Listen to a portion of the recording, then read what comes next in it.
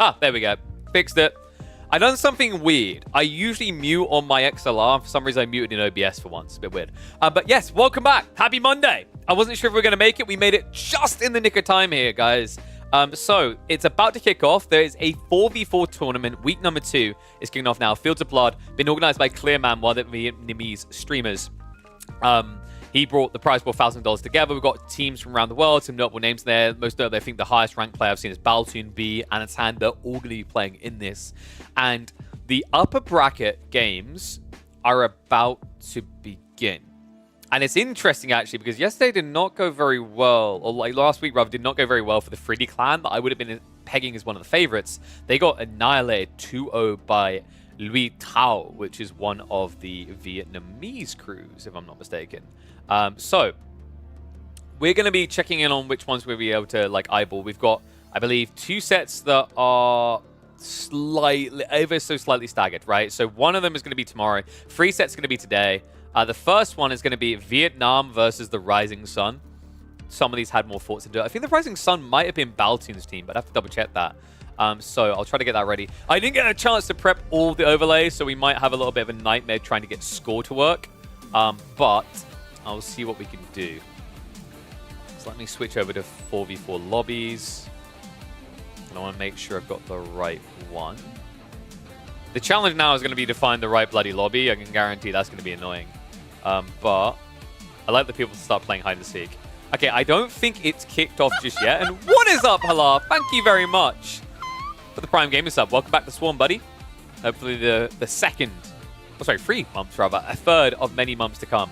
Let me just double check from Clearman's side where we're at. I also need to make my drink for the day. I think they are in the midst of drafting, so we aren't live just yet, but we should be live very soon. So one sec. While I got time, I'm quickly going to make up a drink. Actually, let me double check something on the side, because I pinged in my Discord. This is why you should be doing the Discord. A special offer for people on Proteinworks right now. I want to double check the wording to see if you guys can still grab that deal today. So,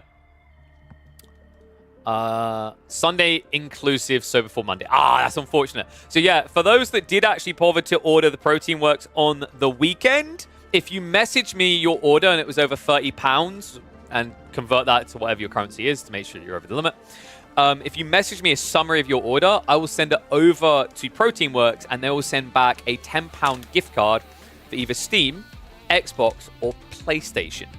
So that was a cool deal they were running on this weekend. Another way that they support us, just actually giving something back. And remember, guys, I'm going to be giving back a decent amount myself. So it's not quite $1,000, but if we do hit the sales mark of 10 in total, which I'll be checking in with them midweek to see if we've done, I will commit another $200 into our upcoming show matches and tournament formats. And I just remember, this is not 2 scoops, right? It's 1.5. I immediately had to grab the banana. I've had a hell of a day. I've earned the banana. What is up, Zaphorus, as well? I see the bits coming in. You legend. Thank you very much, man. Hope you're having a good day. I think I put a little bit too much in there. It's going to be very banana-y. But yeah, we didn't eat this morning, man. It was tough. Do you know what actually sustained me in the morning? Emma will confirm this, right? We were rushing around getting 2 kids ready for a baby shoot. And oh my God, guys. Absolute nightmare, right? So first of all, my newborn son decided to vomit on me after I put this very nice shirt on. And then he decided to vomit in his car seat as we were getting ready to send him to the car. So nightmare after nightmare. The only thing that kept me alive, the only thing that allowed me to survive was actually a Proteinworks product. No cap. It was the Loaded Legends. It was these delicious, nutritious cookies and cream flavored. That is the only thing I could find to sustain me. So I was feeling pretty good. You shoot babies? What caliber? Oh, you know, just like full range, you know. If you go big enough, like .8 caliber, you can even just like let them ride the bullet through, kind of like a Mario moment. But yeah, crazy one there. So yeah, we got that all done. I got back just in time, and I was like, do I have time? Do I have time? Yes, I have time to watch the 4v4 tournament. So happy and excited for that. Let me check what's happening lobby-wise. So Vietnam versus Rising Sun. So we got 2 series today. Vietnam versus Rising Sun and Louis Tao A versus Polish Mountain. Polish Mountain, of course, is Matisse's team. The Rising Sun team, I'm just going to double check to confirm, that is the Japanese team. That's Diacusis, and also you may have noticed AI, a person who actually was ranking pretty high. I think they were like, let me double check. Okay, I think they sunk a little bit, but they were actually ending up in like ladder games up against top 50 players pretty consistently a few days ago. So yeah, kind of swings and roundabouts to them in that moment. So first set of the day is going to be Vietnam versus the Rising Sun Japanese squad. Vietnam, that is going to be the Mio Micah team. So Mio Micah, Kyo are both on that team. They are, I think, one of the front-runner favorites here. They've got Mio Micah, they've got Kyo, they've got Vuvo Van, and then Lumber I'm not so familiar with. The other three, though, very talented players in the team formats. I've been looking over the other teams. In fact, I'm going to pull it up for you guys so you can have a look yourself. And you'll see what we're cooking with here. There's some familiar faces, actually, when we dive into these rosters. So, first of all, you got Louis MT with Scarlet Devil on the Ting Mao Ged team, which they are going to be playing against Liu Bao, which I believe is today. Sorry, no, this one's tomorrow. This one's tomorrow. These two are today, and this one's also going to be tomorrow. So all the upper brackets happening in the next 2 days. On top of that, we have the Ugly Cat team, which is the one that Balton's with. That's got Knock Knock, KJJ, Warspy, and I'm not familiar with RTY, but I do know the other three. Not familiar with the GQS stack. Matisse stack is here, the Polish guys. Sassy and Ibi have set up a Turkish team. Because the rule set, by the way, is that you can have two nationalities on your team, hence why Baltoon is looking like the odd one out on a team full of Taiwanese people. But we've also got Lee 12 squad. I'm not familiar with these guys, but something's going right for them because both of the squads have been preceding the upper bracket. This is the most stacked team here. You've got B, Anatan, Deniskia, Cat, and Scatterbrain, all familiar faces within the 1v1 community, but they're already in the lower bracket fighting for their life. They were able to beat Hanoi 2-1 in the end. Hanoi being the stat that had Opa Joy, you might remember for the free-for-all tournament that Clearman set up, as well as Hung ADC was in there, and Tuan LQ we've seen on occasion. So, you know, some known faces all in all. VNC is over here. That is actually a union of China and Canada, baby. And they actually got a free round. They got a bye, so we're going to see how good they are when they go up against GQS, which, of course, is one of these teams up here. It's one of the Chinese teams. Outside that, I'm not too familiar with the Bohemian boys, except Jigglyturd on there. Oh, wait, no, that's... Oh, I didn't realize BOB is actually from Czechia. Oh, that's interesting. And then finally, you have the Regards team, which apparently is just America and an occasional Brit memeing it up, hoping they don't get absolutely stomped. We're probably going to get stomped. So, with that in mind, though, let me double check, because I think we might be ready to go in game. And apologies, I've got ads playing in the Spotify. Yeah, we're loading up now. Okay, so remember, this is the Vietnamese team versus the Japanese team. So Vietnam versus the Rising Sun. So let me get ready with that, and we'll transfer across, because we are loading in as I speak. 1 second. Just want to get everything ready. Yeah, I had zero time to prep ahead of this because I didn't think I was going to make it today. So, like, a lot of this is going to be kind of on the fly. In fact, let me hop in on this right now because we will need to turn off... Actually, we might not need to turn off a team trim because it's going to register differently, right? But what I do need to do is load the tournament logo, which, of course, is going to be... Let me hop across. There we go. Beautiful. It's probably going to be too big there, but we'll find out. Ooh, we might be able to make the score work. The score's probably going to load in the wrong spot, so we'll have to play it like by ear. But we might just be able to get away with shifting the score model down, and it'll look fine. But yeah, who woke up this morning knowing there was going to be a 4v4 tournament? Who's surprised? I didn't really advertise it because, like I said, I wasn't sure if we're going to be able to do it. By the way, guys, plans this week is stream today, Tuesday. I think we'll look to do Wednesday as well because it's going to be more of the 4v4 tournament. And then I feel like we still aim for the Thursday and the Friday. I possibly take the Thursday off just so that I have a little bit of breathing time and some time to spend with the family. But what I'm saying is at least 4 streams this week. What? And also, I should hopefully by the end of the week have more details about the upcoming tournaments. Damn, this banana's delicious. Exclamation mark protein works if you want to get your own, by the way.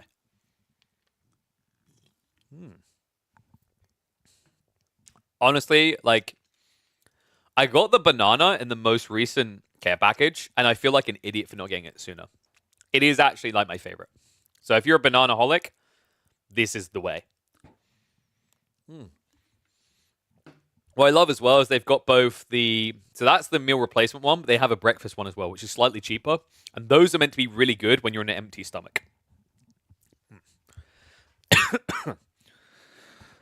Whew.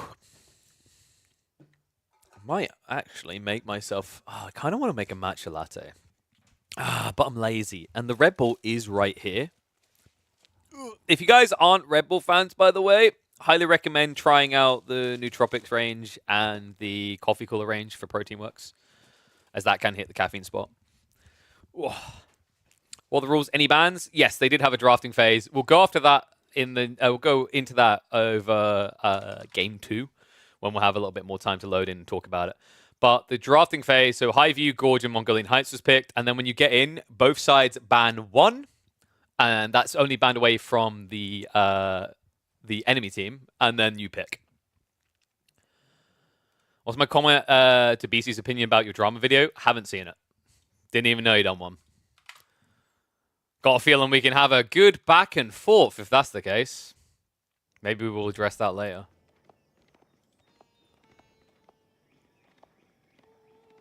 Did you do a video or not? I can't even see a video, so I don't know. Can't comment on what I don't know. Okay, this is looking a bit cursed right now, so bear with me 1 second. I knew this was going to happen. So I think the score will be fine, but we do need to turn off the trim. And then we also need... Oh god, this is going to be a nightmare, isn't it? A little bit, actually, yeah. Is that because I've got the mini-map on as well? I think so. So if we do... There we go. And then I just need to... This is only... Like, this is a little bit annoying. I wish the UI creators would just agree on a location, because when we go back and forth between this and free-for-alls, this always moves. Because, like, there's two formats, right? Two differences. Okay, I think that is almost perfecto. And then we just need to go like that, right?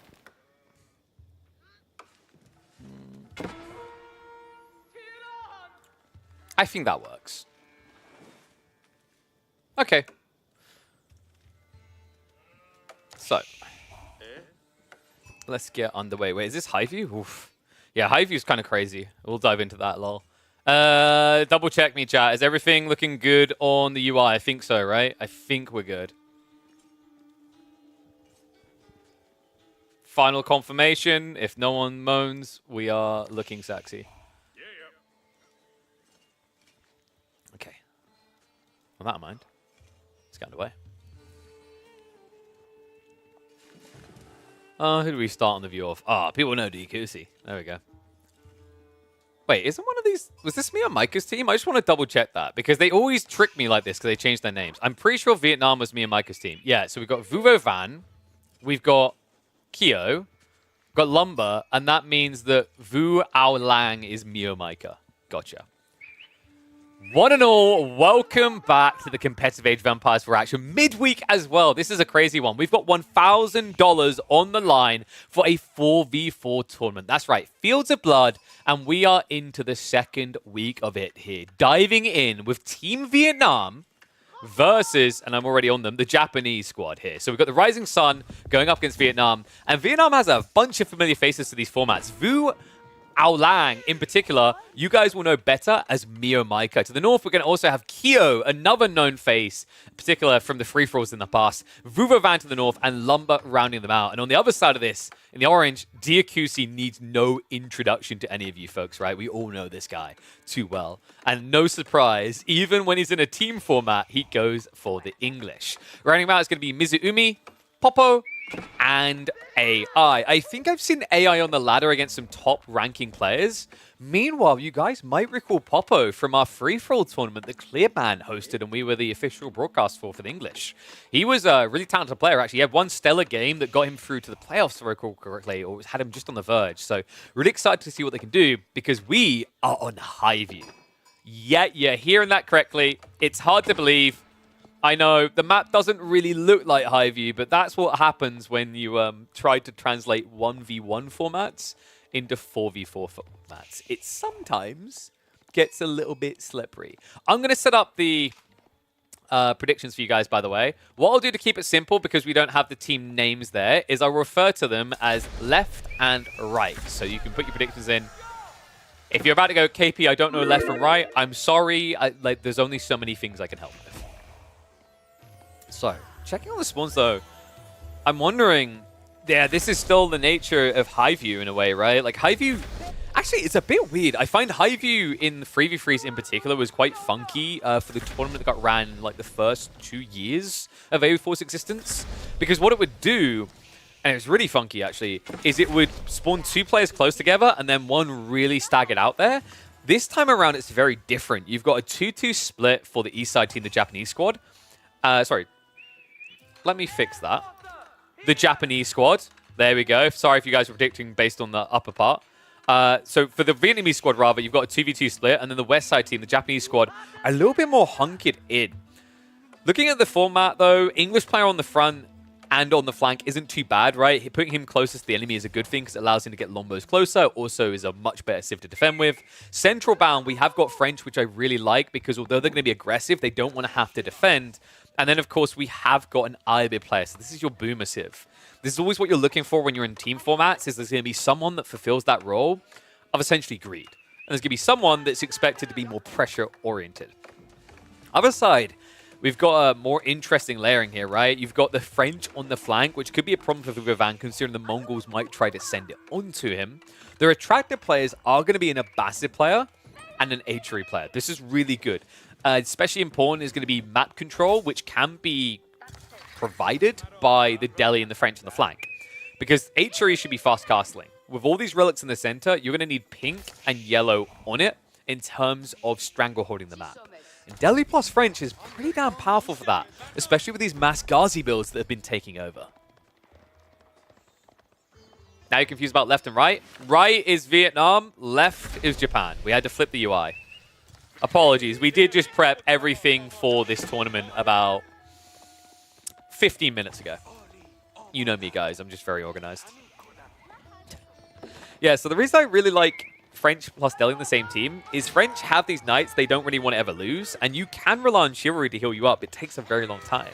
What's cool is the idea that if French ever find themselves on the other side of the map, they can always go to the Delhi base to get topped off, because Delhi players nowadays are typically going for Dome of Faith, which they have done in this game, meaning they will have the additional scholars to heal all the injured troops. Kind of curious, actually. How did you guys vote overall? Okay, so a lot of people believe in the power left. I can kind of see where they're coming from. Like, on paper, the highest ranking player here, Diakusi, has an account in the top 10. By far and ahead the front runner. But on the other side, like, I'm looking at the fact they have got Mio Micah, who every time he turns up, he does quite well for himself, right? Like, he's easily capable of reaching top 100. Kyo is also the type of player that can easily be in the top 200 if he didn't spend so much time on the team ladder only. And then Vuva Van, we've seen as well, as hit to the top of that team ladder. By the way, guys, I'm not going to promise the same level of funding straight away, but we've been partnering with Protein Works for 4 months now, and I'm looking to make it 5. And here's my promise to you guys. If we do get a renewal, I would dedicate $200 extra into show matches and prize pooling for upcoming tournaments that we're going to host. So if we keep growing this partnership, if you guys were curious, this is a perfect time to try Protein Works. Use the link, use my code KillerPigeon, and they'll know that I sent you. Because if we perform better, we can ask for more money. And then I can put even more cash into tournaments that we run ourselves. Vuvan. Already feeling the pressure here. An outpost rush came in from AI, and it is a good one. Double spear is not going to be a great way of holding it here, though. That many knights, we'll be able to clear this up. So, looks like Vuvan wasn't too pressured. He did have the secondary goal behind this, and we've already got some funny walls coming in, pretty much dividing him from his own teammate. I'm wondering what we're seeing for Diakusi, because Diakusi, although he went Council Hall, I don't know if you guys are familiar with this lad. He's not really known for his presence on the map, I want to say. Diakusi, for those that are unfamiliar, has really benefited from the English rise in Conk Plus in the last few months. Because it's his main civ. It's all he plays, and the playstyle that he likes to play is currently in season. TC focus, right? He's not doing it in this game, but he is hunkering down for that mass farm transition very early on. So looking to allow the Vietnamese squad to come to him instead of having to rush to them. And their timing might be coming soon. Mizumi already on the way up, and this is a race for relics, folks. Kyo already beat him to age 3. Kyo's already marching forward and picking up relics, but this dervish move is now about removing the extra value still on the map. Cool idea as well, actually. I think this has been critically underrated for a while now, ever since it got changed to be a permanent heal. I highly rate this in a lot of circumstances, especially team circumstances, guys. This is now an AoE heal, so when you have a teammate like France that's going to build mass knights, you can run around with the dervish near them, and that will give them a lot more sustainability in fights. Wait, is DQC up to 1,500 games now? Good God. All right, I don't know. Is this like YouTube and Twitch where you get X amount of views or subscribers, you get like a trophy? Do we just send DQC an English flag once he reaches 10,000 English games? Oh, that would be so cool from the devs. Also, almost like a pseudo-invasion. You send an English flag to a foreign country. Like, yeah, you need to hoist that up over your house, son. Be proud. So Vuvavan doing a good job of keeping Green on the defensive, but keep in mind Green has gone Deerstone. It'll be much easier for him to react to these raids, and I'm glad he done that. He's the flank player. He can't be seen trading. He can, however, set up trade on a delay. This is a much better approach, and this has grown in popularity. Silver Tree is great, sure, but Deerstone gives you the malleability in the early game. It allows you to be flexible to the conditions, and trade can still be a thing. It just doesn't need to be rushed. Unfortunately, the timing could not have been worse. Mio Maika, a prolific Mongol player who happens to spam quite a lot of trade himself, knew this was coming. Damn, what a read, what a timing there. That was sick. And now we're going to actually see a Camel reacting, trying to contest that, but it means now Green has to pull another villager all the way from across map to try and set up that trade again. An ugly circumstance to find themselves in. Meanwhile, we've got 2 more players going up to Age 3 from Vietnam. It's already 2 on the side of the Japanese, Gyakusi and Mizuumi. Popo and AI might begin to struggle a little bit. I feel like attention is turning north side here.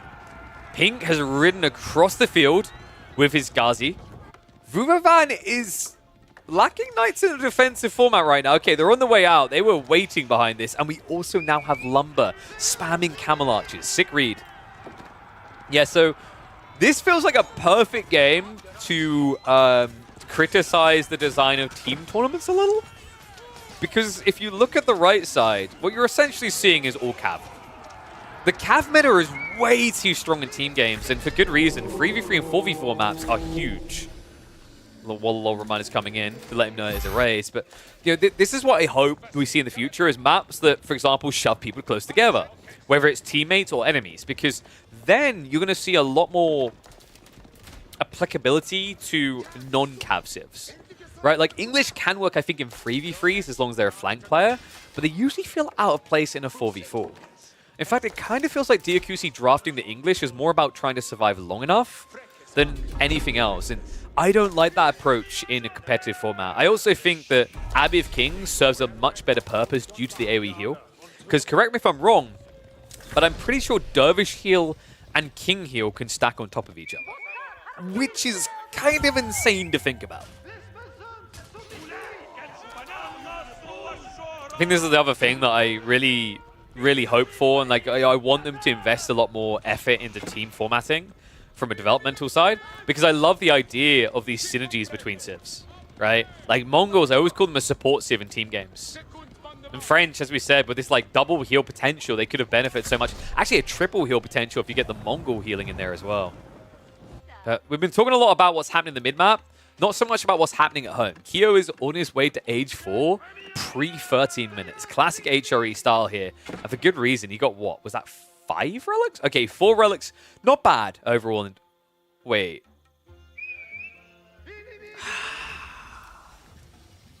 We have a crash. So you know what I was saying about investing more in team games? This is another area in which the devs, I really want to see them invest. So, I want to give praise where praise is due, right? We have a pause function coming in Season 9. Big pog. However, the pause function is kind of pointless if you disconnect. Right? Like, I hope Season 10, max Season 11 has that coming. Because it's kind of cool that we've got a pause function, but in the grand scheme of things, it's pointless until we have a reconnect. So yeah, hopefully that gets fixed. I guess we're going to be heading to a remake here, because there's no way anyone was clearly winning. I'd say there was an edge for Vietnam, but not enough that it should be called, right? Like, the French Knight spam was kind of pinned in originally with more players here. You can see that these guys would have assisted a lot.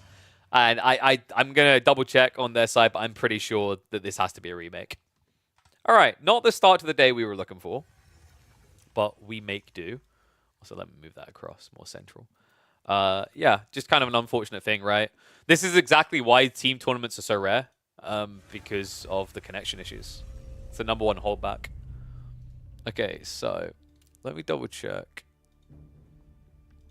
Because I'm assuming we're going for a remake. Apologies about that, folks.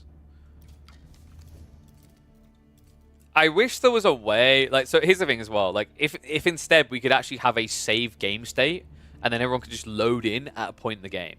The problem with that is, depending on how you've done your netcode, it's not feasible, right?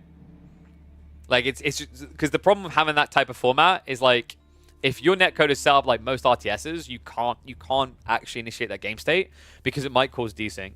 So yeah, we kind of just need a reconnect functionality. Who's playing community games? No, this is a $1,000 4v4 tournament. I'm not putting $1,000 up for you guys to play community games. Jesus, you'll do it for free. So let me just double check. So we should be prepping for a new lobby in a sec. That might give us time. Do I try and add in a text field here?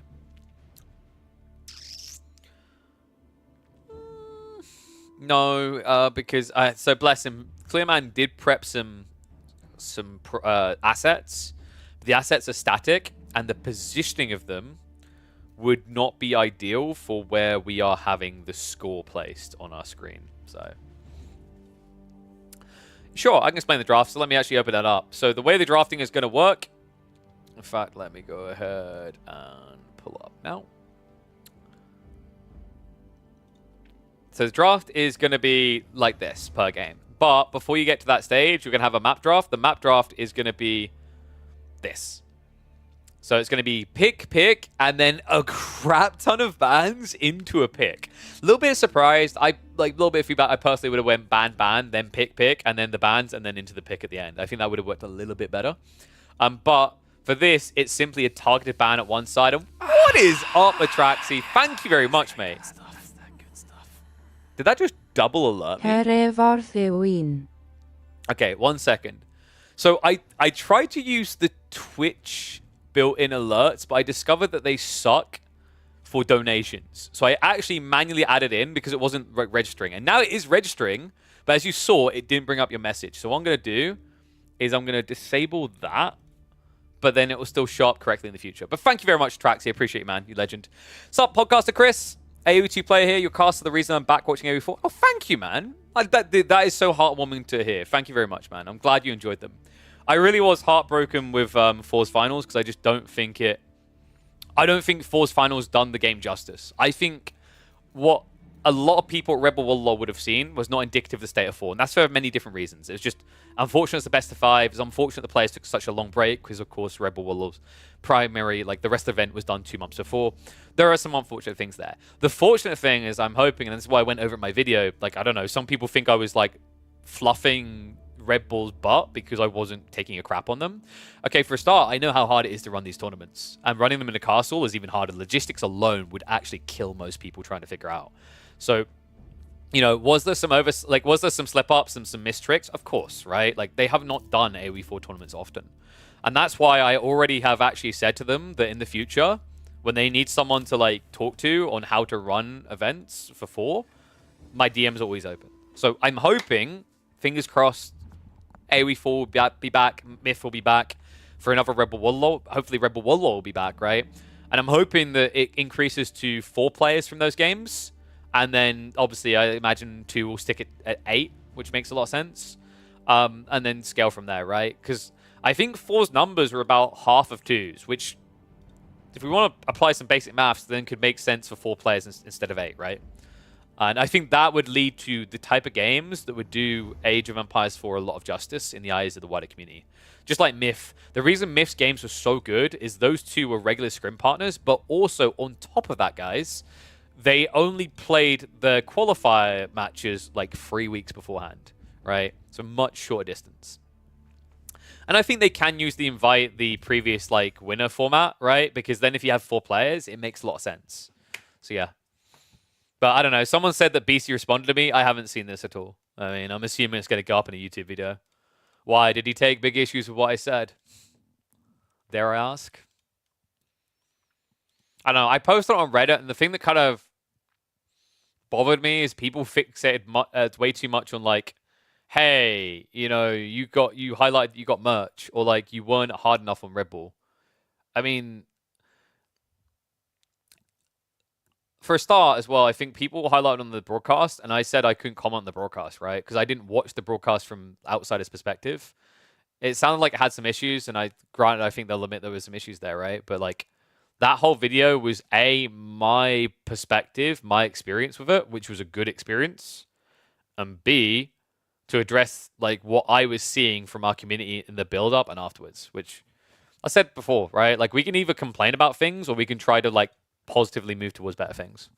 I do think some people spend way too long complaining about things, and all that's going to do is drive money out of the scene, not into the scene. Thinking people are way too hard on Red Bull? Yeah. Like, legit, people don't realize how hard it is to run an event in a castle. Like, that is epic in itself. Being there in person, like, I said to them, right? Like, I'd been at Legacy and I'd been at that one. I said to them, this, you know, when when you watch, like, the Red Bull, like, Extreme Sports and everything, and the Red Bull themed events, you're like, wow, this is unique. I was like, compared to Legacy, this feels like one of them. That's a good sign. I think they made the right move with the castle, but, like, what a lot of people don't realize is the original Heidelberg setup had a lot of logistics issues in the early iterations. They've had to do that again. I'm surprised that the broadcast ran full stop. Like, scary things as well. Like, for example, I think there was rain on one of the nights, which you just wouldn't think of in the middle of Spain with the heat and the weather as it is, right? But that could have ruined the entire broadcast. The fact that they had a broadcast still going is impressive. But, like, some of the other things, like, I've been defending, I guess, myself and the game and Red Bull in like, the chat. One of the scary things is, like, encoding is not favorable for AoE 4. It's really messy on Twitch, and that's something they may not have been fully aware of. Someone mentioned something about some connection issues, or like, you know, the stream wasn't stable. I didn't see that. Things were stable on my end, so I'm not sure what caused that. It sounds unfortunate either way.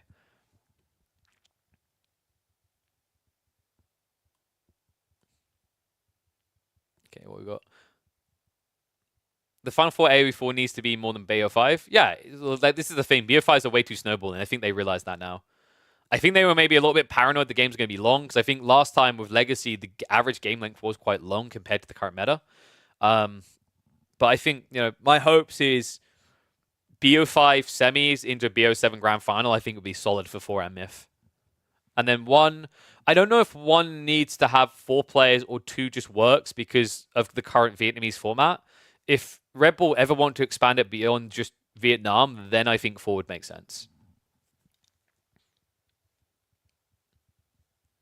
Agree, Chris.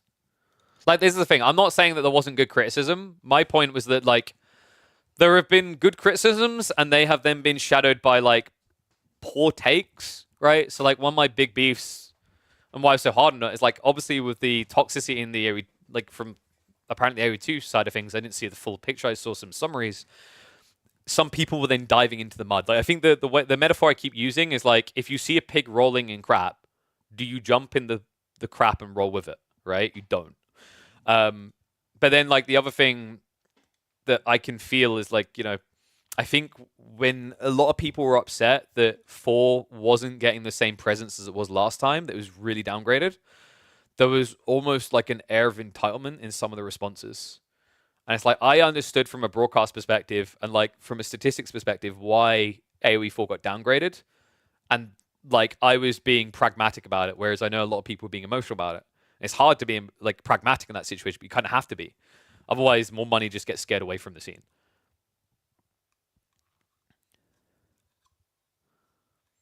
But after the AoE4 part, I didn't watch the other finals. Yeah, like, you know, the thing that I think I described in that, I hope it came clear in that video, is, like, my goal is to drive Red Bull towards being essentially an Age of World Cup. That's my dream for it. Every single game having a presence, a powerful presence in that environment. I think that is the future I'm hoping for. And I hope that came across. I don't know. I kind of regretted posting on Reddit because I never have good experience with Reddit. But like some of the responses in there, like someone was going gung ho, responding to everything in a toxic way.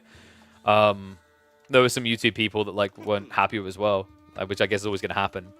But I don't know. I feel like there were people that just wanted me to unzip my pants and take a dump on Red Bull, and they got disappointed when they didn't get that. Yeah, there's always room for improvement, but like we gotta I think remind the guys it's absolutely fine to give Red Bull feedback, and they're 100% for it. It's just the way you do it, right?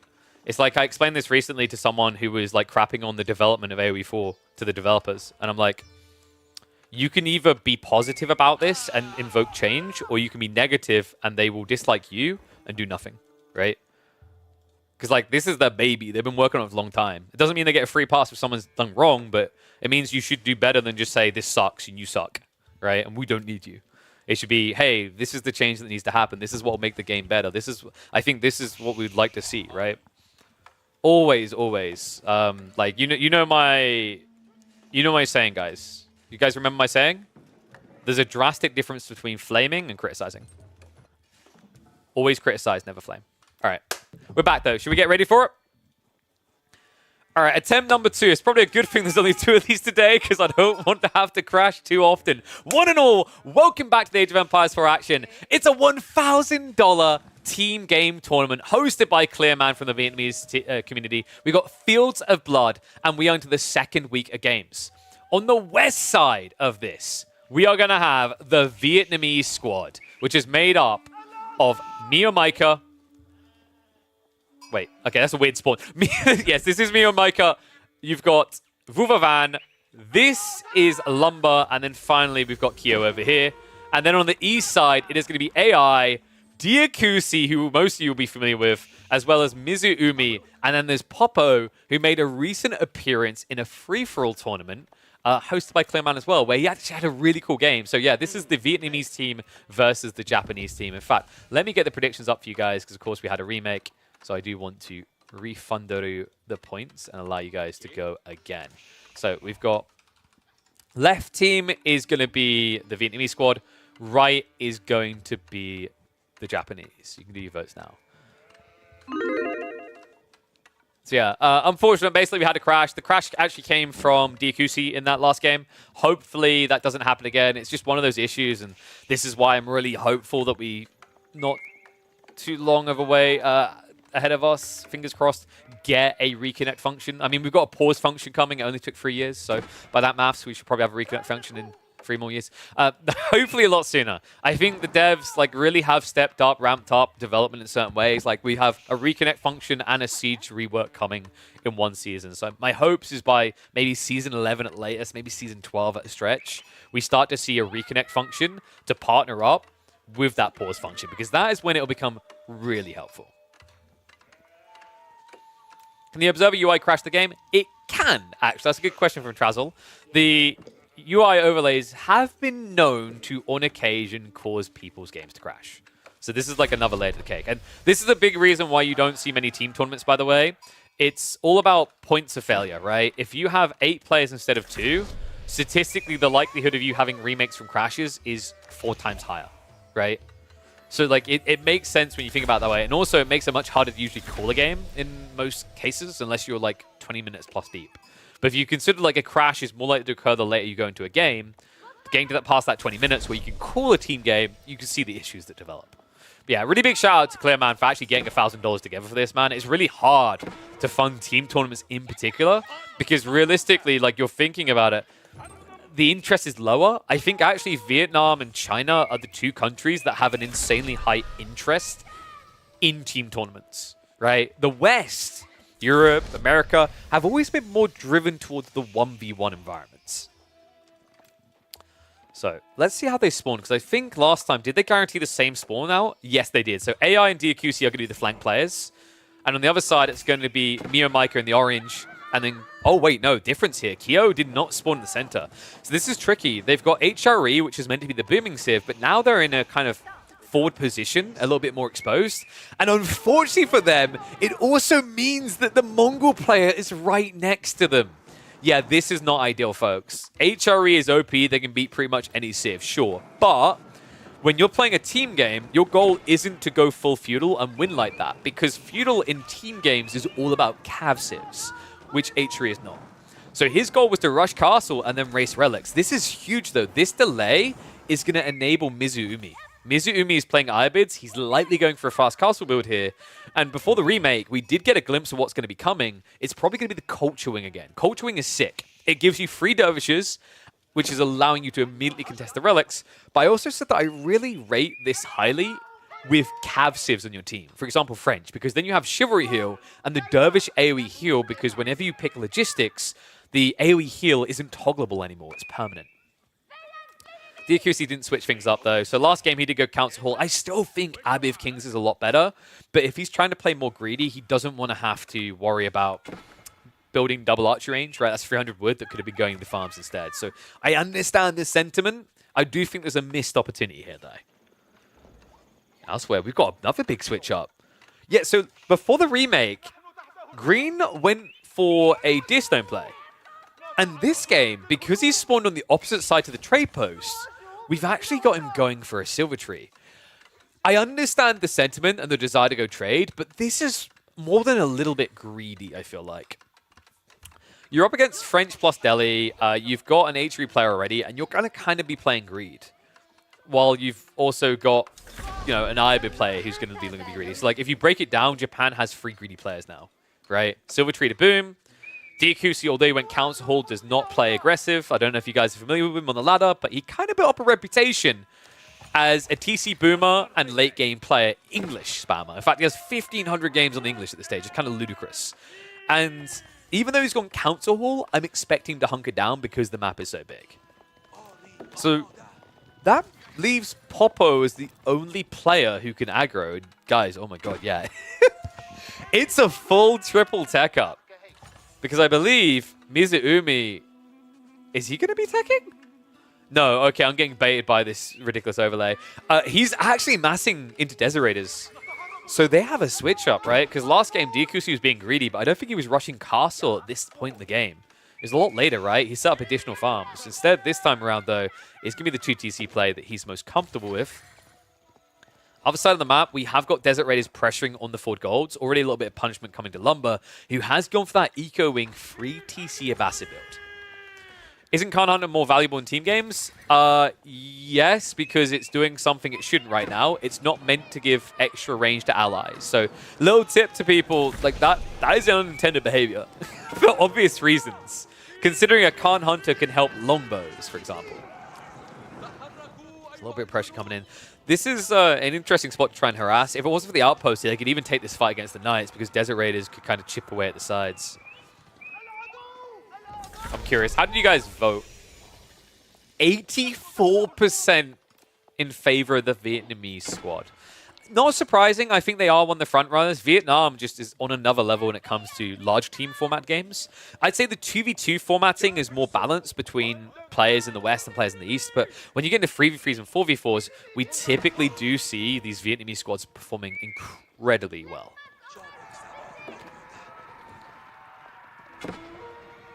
And yeah. Well, if you think about it, the Khan Hunter behavior has some really weird things, guys. So, for example, the Khan Hunter can buff Delhi's elephant's tusk range. I don't know if you guys knew that, but that's actually a thing. Oh, I shouldn't have told you that now. Team games are about to be ruined. Anyway, oh, Prelate? Oh, he can't get it back. Beautiful blocker there by Green. Kyo, that's his first relic, right? Yeah, he's getting starved. So last game, okay, he got 1 over here. Last game, I think he had 4. What do you mean? Had the DC, and that was still a few minutes ahead now, but this is kind of a rough situation. He should be able to get the other one back home. But he's quite pinned, and this is important because elsewhere, Mizuumi, wow, he switches tech completely. It's no longer logistics. He's going full reinforcement. So they've changed priorities. They're not interested in this relic race anymore, which means they're going to have to play a lot more aggressive. I mean, eventually the Mongol player will be able to enable that further, right? Like with the trade being set up, I imagine we'll be looking at Keshiks down the line. Meanwhile, Vuvavan, the assistance of Miyamaika, able to brush away the French Knights here. Kind of tricky when you retreat because the Ghazi can chip away at the heavily injured Knights. So you want to make sure you kind of almost stagger your formation to get the healthy Knights further away. And that ugly fight here has to defend himself. The dive starts to come in.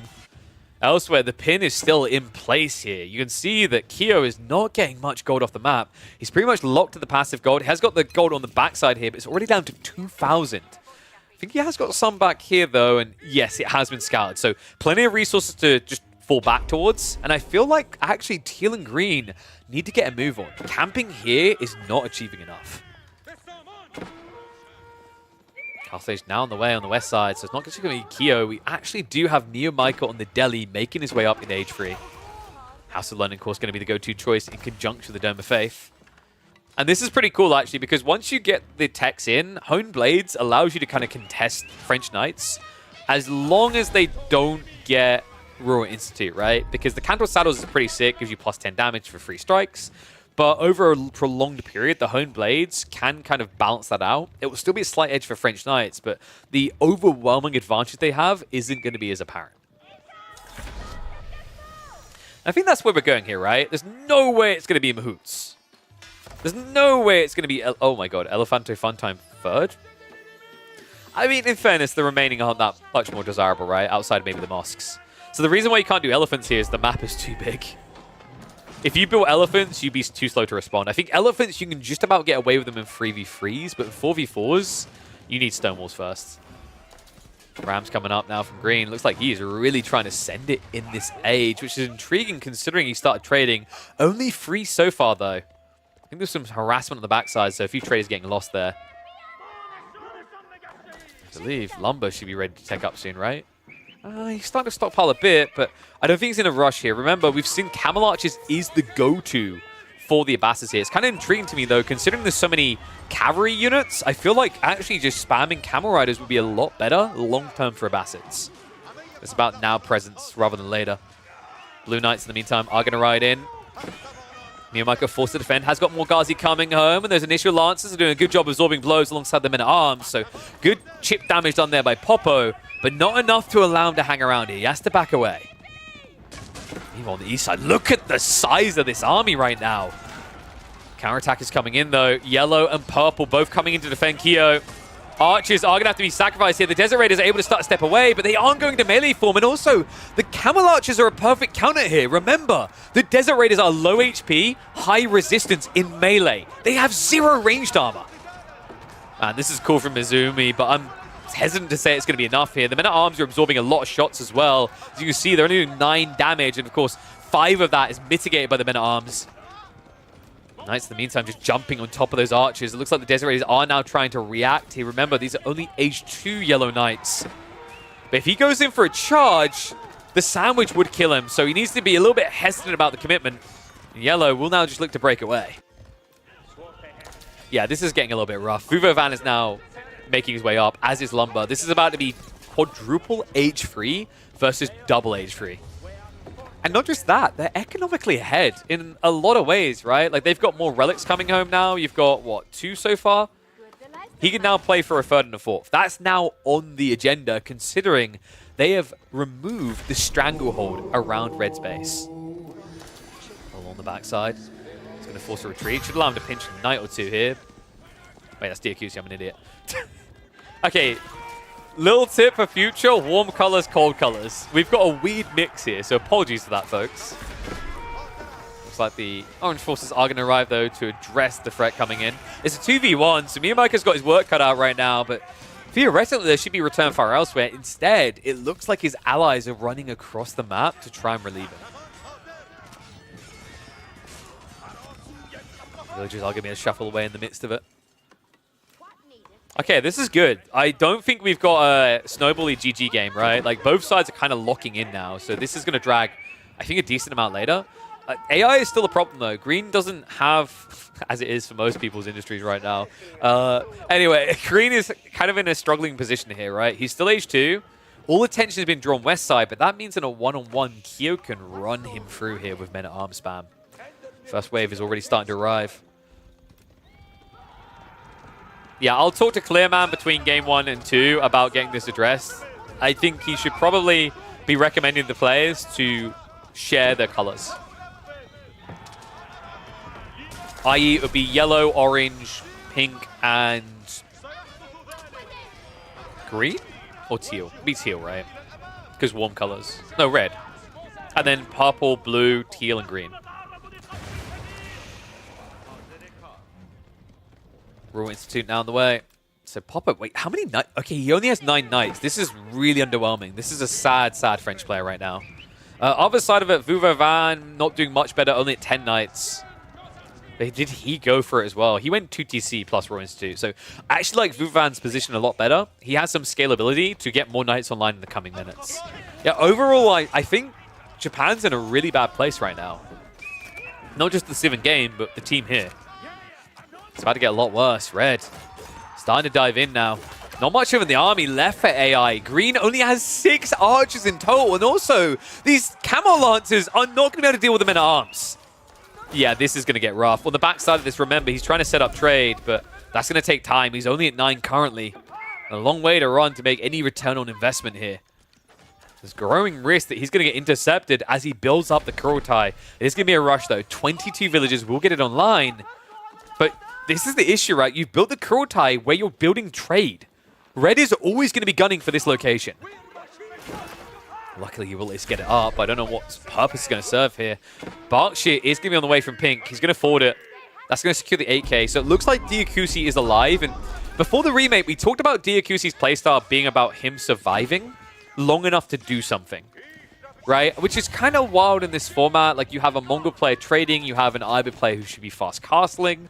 Diakusi probably felt like he couldn't do any real pressure because the map's so big. But I still go back to the Abbey of Kings, man. I think that could have mattered a lot for the early game momentum here. The Council Hall really hasn't done anything.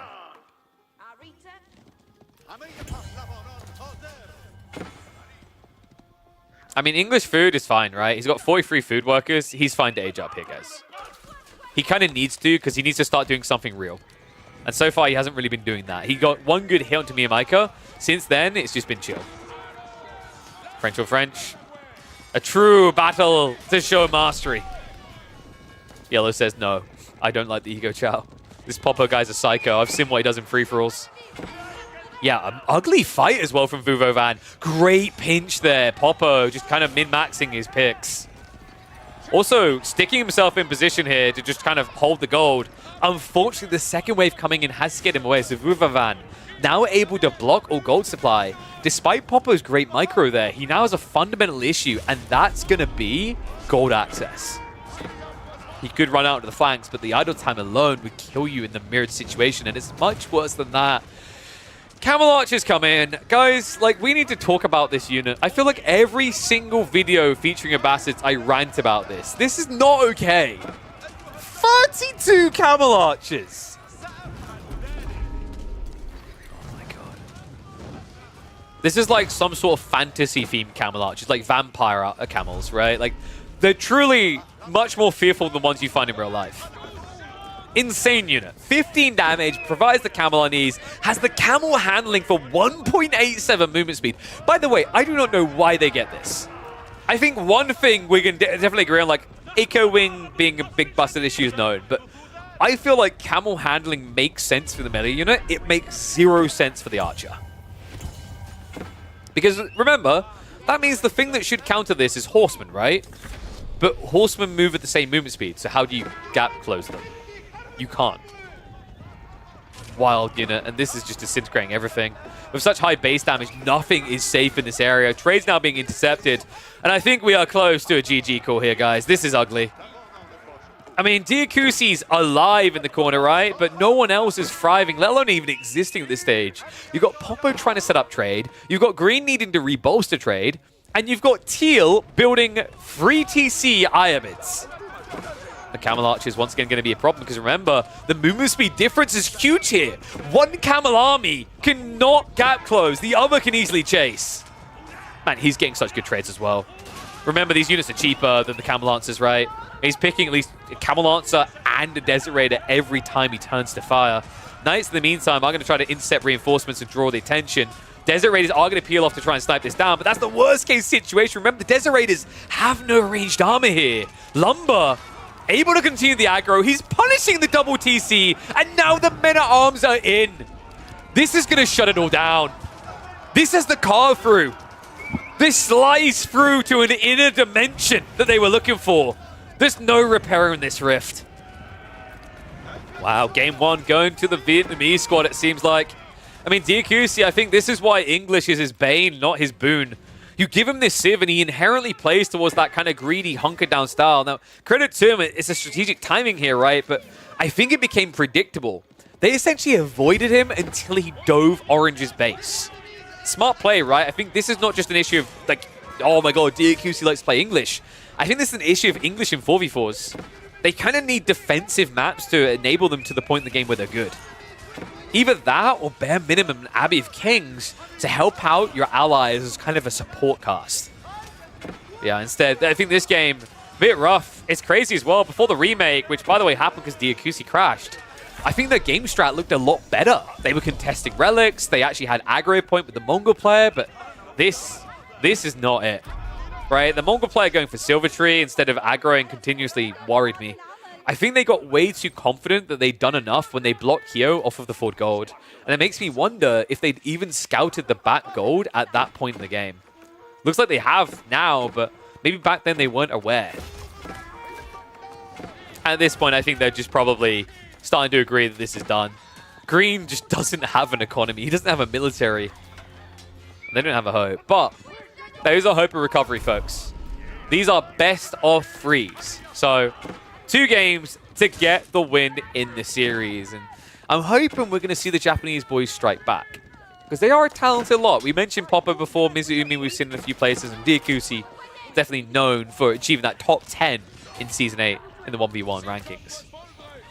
I think what we're really learning here is the Vietnamese take the team game seriously. To an unrivaled level almost, and here come the elephants! Oh no! What is going on here? Miyamika has just been waiting at home for this move from Diakusi. Camel Arch is now elited up, ready to yeet the Japanese out of this game. Once this army goes down, I think they'll accept it. The military difference is just unapproachable at this stage. 160 to 60. The eco, do I even need to say that number out loud? That is disgusting to look at. Vietnamese squad looking scary to witness right now. Oh, man. Crazy though. It shows you the power of Cav Civs overall in team formats, guys. Like, this is a free Cav comp from the West Side team, right? Ghazi, Knights, and Camel Archers. I think something needs to change with the way that maps are designed in AoE 4 to fix this. Because the meta in 3v3s and 4v4s is most definitely Knight Civs. And you see why in this particular game. Absolutely dominant. Now even Kyo able to assist with his kind of like 2-legged little cavalry boys. But GG gets called. Really cool game to open the day. Let me know what you guys think of this. Comment down below if you want to see more of these kind of team tournaments. I know it's tough, and especially considering we had to have a disconnect, reconnect situation already. It's difficult to get these to work. I'm hoping, though, fingers crossed, maybe in the next 2 seasons we can get that reconnect function. Still, outcome the same. Japanese have to bend the knee, 1 game down, and now nothing but perfection if they want to stay alive in the upper bracket. Okay. Yeah, bit of a beat down there. What's the highlight point of that one? Ooh, is it the secret best Cav Civ?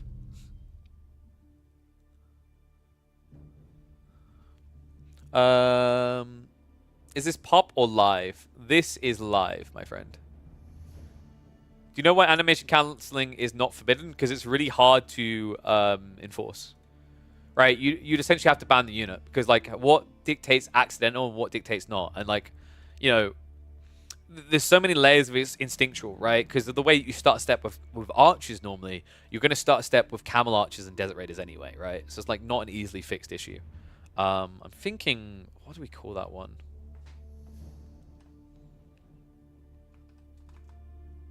The cavalry meta has a new king. Best team Cav Civ.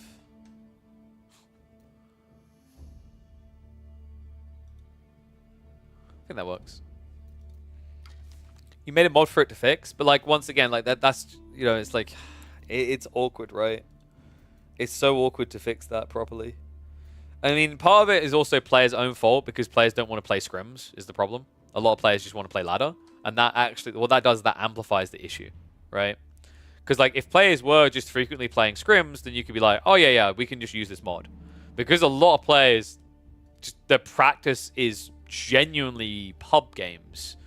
You can't easily enforce that situation, right?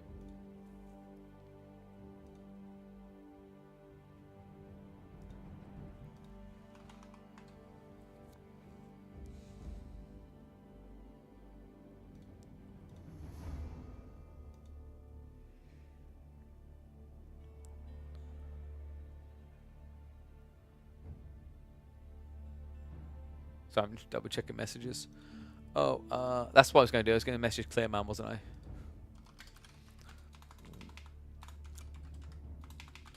Might be a good idea to tell the teams to pick some colors to their teammates, i.e. warm colors versus cold colors.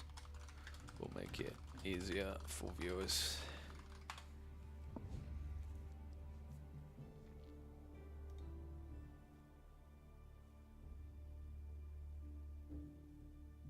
Camel speed, but animation cancelling? Quite possibly. It's hard to say until it gets fixed. But yeah, looking at the draft for game number 2. So this must be... is this water? H3 Mongols...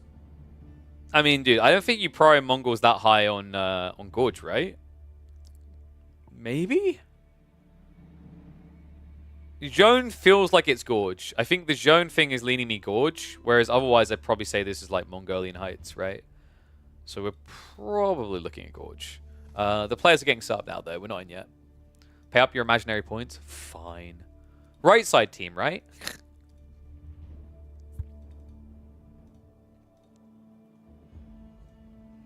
And I'm curious about what was being said by Beastie now, by the way. Does anyone know? Was it his classic, for those watching on Twitch, we go next? Am I expecting beef here?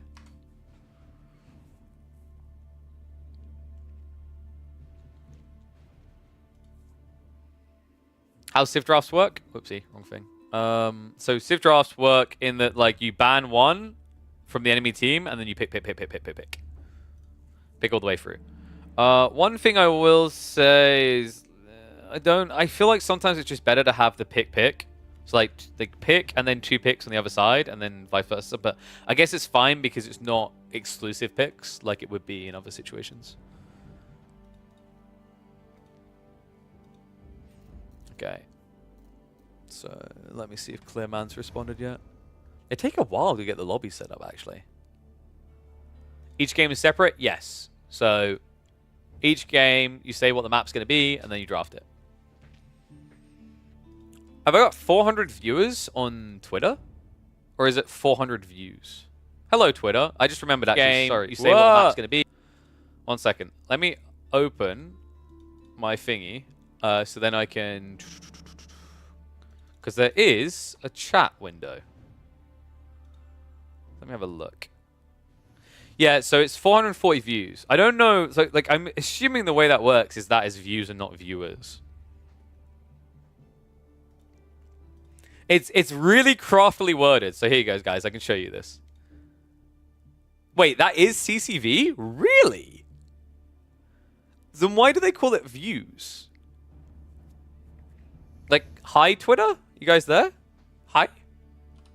I'm going to see if I can link this into my multi-stream bot account. Because I might be able to, which would be pretty pog for everyone. If I can remember how to do that. Which I can't right now off the top of my head, so I'll have to do it later.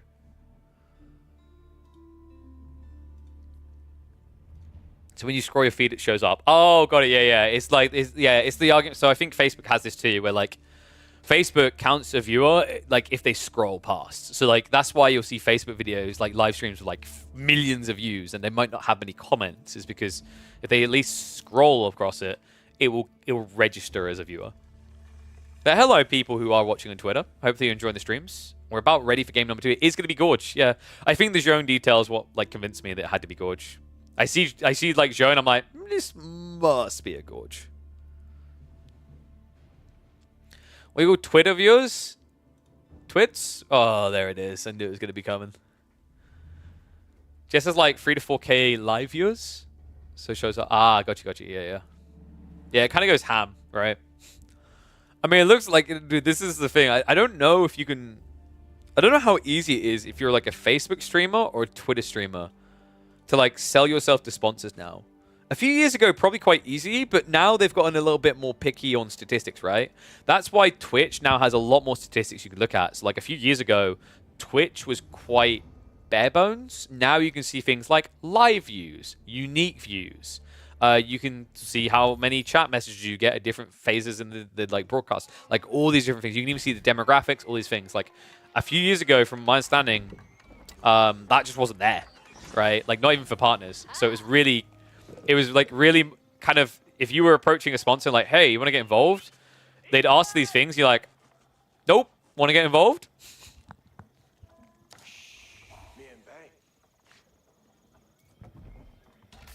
All right. This is going to be a fun one.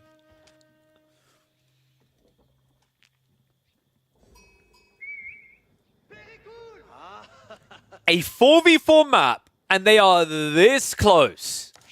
It has to be Gorge. God, I wish there was a map that done this with all 4 players. One and all, welcome back to the competitive Age of Empires 4 action. We are live with Fields of Blood, a $1,000 4v4 tournament where teams are made up of a maximum of 2 nationalities.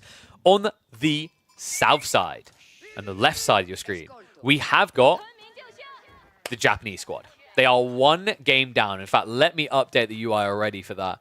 Game 1 went the way of the Vietnamese squad on the north side, which of course is going to be Kyo, Mio Maika, Vuvavan, and Lumber. On this side, we've got AI, Diakusi, Mizuumi, and Popo. Really cool map, actually. I think Gorge is probably the only true team map that exists in Age of Empires 4. And I really want to shout out whoever developed this so well. Like, it's actually kind of crazy that this map came around thanks to Red Bull from Red Bull Wallo Legacy as a 1v1 map, yet in a team format. These days, I'm honestly tempted to say it's better as a team map than it is as a 1v1. Yeah, really cool format. So if you guys have seen this for the first time, the way it typically works is that with 2 players, there'll be a single 8k gold vein. With 3 players, there'll be 2 8k veins. And then with 4 players, there's 3 8k veins. So it kind of scales it in a very intriguing way. And there's an awesome strategy to this, because when you go for Gorge, you're going to think about what your role is in the team. For example, typically, you'd have French in Vuvavan's position. The reason you want French here is because they can reinforce with Cav quickly. That's why you've got them at the back here. If you have an infantry civ, one that wants to fight, you want to have them at the front. And that's why you're seeing Zhone with Lumber here. And the other side is going to be Zhuji, which of course can play into those early Chukin new spams. So nice configuration. Also means in the center, Popo and Diakusi are your boomers. Popo is probably going to play a bit more aggressive, but Diakusi, no surprise that we find him in the center. This guy's entire playstyle is mid-late game. Like, if you guys have not seen Diakusi before, you guys might recall a guy called Divine DFP in the community. So when he stopped playing AoE4, Diakusi renamed his Smurf to Divine DFP, which is quite appropriate considering Diakusi does like his free 2C boom a lot. And then right at the back, Mizuumi. What? Are we going Camelot spam? That's kind of crazy. Trade Wing Advisors, not something we actually see ever, to be honest with you. Pretty intriguing idea, but only really makes sense once you're going at Camelot. One thing I think that is kind of cool... Wait, double check me on this, guys, because we never see it. And yeah, let me start predictions, because we never, ever, ever see it. You can't make... I can't believe I haven't, like, remembered this. You can't make Tower of the Sultans out of a Siege Workshop, right? I'm pretty sure you can't. Maybe I'm wrong on that. But I don't think you can. I think you have to build them. Now, the reason why that's quite important is because if you could make them out of a Siege Workshop, you could put the Atabegs in a Siege Workshop to get 20% more health. Now, you're still, at the end of the day, building Tower of the Sultans. However, where that could get really interesting is in Season 9, with the rework coming where Springalds aren't going to be a counter to Tower of the Sultans anymore. So yeah, just feeding the idea belt there for people. I accept 10% of all earnings if you win with that. Love to hear the comms from 4v4s. I wouldn't Nika Shiva, because one of these squads is Vietnamese and one of these squads is Japanese. Would you like to know the amount of words I know from those two languages? Konnichiwa. Nani? Arigato. Mushi mushi. That's all, folks. I watch my anime in dub. Oh, that statement just lost me about 50 followers. Yeah, so Tech Up's coming out. We have got the melee zone. Kind of intriguing to see here, especially considering you're staring down what is likely going to be a Zhuge Nu spamming opponent. But in fairness, they have got double French. Oh, yes, I could. How did I say it? Domo arigato. Oh, wait, guys. I forgot the most important Japanese of all. Yuga waga teki wakarao. There we go. Very important that you remember that one.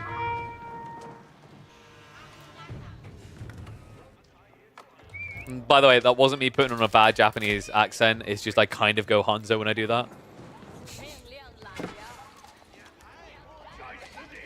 And speaking of Hanzo, why no Japanese love, actually, from anyone? I feel like Japan can be decent in team formats with that fast castle rush. Those Mountain Samurai are incredibly impactful. I guess the worry is that you just get outnumbered and then you get pinned and killed. Right now, this outpost going up by AI is going to be a fail here, so good pressure point coming in from Zhone. Reinforcements are arriving, and Popo is playing Mangadai. Damn. I mean, Mangadai, a classic for team games, right? And this is disgusting. Look at the Desert Raider range. They get the range, right? I'm pretty sure they do. Wait, no, they're not here yet. Wait, where's the... Yeah, it glimpsed him for a second. So that's going to put him up at 5.5 times. Oh my god, what a way to strike back. This is dirty. So we're going to see it when eventually Popo remembers about his Khan Hunter. But the Khan Hunter gives +1 range to Cav Archers. Because he gets the 0.5 and then another 0.5. And Desert Raiders are getting counted as a Cav Archer. Look at it, it's 5.5 tower range. Oh my god, these outrange archers. I mean, good news for the Vietnamese squad is they're going full cav. Bad news is they might get kited to infinity. Yeah, I'm glad that this game 2 is looking a lot better for Japan. A much more composed strategy coming out. And also a sticky game now for Zhone, right? Like, how did you even begin to exist in these fights? Kyo is at least going to rush into H3, and he made the right call. This is a smart read. A lot of players would have went for the Regnits. The Regnits would have killed you because this is mass cav at the end of the day, even though it's ranged. So they can intercept your prelates. By going Burgrave, you now get an opportunity to try and pressure the other way. And they need to fast because that Zhuge Nu mass is building fast. We got any rush up on Age. So far, things are a little bit slow, but we're getting there. Not too long to wait until Diacusi is going to make his way into the Fulani. Magadai, in the meantime, are going to be looking to flank rotate. And this is a smart read, right? This is why Magadai feels so good in team games, is when it's one person, they might hunker down with archers and defend their base. When it's 4 people, they can't rely on archers because there's just too much movement going on there. So Hunt is on. That does mean, however, on the front, they are a lot weaker here. That's why you've seen them start to posture aggressively from the north side team. Vietnam understanding that with the Magadai not here, they shouldn't feel too threatened. And this is mass camels, guys. It's 8 already and more on the way. Ah, what a spicy strategy. I believe this works with camel archers as well, if I'm not mistaken, right, guys? And I think you do get the +0.5 and +0.5 there as well. So for those that don't know, Khan Hunter currently does give the aura to like all allies. But I don't think that's intended. I think that's going to be fixed for the next season. So the Khan Hunter isn't meant to give everyone else extra 0.5 range, right? Like, which makes sense. It's already a good landmark without enabling allies. It's not really needed for Khan Hunters to be good. They're already good enough. Yeah, especially when you look at these numbers. Magadai heading for a very healthy 4.5 tower range. Especially with that attack speed, it's just huge when you dive in these areas. He's going to do it again. Red trying to get an outpost up. That's going to be 2 villages lost there. So good pressure coming in from the Mongol player. Meanwhile, back at home, there is a backstab attempt, but look at these numbers building. Mizuumi now with 13 Desert Raiders in total. Defense forces building. Red is now moving in with the Archer Mass. He has got the Deer Stone on the forward. Kyo, very healthy on the men-at-arms number. Now, keep in mind, these Desert Raiders don't hit very hard. So the men-at-arms don't die quickly at all. Oh, man, this might be it. Kyo, what a read to go into the Burgrave in this game. It may be the thing that saves them from a third game decider. Yam is going to get activated for the archers on the back of this. TC has to be garrisoned. Joan is holding it in reserve, but she is starting to stockpile some XP behind this. Finally able to exist, at least on the tail end of the fights. And the villagers now in trouble. The men-at-arms target them down. Joan just diving deeper, looking for that sweet, sweet XP. And range coming in, rather H3 coming in for Popo. But is it going to be good enough? Diakusi also makes his way up the Fulani, but he's yet to contribute to the defense, and it might be too late. Archer still tonguing down the Desert Raiders. Kurotai might be enough to allow them to hold here. They need to. The Juganu looking for that back line as best they can. Remember, the Desert Raiders can deal with the men-at-arms a lot better than can deal with archers here due to the melee armor. Still a sticky situation. Popo, his eco exposed, down to 29 now in this game. And the dive goes even deeper now towards the third base. Fulani is at least complete. Diakusi can begin the spam, and Sofas are now on the way from the Malians. The Knights just looking for more targets in the meantime. The Desert Raiders still not able to kill quite quick enough here. Behind this, absolute decimation in the Juji base. Green has only 27 villagers, and he's trying to go H3. Yeah, so this is a Shaolin Monastery play to recover his economy, right? It makes a lot of sense. 2 TC's too greedy. I mean, he has got some good eco elsewhere, right? The 96 food, 28 wood is nutty on the Meditation Garden. So he actually reaped quite well when it came to landmark placements. Still, now the issue is you can't really build more villages. So the longer this game goes, the further you're now going to fall behind unless you can quickly reclaim your former base. It really is turning into a former base as well. There's just so many men-at-arms coming in here. Counterattack should be on the way soon, right? Like, you imagine Diakusi has to be contributing something. No. Oh, wow. Okay, he could just get killed. I'm a little bit surprised there. Wait, I'm an idiot. The same team. My brain. I will warm up to this. Last game, we had the different colors. We still don't have the exact warm versus cold, right? Actually, no, I think we do now. My brain just needs to actually process it. Because last game, we had 2 warm, 2 cold on each side, which got very confusing.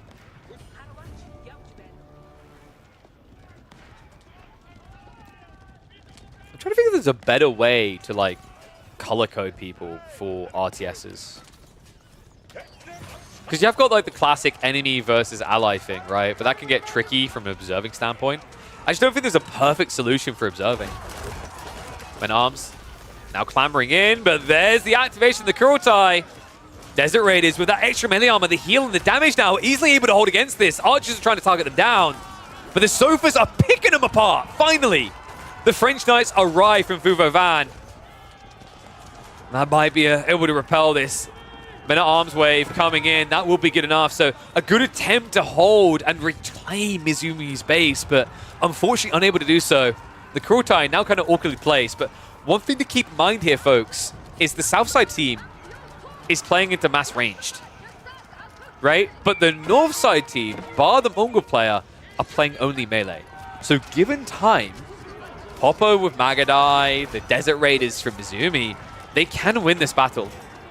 Especially if the Sofas are able to tank long enough, but it's kind of tricky at this stage, and I feel like Mizumi needs more assist on the range, right? It's not enough that he's doing. I think Popo, switching crossbows, I understand the desire to do it, but it's almost like you just need the kite ability of your comp, more so than the damage breach. Continues to come in. The Desert Raid count is at least still looking healthy. Mizumi himself has not teched up yet, and also Knights are now raiding on the back, and Mizumi, no! He finally realizes, but damage has definitely been done there. So what, about 4 or 5 villagers going down. We'll be able to deal with the Knights now. Front side, it looks like it's going to be another forced retreat by the Vietnamese squad. But Zone is now level 3, folks. Remember, that is melee Zone. So those cleaves definitely going to add up in these engagements. Needs to be careful, though. Remember, the Desert Raiders do counter Zone. Way to back it up a little bit. Has got the Divine Restoration to work with. Refuses to use it just yet. Oh my god. Think of how quickly you could snowball level 4 here with Mass Desert Raiders. Like, if Mizumi missteps, which, based on what happened back here, I think there is a fair point to be made that there could be a weakness in his like multi-focused approach, right? He might be struggling to keep track of everything at once. That could be the feed, Fiesta, that you need to win, because at that stage, you're talking about Zone level 4. You've got mass archers coming in. They benefit a lot from the attack speed buffer she gives. I think Vuvavan is getting ready to tech up. Meanwhile, Lumber is going to pummel the Ibids a bit more here. So it looks like 3 villagers should be going down. Teal not able to get up quick enough to garrison. In fact, he still doesn't realize, so likely 3 more going down here. Night Clash on the east side. It's going to be a few freebies, as it looks like the sofas were trying to contest. Relics are being garrisoned, but folks, if this gets seen, those relics are gone. They have eyes on. Kio's nearby with the men-at-arms. That's going to be a denial of relics, surely. I'd be surprised if they let this exist, but apparently the Vietnamese want something bigger. Meantime, Green is trying to get the Nested Beasts together. A cool idea, but not when you're coming out amidst a bunch of knights. Yeah, this is a tricky part. Like, in theory, Nested Beast's great, right? But you don't have the extra health that a Chinese player would, and you need so many before you do any real damage to Night Mass. Mass Men-at-Arms, however, could be a good target, but it's not where you want to find them. Already in the base of Diakusi. Ranch is now getting torched down as a big deal. You remove this food, Mass Sofa is just not a strategy that works anymore. Speaking of which, the Sofas on the backside being held back by a few knights and a few men-at-arms. The archers taking them down as well. And this is starting to fall apart quickly. Vietnamese now up by 50 eco, double the military power. Sure, they may be slower to reach that age 3, but when they do, they are so much more stable for it. Mizuumi now looking like a liability. I mean, he carried them with his Desert Raider strategy for a bit, but now his damage is starting to fall off. Crossbows will at least be able to repel the men-at-arms for now. The backline, we have got knights roaming for Vuvovan and Lumber. This double French strat is so dirty. Wow. It's so powerful, right? Like, you double benefit as well, because anything you find, you can definitely fight, and Joan is going to reap the rewards of that. Speaking of which, he comes in for the battle now. Desert Raider count not able to hold against this. Remember, Vuvovan is veteraned up, so these knights able to dispatch the Desert Raiders with a decent degree of ease. Should eventually get cleaned up, but not before they wipe out almost all the Desert Raiders and a bunch of villagers alongside it. And meanwhile, elsewhere, is this really a win? It looks like they are going to be able to clean up Pink. Neo Micah, maybe feeling like he's slightly overextended. He actually has gone for Rams to take out the primary TC. I think what worries me most, though, is there's no pressure onto Vietnam. And yes, folks, to confirm, the Atabegs did go in the stables. That's why the Desert Raiders were doing better than you'd expect. 24 extra health, right? Especially with 6 melee armor adds up.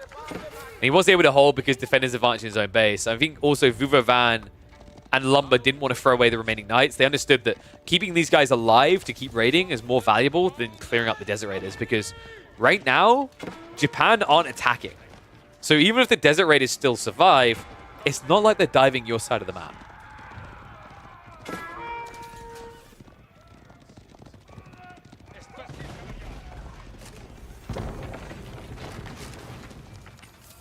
It's like Kurtai is once again positioning herself. So, breathing moment here. A sigh of relief. Japan has survived the initial onslaught. However, behind this, Vietnam has built up a significant lead. So, Japan needs to attack, right? They can't just sit back. If they do that, Vietnam's going to outscale them. Just like we ended up seeing in game number 1. Sofa's kind of attacking all the wrong locations, right? If anything, you need to find some chip damage on the eco, but the problem right now is Popo is providing all the crossbows, so that means that Diakusi has to provide the front line. It's a good front line as well against mass archers, right? And Nested Beasts are starting to stack up, so there might be hope here for the Japanese boys. 3 Nested Beasts gets pretty scary, especially for mass feudal archers. Lumber, in the meantime, is now heading up the Royal Institute. We've got another dive coming in. Zhou once again up to mischief. Several villagers going to go down, and so many more unsafe. Remember, there's no room inside the TC now. He can slaughter them. Mizuumi, he's down to 25 villages. I mean, they might be surviving for the time being, but I don't know what Mizuumi's contribution is meant to be anymore. Desert Raiders are not cheap, folks. 180 resources each, and he doesn't really have the economy now to scale that. to the degree he needs to. And Joan is not level 4. Joan is halfway to level 4. Still pretty scary. The only reason she's not getting there quicker is because they're busy killing economy instead of defeating a big army. Crossbows are creeping in now. The Kurotai buff does work with the Nesta Bees, folks. Which is kind of disgusting, considering it's a +2 damage per shot, which means overall it's +16 damage. Okay, this could actually cook them. It's not easy, right? But there's a path to success here. Just need to make sure that the Sofas are guarding, but right now Diakusi pulls north. Hesitation does set in though, as Vuvavan has plenty more knights, but remember, he kept a lot of them in the enemy economy here. So he's shutting down the gathering underneath the Mongol TC, but can't hang there too long. These are starting to siege through the houses. I'm curious, how many relics do we have? So 5 relics so far for the H3 player. Not bad, but remember guys, it's a Burgrave build, it's not a Regnitz build. It doesn't have that extra Vavavoom.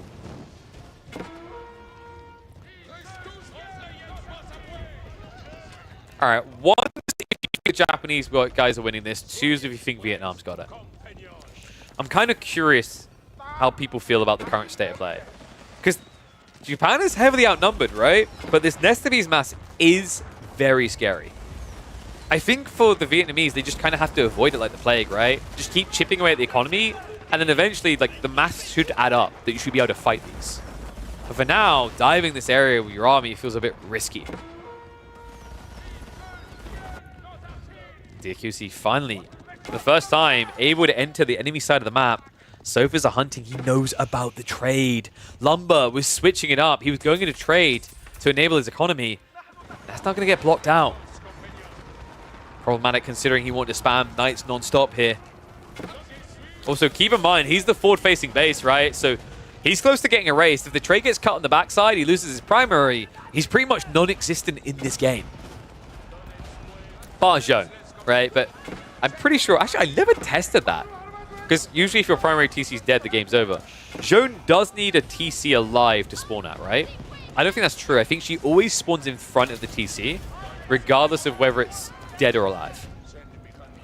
So Zhone can come back. She just might find herself coming back in the middle of a Mongol horde. So if it's diving to the backside in the meantime, so chip damage being done there as Kyo doesn't react to it whatsoever. These Sofa just so quick to scramble away afterwards. The superior movement speed. Even hangs around to cull the Archer mass. Meanwhile, though, look at this dive coming in. Kyo just so many dead men at arms. And he can't reach the Nesta Bees. Wait, just turn around. 360 no-scope, but he's scared, though. The triple Springald is coming in. So Kyo, the appropriate reaction, but a high price paid in bodies. Can they body it to end the game, though? Nob's still running away. He has to put his own Springals up. In fact, now would be the time for AI to turn around. Here we go. He shoots out. Wait, what? No! The Archers, man! Kill the Archers! Oh my god, no. The Archers that should have died. Instead, they're killing the Kurotai. They dodged the Nesta Bees threat. The Nobs can't be defended anymore. That's another 2 down. This surely has to be it. A valiant effort out of Japan, but that one moment of weakness, that exposed point, the greed to keep Nesta being instead of getting some Springalds in, may have just cost them the entire game.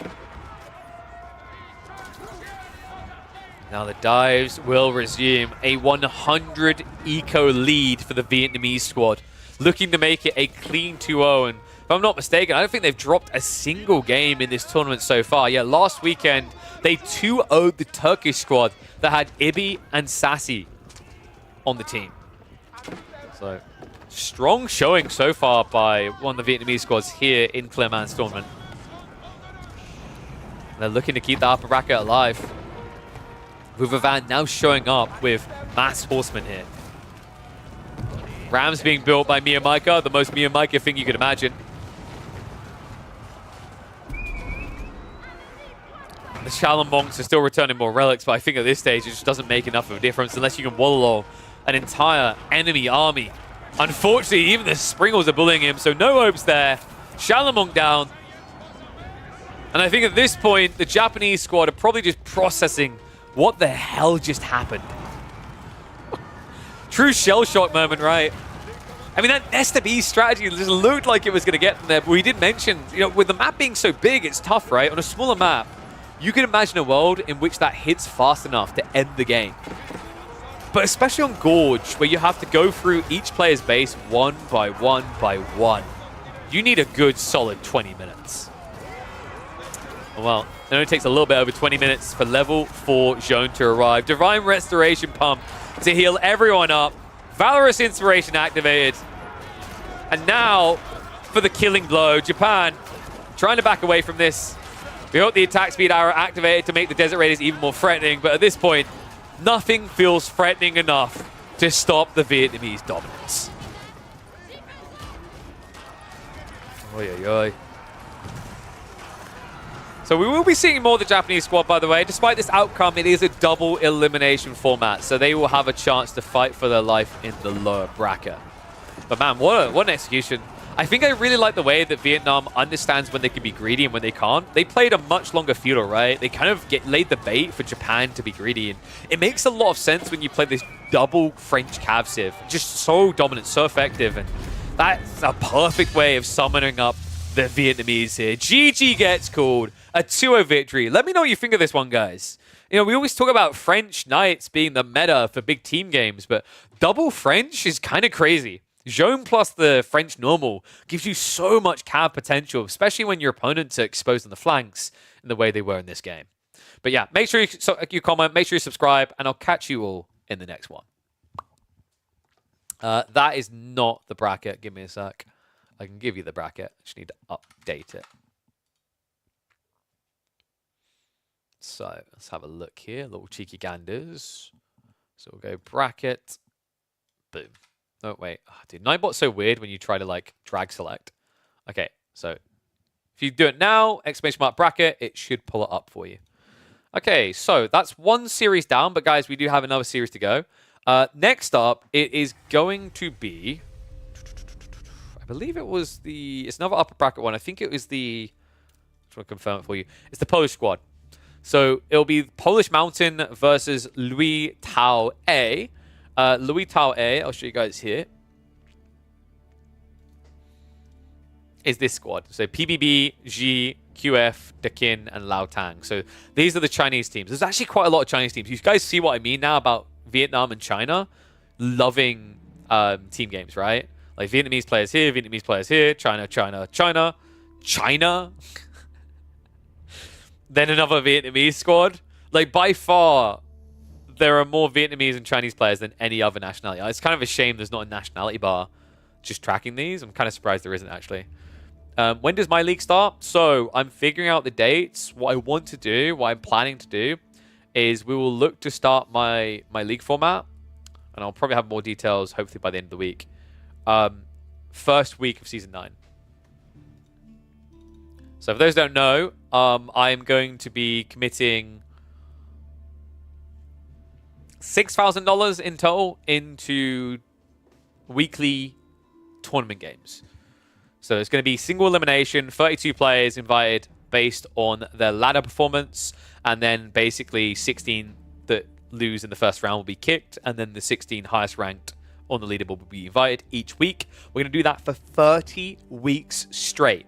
It's going to be an open format scheduling, so that means that players can plan when they want to play the games. Soft open format, I should say. So there'll be a deadline if you need to play your games by this day, just so that we make sure we keep moving the bracket forward. But within that, players can play when they want to play. And we will be catching up with those games frequently. So on the weekdays, we'll have plenty of competitive Age of Empires 4 action to catch here.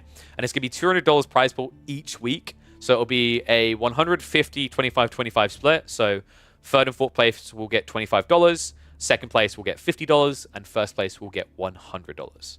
Are all players Conqueror? Yeah, well, they should be, because all players, basically what we'll do to work out the players that will be participating is we'll go here like this and be like, BC invited, Anatan invited, Louis invited, Crackley invited, Baltoon invited, Sassy invited, Roger Scruton invited, Voldemar invited,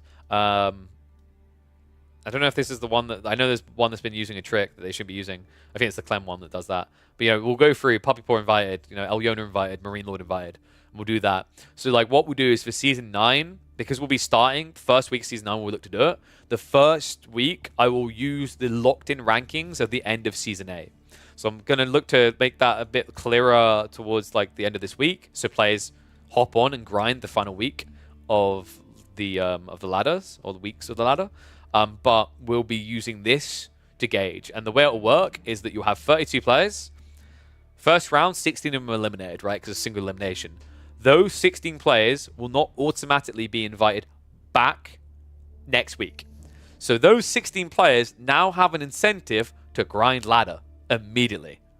And then, if they happen to still be in the top 32 or whatever it ends up being, when we reinvite, which we'll look to reinvite.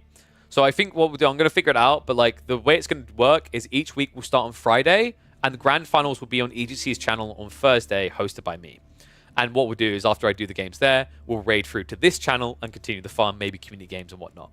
But what we'll probably do is we'll look to lock the ladder for the additional week afterwards, about Sunday, so midway through the week cycle, so that we have enough time to confirm all the invitees for the next week. So yeah, just thought this would be something cool to do because it just doesn't exist in AoE 4 right now. We don't have this kind of bridging gap between big tournaments. The whole goal of this is I want midweek content because that's when I stream, because I don't really do weekends all the time because I'll usually be on broadcasts. So it gives me content, but it also incentivizes the players. It also helps gatekeep the scene a little bit less, because the issue you have right now is players who have played tournament formats have invaluable experience over players who have not. They know how to draft. They know how to play custom maps.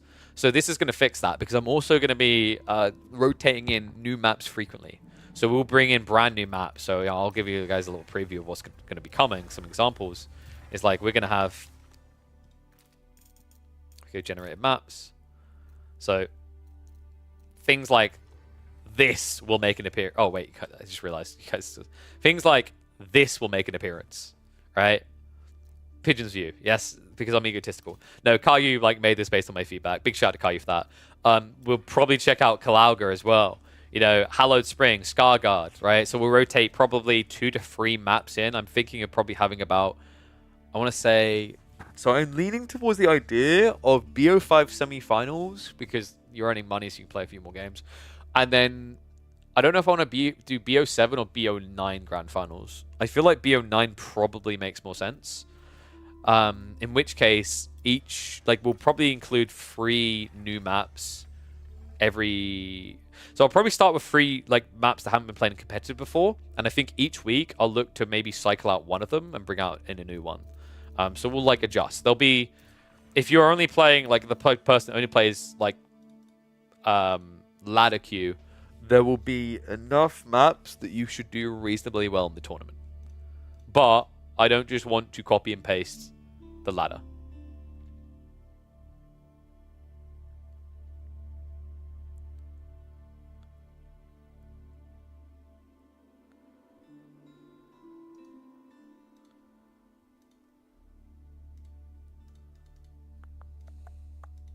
Okay, so let me have a look, because I think the next game... Who do we need to add for the next game? Give me a sec, guys. I'm double checking. Sorry, I'm getting spammed in the background. So, Matisse is who we're looking for the next one, right? Is Matisse online already?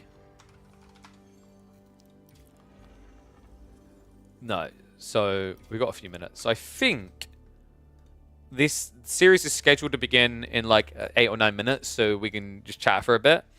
But I'm assuming the admin is now bumping them to try and get them earlier, just in case. Excuse me. But worst case scenario, drafting and whatnot should begin in a few minutes. In fact, it might already be underway. Let me check the drafting website.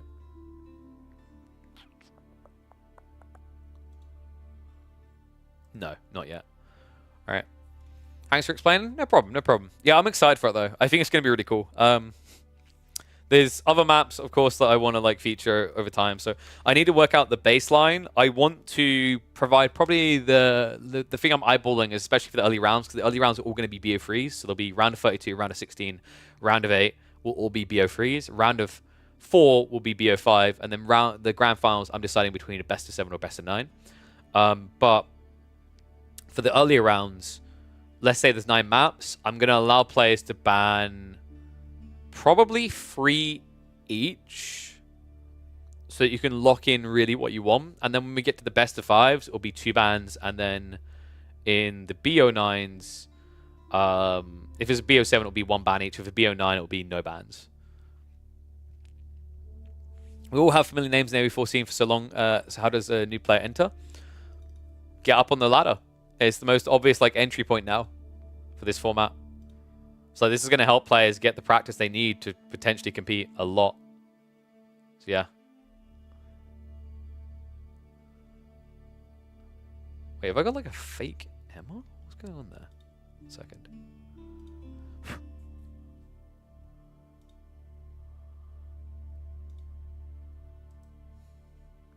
Emma, have you made 2 Twitter accounts for some reason? What the hell are you doing? I don't know. Someone's just faking being my girlfriend. I think I noticed the difference. Especially if you turn up with a goatee. But yeah, so... Let's have a look here. I think what we'll do is we'll put some like background stuff on, maybe. What's Louis up to? Louis might be scrimming, actually. Yeah, Louis scrimming. So we'll catch a little bit of this while we wait for the official game to begin. We'll just be in chill mode because we won't have enough time to cast the whole thing. Considering that the Matisse, the Polish Mountains versus Liotao A should be beginning in about 10 minutes max. What do you guys think so far, though, based on the first 2 games? I think that wasn't too bad. I don't know what it is when you just enter the competitive format. I feel like the games are just quicker than on the ladder, right? You know what it is? It's actually because the teams are more balanced. Like, I feel like what you usually get on the ladder is bad matchmaking into team just booms because they can. You know what I mean? It's like, oh, we've got such a big lead. Let's just go and camp for a bit. I do still wish there was more maps that really were formulated around the idea of team games. I think my big feedback to the devs would be just drop this idea of having maps both be 2v2 and team formatted. Just have maps that only work in like 6-player lobbies or 8-player lobbies or whatever, right? Like other RTSs have done this for a long time. I don't know why we're being so resilient to what obviously works. It just feels kind of weird. Vietnamese are so dominant. I don't know, man. I think Baltoon's going to surprise you. Baltoon's like teamed up with the Taiwanese guys. I think that will surprise. So this is definitely not a tournament game. I'm pretty sure of that. In fact, I'm just going to double check the schedule. Because the Ting Mao... Where's Ting Mao?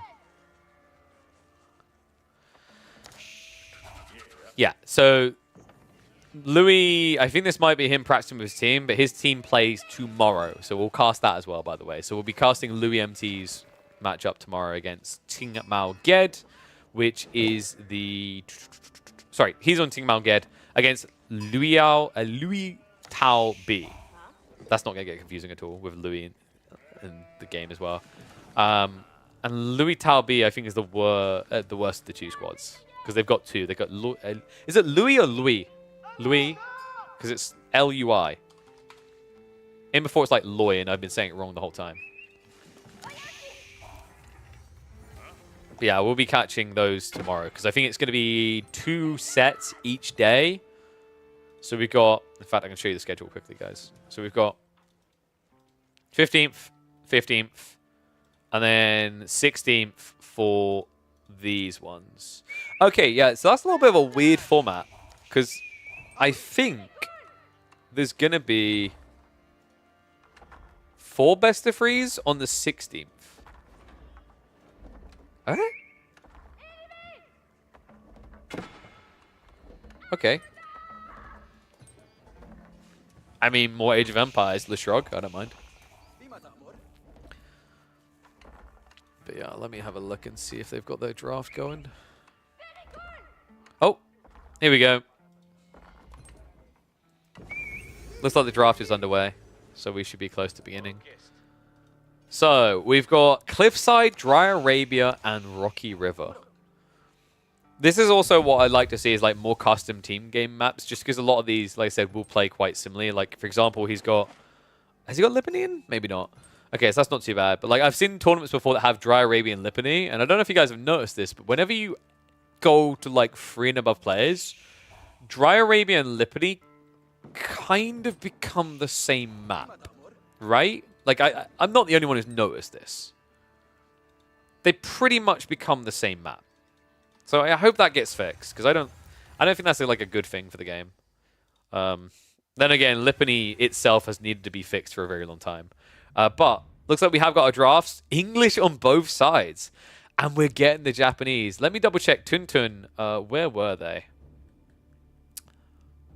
So we're looking for the Polish squad. Mahodo. Mahodo is the Polish side. So this is Team Poland. And this will be the Chinese team. So wait. Hold on. They got Atri and Byzantines?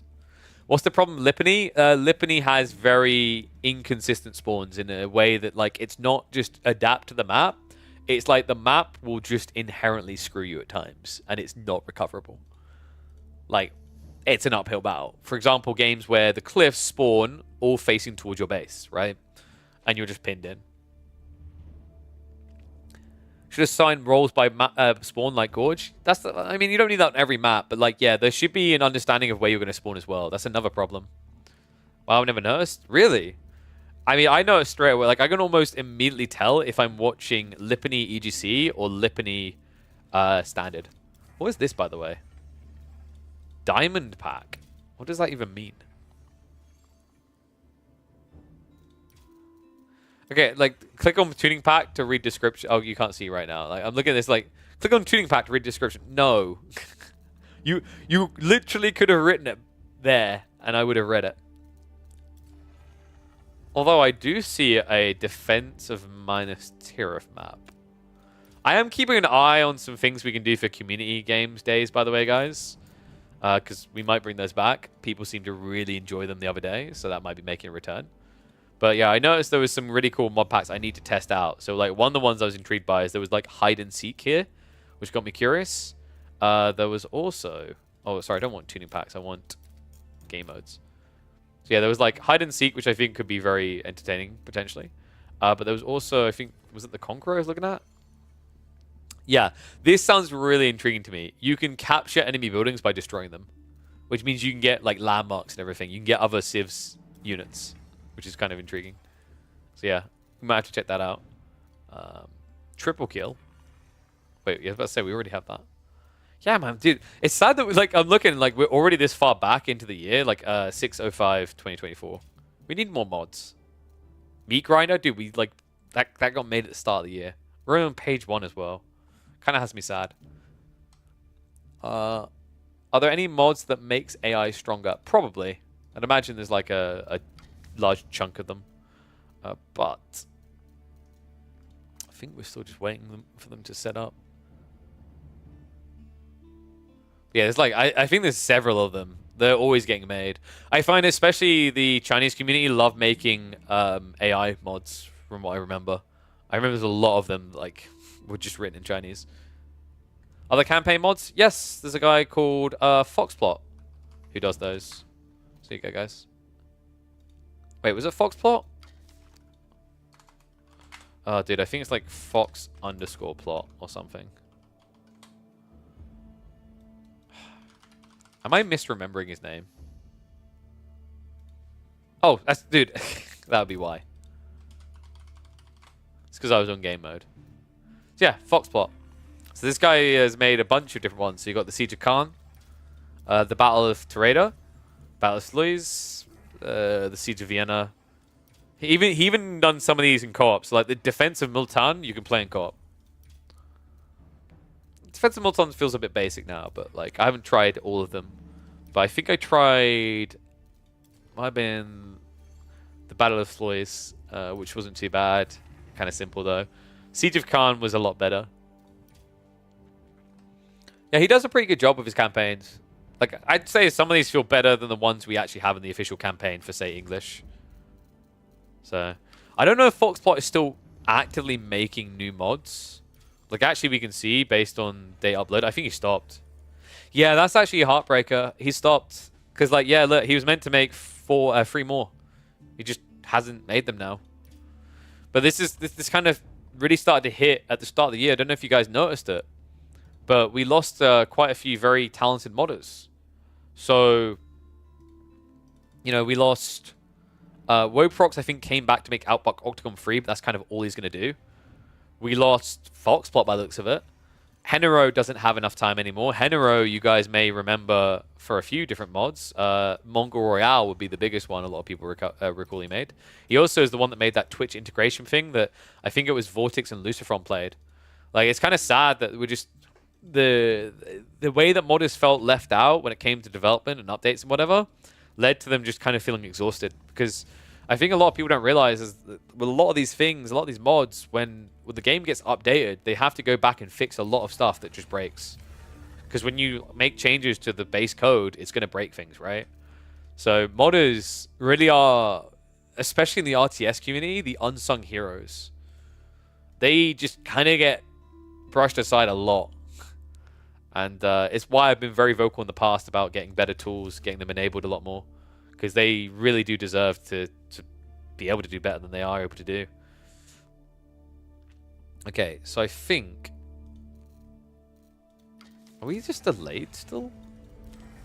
Maybe we do just hop into something to watch. Did game start? No, game hasn't started yet. I'm keeping an eye out for it. Because Matisse is playing in this one, guys. So we'll know when it's active, because if Matisse is there.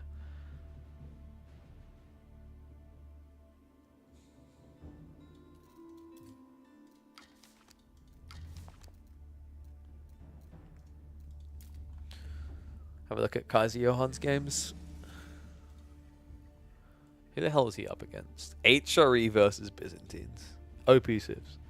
If Siege Rework doesn't turn out to a complete disaster, I would like to see editor updates support. Yeah, like, I mean, I've wanted them to prioritize the map editing tools and the modding community for like 2 years now. And it's sadly not happened. It's difficult because, like, you're talking about fundamentally, like, redeveloping a lot of systems, right, to get it right. Or giving them access to things at a level they don't want to. Yo, what's up, Chum? Thank you very much, the Prime sub, man. Welcome back to the Swarm. Chum's got the right idea. He's got cake and he still wants an egg. Look at that. Makes sense. You need eggs to make good cake. That's going to be a controversial take. Now someone's going to be like, actually, there's this really good cake you can make and you do not need egg at all. I know. I've made one of those. They can be really cool. Have we got any baking fans in the chat? I like how creative I can get with baking, but I hate how much time it takes. I like to think I'm patient in the right circumstances, but also I'm like, if I feel like I could be doing something right now, you know what I mean? It's that kind of feeling. And with baking, there's a lot of waiting, right? Baking as in smoking weed? Oh, no. You think I can afford weed? Pepe hands. Yeah, no. So for me, you know, baking is... I found it quite interesting. Like, if people follow my Instagram, they can see the baking I've done. I'd say I'm pretty bloody good at it. But I prefer cooking over baking because cooking is like... And I'm not doing that as like chopping up things motion. It's more the non-stop feel of it. You've always got something to do. Weed is to cheat for KP? What are you on about? I don't know. Probably some people listen to me cast and wish I'd smoke weed. This guy needs to calm down. He's very excited. Are we good to go yet? Because we should have been launched about 5 minutes ago. I'm keeping so I've got like a second view to track with, so I'm keeping an eye out for when the game launches. I figured we just like watch a little bit of Kazi Johan's game while we wait, so you guys aren't just staring at a talking head the whole time. Prove to us British food isn't that bad after all. We are going to see some of your end products. Dude, do I need to show off my Instagram? Oh, I need to. I just remember I need to make an upload on Instagram of like some of the photos from Red Bull, which will then get criticized. Here you go. Ready? Wait, did I? Was that for the? No, that was just the final day summary. I do need to do like post summary one. But here you go. So that right there is a triple layered chocolate orange cake with a caramel lake on top. Let's see if we can get the side cut view. There you go. Oh, that is buttercream, by the way. That is chocolate orange flavored buttercream as well. Tell me that don't look good. Tell me you wouldn't get diabetes for that. And then those are caramel millionaire shortbread. Right? And then where is it? Wait, did I not? There we go. Yeah, I did upload it. This, oh, dude, this is... So this was a lemon and raspberry cake with lemon curd yogurt instead of milk. So you use lemon curd to to make the cream filling, and then you would use yogurt with lemon curd instead of milk to make the sponge. And my grandfather, who has been on this planet for many, many years, swear down that that is the best cake he has ever eaten in his life. I also am known to do some cakes. That is a chili con carne pizza, by the way. And the key is with the crusts, you don't crimp them fully shut, you semi-shut them. So that when you bake it, the fold intentionally opens up to let the stuffed crust of cheese flow out. Once again, worth getting the obesity going. That's a chili con carne bread bowl. And that, my friends, is a delicious frittata. Bacon, bell pepper, spring onion, and feta cheese. I do a lot more cooking than this, but I don't always upload it. Damn. I used to be so chubby, guys. You guys seen how chubby I used to be? Look at that chunky monkey. 300 weeks ago. God damn. Alright. So. And guess what, guys? The Matisse series literally just began. So we can hop in. That's the good news. Alright. Give me a sec, guys. Let me load this up then. Hey, like, we're actually on time, like, spot on time as well, so it worked out. Well, we should be. 1 second. I think they just crashed. Back to the Kaiser Johan game, guys. Okay. Oh, bloody hell. Do you think late game Zushi is going to be good now? I think it has the potential, yeah. I actually really like what the devs have done with Zhu, where it's about cavalry. I always said it felt like it was a cavalry China, whereas China's like an infantry civ, right? And that change with the Dali horses really locks that in. But they're still going to be about the castle age timing, I think. I also find it hilarious that Yuan Raiders didn't really get nerfed, but Imperial Guards did. When Yuan Raiders are the better unit, it's just like people have slept on them. Not many people get to late game with Zhu, and when they do, they inherently end up going not for Yuan Raiders, they go for the Imperial Guards if they get that tech. And like Imperial Guards is a bait, right? They're situational because one's melee armor related, one's ranged armor related. They do different things. But Yuan Raiders are just better as like a replacement for Horsemen, whereas Imperial Guards are really expensive to scale and they're just meant to go murder in a big fight. Alright. So keep an eye on the side. So they should be remaking the lobby, so probably not going to see all of this, but I figured it was better than just staring at my stupid face. Wow, that looks so cursed. I'm just going to leave it on this view while we wait for the next game. Apologies for the delays, guys. I think also that series was kind of faster than intended. Yes, go watch the drama video. Eat it all up.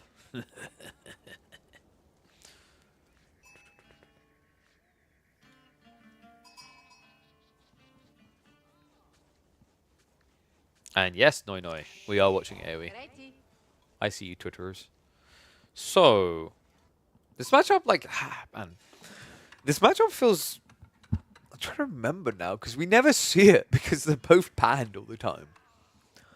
I want to say it's pretty good for the HRE, right? But the weird part is like if they both anchor down, when we used to see this, Byzantines were doing surprisingly well in the late game.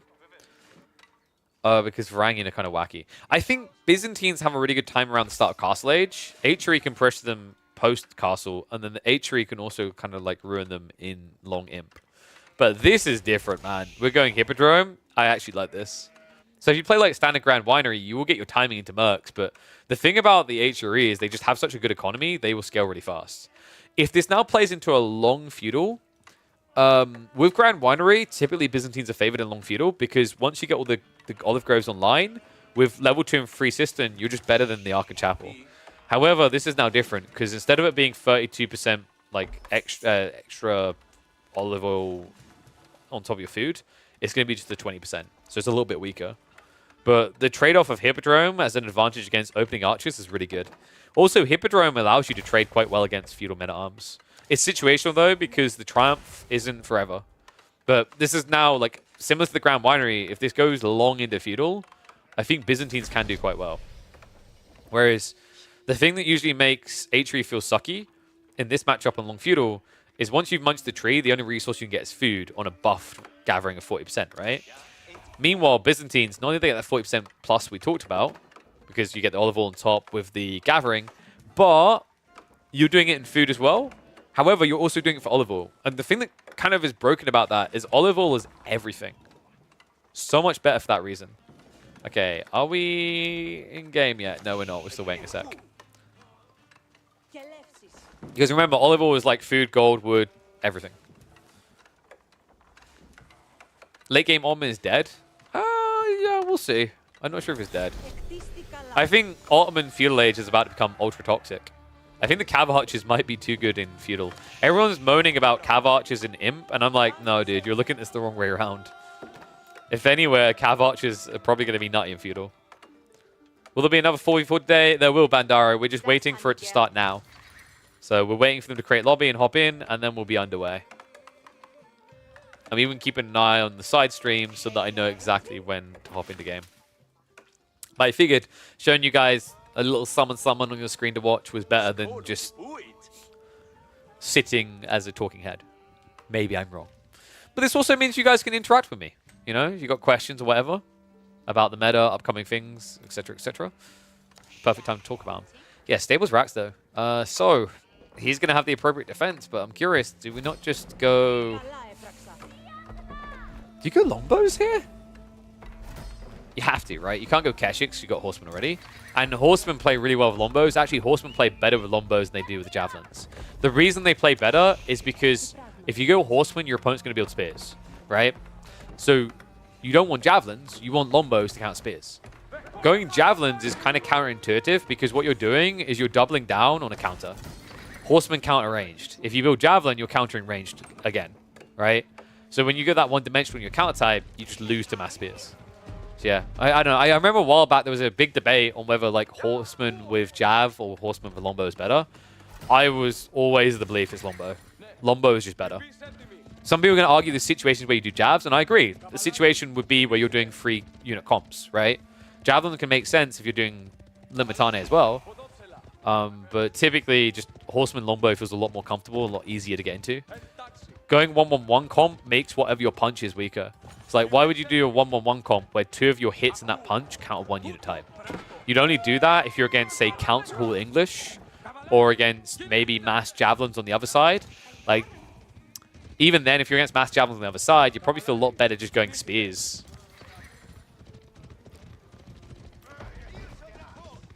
So Smart going right for the block out. Might be a wall up by Kazuyohan. Kazuyohan's doing pretty well on the ladder right now, right? Well, we won't find out how he does in this one, because, guys, it looks like it is finally loading. So, finally, we can hop across. For the first game of the second series of the day. Boom.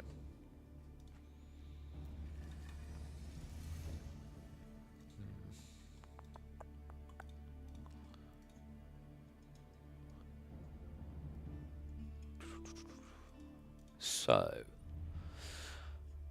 which map? Cliffside.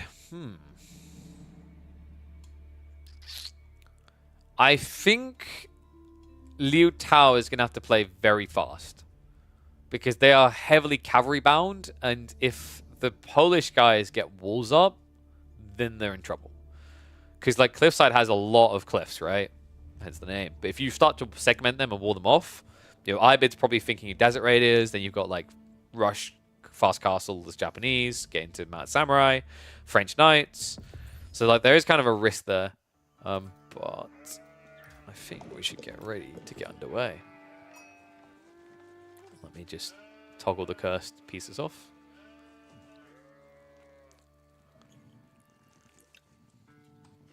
Did we get our points rewarded? Let me see. Choose outcome. Right side won that one. Now we're going to have to... Oh, damn. We can't do left and right side. No. Top, bottom. I like to keep it simple for you guys.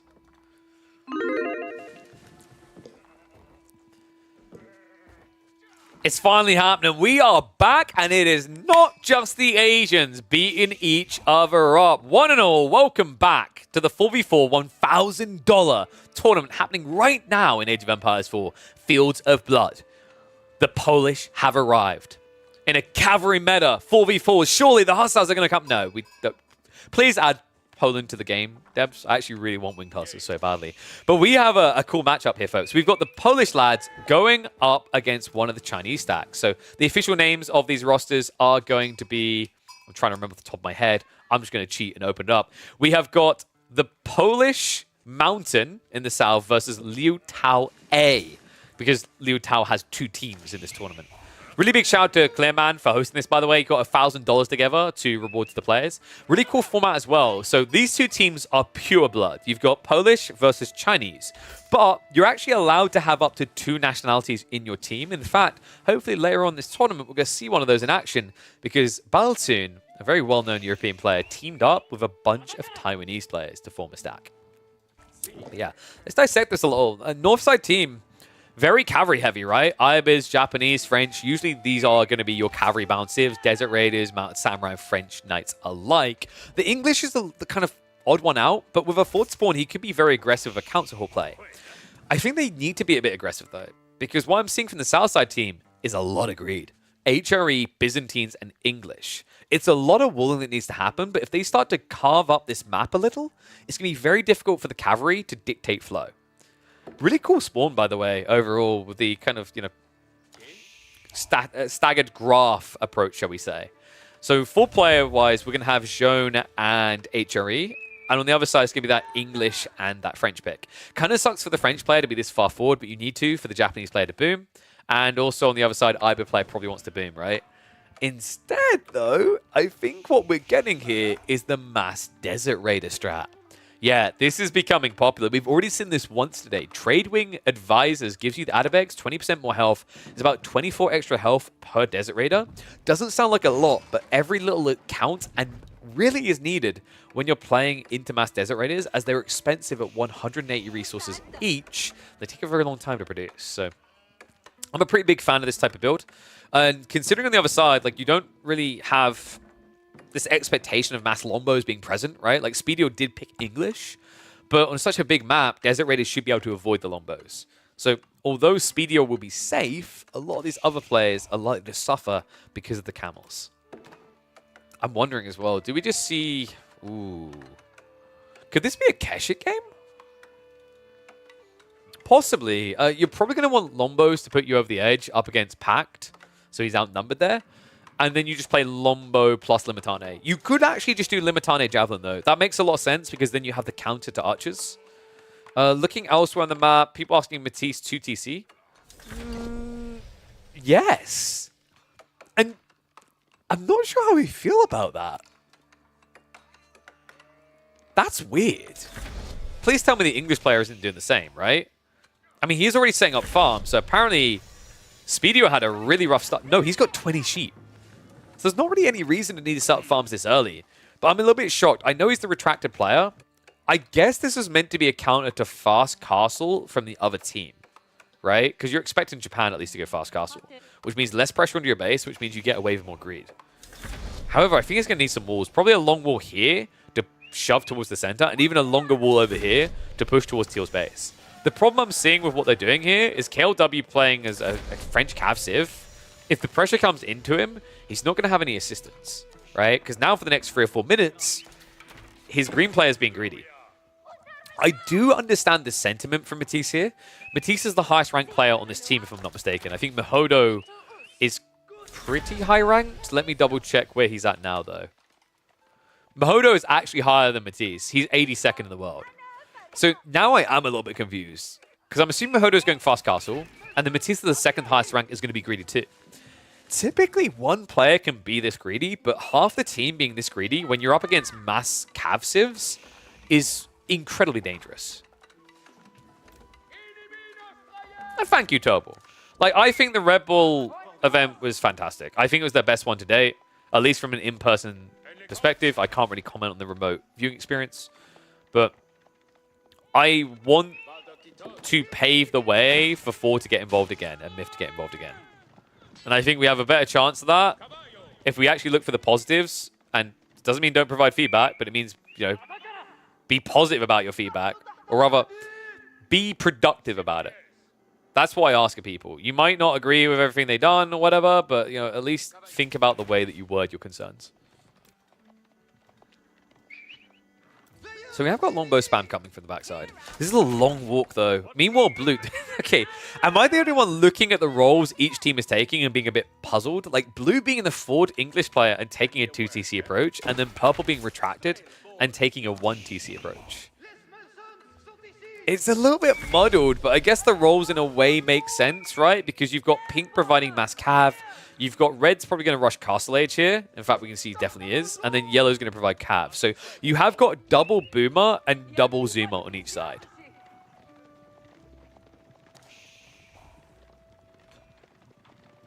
Why is the Kura taking so long to build? I think he only had like 2 villagers building it. Which makes sense. If this is an optimized fast castle build, like there's some people that do this with Japan. You're used to seeing Kura rushed up because Japan needs tier 2 because they need arrow slits. When you play team games, you don't need arrow slits necessarily. What you just need is an optimal castle timing. So it's very different in this approach.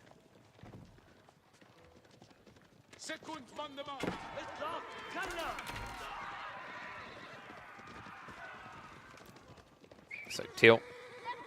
He's going to start chasing away these initial Desert Raiders, but difficult to reach, right? We have got a melee zone play. Melee zone's kind of awkward against Desert Raiders, right? They have the 5 melee armor, so you don't do much damage. You're half damage reduced already. And also, like, you are up against Lombos. Zone in general, when she plays against ranged civs, you play ranged forms, so you can't get sniped as easily. I don't think it matters as much when you're playing in, like, team formats.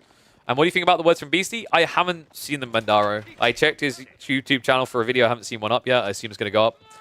I don't know if he drilled into me or whatever, but apparently he watched my video. My commiserations, it was an hour long. But the idea that, like, if players refuse to participate, the money will just go into different tournaments is pretty assumptual.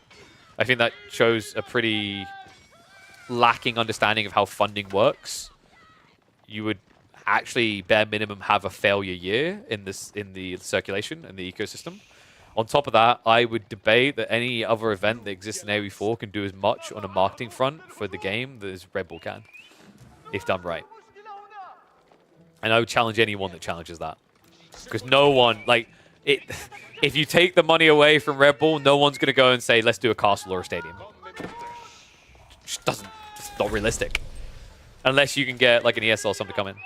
I think Red Bull just needs time to cook, needs time to evolve. You know, AoE 2 wasn't at the scale it is now, rather, with Red Bull in Iteration 1.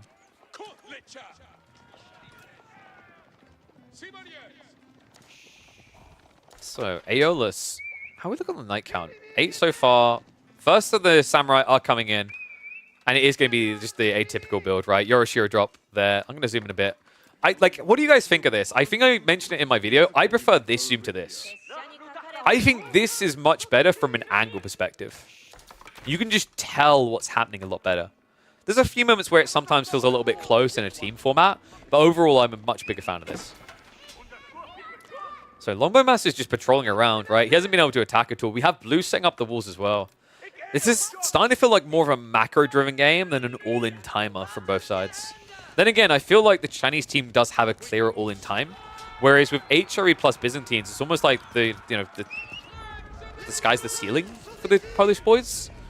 Whereas Japan, Ayabids, this is all about tempo. And Ayabids aren't looking to rush an age up still. They're just still playing the H2. Makes a lot of sense. Like, when you're up against mass cav civs, you can still contest them.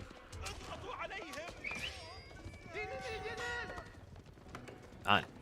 Feels like everyone's having to just camp KLW's base. Which is awkward because when you consider this fast tech play, it's kind of a pseudo counter to Mahodo. Mahodo wants the relics, but if they don't have map control to guard relics, he's not going to get them. And on the flip side, because you went for the floating gate, you have got Shintos already to pick up those relics for the north side team.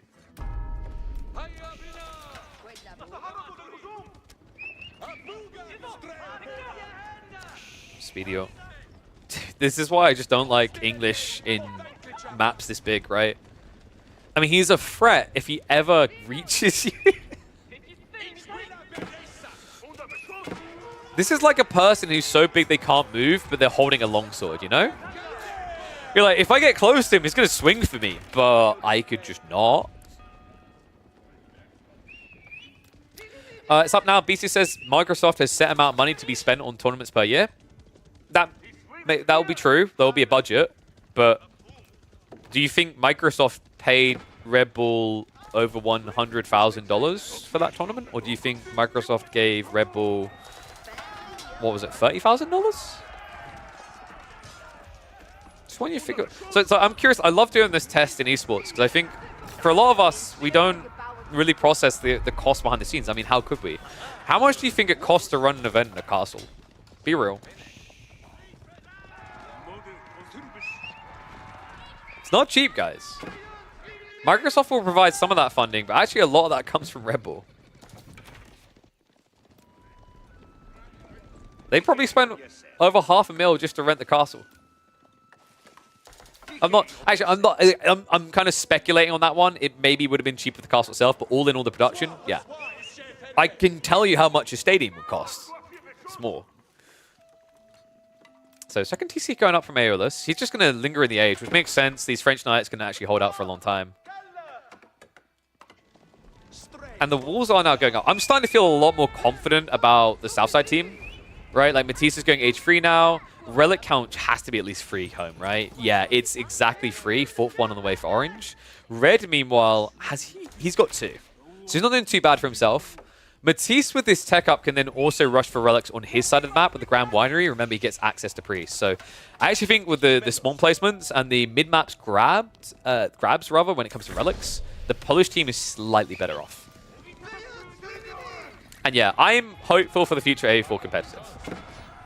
That whole video, I feel like I tried to take a positive light, and I don't know if people are upset I wasn't more negative. There are things we can do to improve the game and the scene.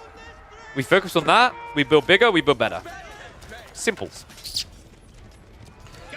Pressure coming in for the Mountain Samurai, though. So already a little bit of chip damage adding up into KLW, who is already getting brutalized in this game.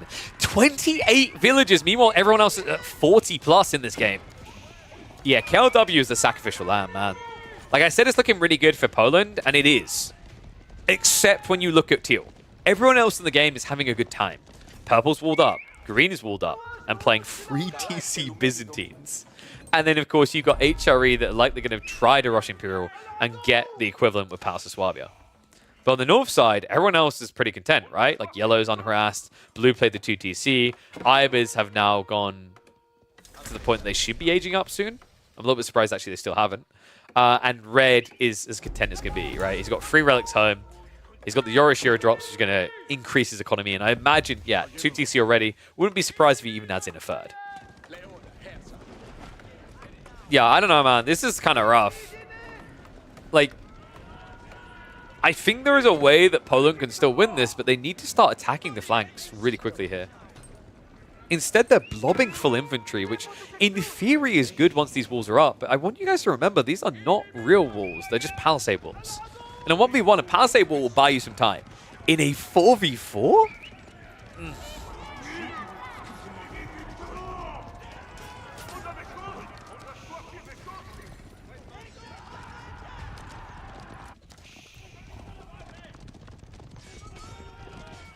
All right, one's if you think the north side team have got this, two's if you think it's the south side team.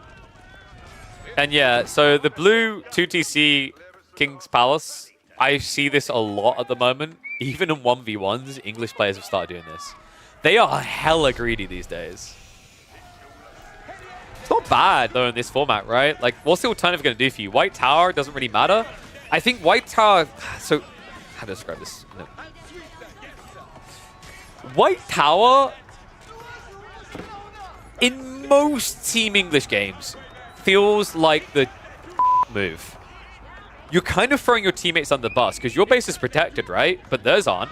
And you're already playing an infantry focus with English, so you should be able to protect yourself already, right?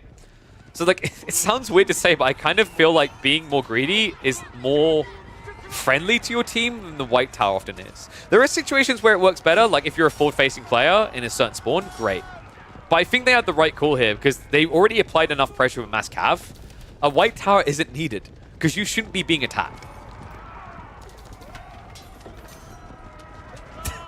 Remember what I said about English players just leaving you to die? This is what I mean. This could have just been a White Tower build from Speedio because he's taken that approach of I'm going to wall myself in and I don't know you anymore. Like, they could have connected the walls, right? Like, there's a gap here. They haven't even actually helped carve it up between them. Ay, ay, ay. This is rough, though. I mean, KLW's relevance is shriveling up as this game goes on. Well, on the right side to try and protect. Good body blocks there. Gets him a few horsemen. Sick micro there by Mahodo. Who is this man? Ranked 82nd on the leaderboard and shows you the tricks that he can pull there. Great pullback by the Knights. Gets a few conversions across, and he needs every little bit he can get to help because it's a 2-on-1, and nobody is coming to help in a rush. I mean, Purple's on his way over, right? But Speedio is playing that slow infantry comp. We talked about why this is a weakness, and we're seeing it firsthand right here. Mahodo unable to defend his own base. He is also now being stripped of economy. Oof. And I mean, he has got a decent number of relics, right? We've got 1, 2, 3, 4, 5. 5 relics. Really good for the HRE of Regnit's game. But when you look up at the eco difference, right? It's almost a 50 villager lead at this stage for the Northside team. The military is at least looking good for Southside, but when you consider how much of that is into infantry in this game, 2 of the players are playing infantry comp. Meanwhile, other side, look at the cav count, right? 22, 23, 8. Then over here, it's 11, 9. If the Polish guys can truly wall this map and truly create a choke point, they will be favored. But they're struggling with that idea right now. Liutao. Once again, look at the clash. This time they've caught Speedio out of position. Not much of a front line to work with. The Longbows are going to prove ineffective against the Mount Samurai. Reinforcements now arriving. Joan is coming in. But she's only level 2, and they can't stand their ground. He bails! Oh, no. I feel so bad for KLW. Right now, people want to be like, why did he betray Speedio? He has to. He has nothing in the chamber. 40 villages and 11 military units. This man is but a footnote in the history taking place on this battlefield. Matisse now trying to be the long-lasting story, though. I don't like the way that Gold Horn Tower is working, but I like the thought of Foreign Engineering Company. However, it's going to come at a cost. It's going to come at a price, and it's likely to be your front-facing teal player. Knight count is just getting too big here. Lombos are going to reinforce from the west side, though, so Matisse able to save him before he's fully cooked. Still, Speedio now going to be dove onto, just mass spears to defend. It's kind of crazy, actually. Like, you've got 2 players just building mass spears, and it's still not enough to stop the mass cavs comp. I mean, this is the problem, right? Like, spears do count a cav, but you need the numbers. And if you're playing Spearman, you're separated, right? You're slow to respond, and that's where the cav meta always wins in team games, is that mobility to stretch across the map so much cleaner than Spearman can. And the flood of troops coming in now, right? Like, we're seeing spear, spear, spear reaction. These men-at-arms are going to eat them all up. It's kind of tricky right now, right? I think you need your HRE player to really be getting into maybe Men-at-Arms himself, right? Because then it's like a semi-counter to the Mass Knights because they get the Heavy Maces, and then it's a counter to the Men-at-Arms of the English. The other tricky part right now is this Outpost crawl is really on point for Impact. That attack speed buffer is huge in these battles. It's not a Network of Citadels effect, but I think that might be on the way soon, considering a Berkshire is now being built.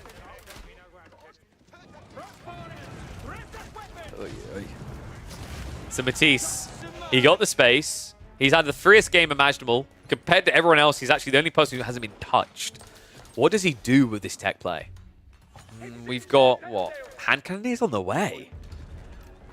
That's peculiar, considering that he went for the Western contract. He's actively producing hand cannoneers instead of just getting Streltsy. I guess he feels like he needs more punch right now. So he needs as many gunpowders as possible. Eventually, it'll just be Streltsy, right? Because it's just more cost efficient than going hand cannoneers. But for the time being, he has to go for the force pump. Yeah, I've got the forward keep as well. Siege Workshop's also being set up. So it looks like Matisse is going to try to strike in towards Aeolus's base. In the meantime, Liu Tao now on his way up. Or rather, Diver Zealot on his way up with a Tanagashima Gunsmith. Gunsmith hasn't been seen in a while, right? Like, a lot of people tend to go Castle the Crow. I don't mind Gunsmith here, though. I think the idea in team games is the game should last longer, ergo you should get more tickets. So you can kind of stockpile up to a point where you can get like that, 30 hand cannoneer pump that could win the game. And oil count for Matisse is sitting at about 600 olive oil a minute. So in terms of production rates, he can afford one Streltsy group every minute and a bit. Yeah, it's not great. And that comes down to the relics, right? Because he didn't pick up any. They all went to his teammate, if I'm not mistaken, or to the enemy. So that's what feels a little bit weaker. Like, typically in a Byzantine game, you're used to seeing 3-4 relics. And of course, when you put them in the Grand Winery, that can generate olive oil instead. Chip damage again on Hodo. Dude, I don't think I've seen an HRE player... Actually, I have. In 1v1s, you do not see HRE players struggle, but in team games, guys, they're hit or miss. They're very predictable. Like, pretty much every HRE player is always going to rush Castle H. And good teams counter that. I think, actually, when you're like trying to set up for HRE and comp, if you're playing against an organized team, HRE is a really big bait. I've seen Western teams highly value it, but funnily enough, the Eastern teams, the Vietnamese, the Chinese, that play a lot more of team games, don't actually value it at all. Central fight. Joan trying to farm up. It's the only way KLW can actually be somewhat relevant. If he can get that attack speed buffer, that would be huge for his team. How's the XP looking right now? He's definitely stockpiling off the back of this fight. He's on the backside of the cleaves as well. Divine Restoration probably worth using, but a little bit too late here. And now the pathing taking him even further away. Longbows and Bombars will win this fight. And you can see from this fight alone, KLW is going to get about half of what he needs to go level 4 zone. Yeah, huge fight. Absolutely crucial fight as well. At this point, you're kind of free players. KLW needs to contribute. He can't do it in economy. He can't do it in raw military. He is truly a support civ right now with Zhone on her own. I think we've got more age ups coming through. Mahodo now finally getting into that Imperial Age. And of course, it is going to be the Palace of Swabia because at 22 minutes, you might think, shouldn't he be able to do Elspac? No. He's still losing villages. 53 and going down. Damn, he has had a hard game. I mean, it's kind of crazy how methodical Liu Tao were with this timing. Love the strategy. Like, when we saw it getting in, I said it was scary, this free cav comp. And you see why in this game, right? It ruined Mahodo's timing. It ruined the forward-facing Joan player because guess what, guys? Joan sucks against Night Sifs. She gets eviscerated. She can barely get out of level 2. And we saw the struggle. It was so real in this early game.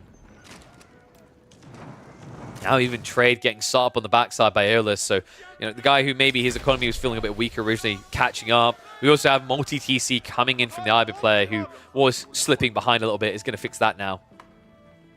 I believe, did he go Desert Raider? Yeah, so he's been stacking free army as well.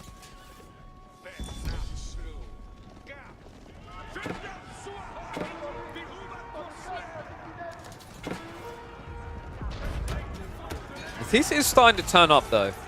And he has an insane bank in reserve. I'd love to see him give some of this to KLW. Like, KLW can use this. He can't, right? This is way too much food for a Byzantine player at this stage.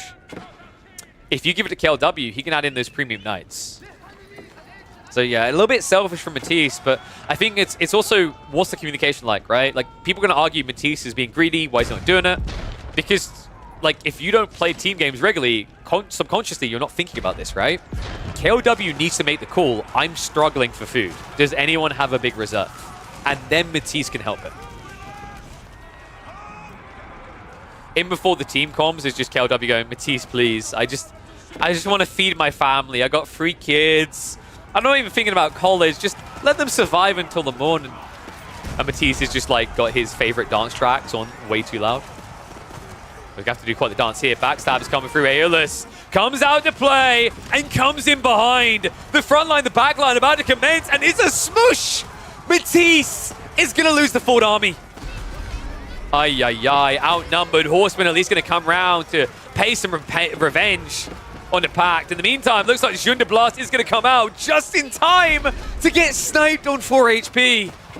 So KOW finds his relevance and immediately regrets it, as now he needs to spend 1,000 gold to get Jeune back into action. Speedior looks like he might be able to sustain this fight here a little bit longer, but with the hand cannon near trickle and also his Mountain Samurai, I feel like this is a losing engagement for the Polish. And when you consider that it's mostly cavalry, or at least has been mostly cavalry for Liu Tao, for them to now be in the military lead is a scary position for the Poles. Yeah, Mountain Samurai just kind of go hard, guys. Like, the Uma Bannerman at this stage of the game, just look at that damage. Kind of feels like you have an elite army tech for Samurai when you think about it that way, for the Mountain Samurai. On top of that, I mean, he could be going for the extra movement speed tech. Kind of surprised he didn't. It's so cheap, it's kind of worth it. We've seen Louis in particular loves this tech. In fact, wait, did he get it? Oh, he did. Yeah, the reason this is important, guys, is like once you are in the fight, it kind of doesn't matter, right? But when you're heading across the fight, the extra movement speed you get from that tech allows you to arrive quicker. Because remember, the way it works is you get 10% more movement speed when you have deflective armor available. The reason I don't like it when you're chasing or whatever in a fight is when you're in formation, the moment one of these units loses the deflective, all of them go back down to 1.62 movement speed, right? Because they move at the speed of the slowest unit in formation. Dude, this game is so scrambled. The Desert Raider count is wild, though. They're still only vetted. I think if they can get Pink up to Imperial, that's where this game gets quite scary for the Polish. I mean, the Horseman strategy is working quite well there, right? Like, we have to remember Hodo. He went straight for the Elite Horseman. He got the 3 ranged armor. So he's barely getting tickled here. 7 ranged armor versus 10 bow damage. And remember, although these guys do have melee armor, with the amount of bonus you're getting from these Horsemen, you die pretty fast. You know, if the numbers are even. Which they're definitely not right now.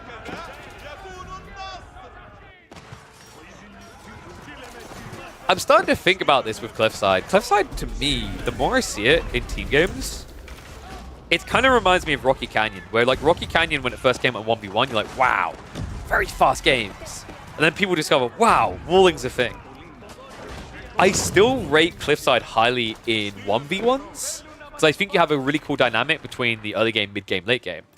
But I do feel like even when you dumpster someone in the early game on this map, it somehow claws its way into the late game.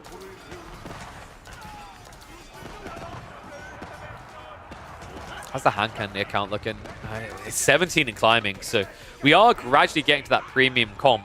It's just crucial that we get, the Yumi Bannerman out. Remember, this does buff the Ashigaru by 5, and then you can still get Gunpowder Tech, making the Japanese hand cannon some of the best in the game. Now all you need is a Mongol player, guys, to get the extra 1 time.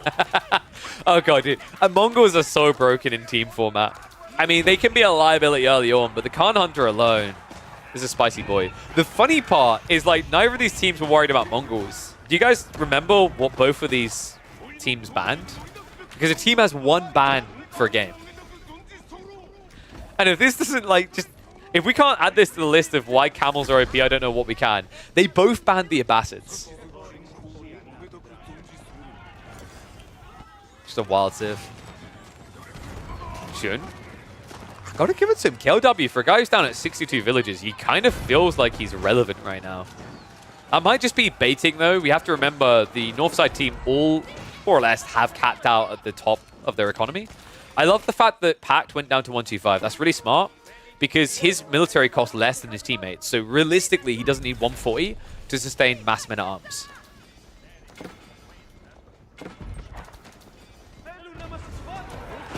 Side hand cannoneers are pushing it again.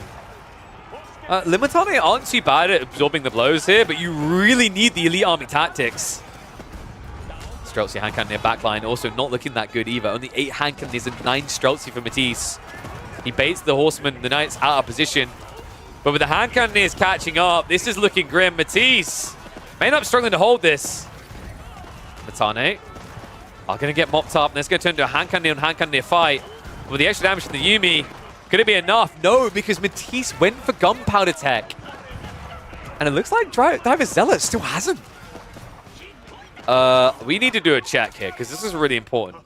He does have a uni, but for some reason, he hasn't teched it, which is quite surprising for a guy who's just been spamming into hand cannoneers. He does at least have the elite army tactics, which makes a lot of sense, but this detail is even more important. You need the hand cannoneers.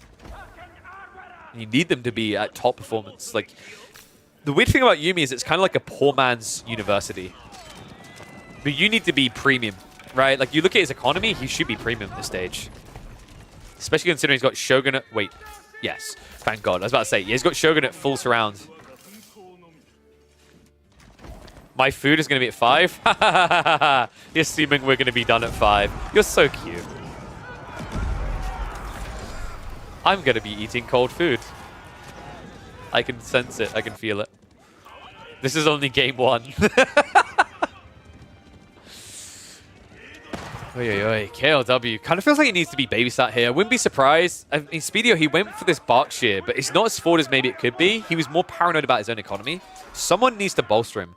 He has got the Guild Hall at home. KLW, once he gets the Red Pass up at the front of his base, he'll stabilize a little, but I feel like we're a long way away from that. Food is at least looking good. He now needs to find the gold, though.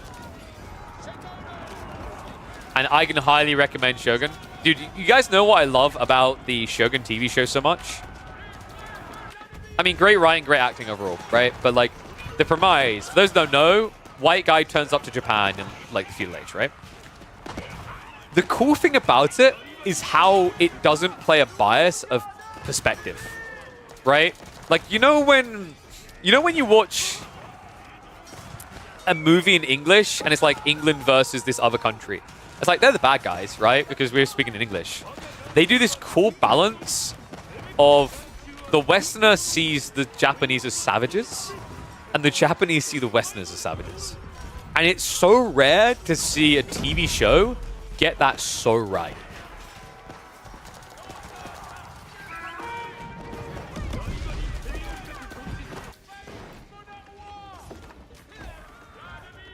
Kind of like, actually, yeah, Chinese movies do this as well. Like, you guys remember the guy who plays, was it Crossbones from the Marvel? He, like, plays a regular kind of white bad guy in Chinese movies. And he always, like, loses, right? But he's, like, the stereotypical bad guy.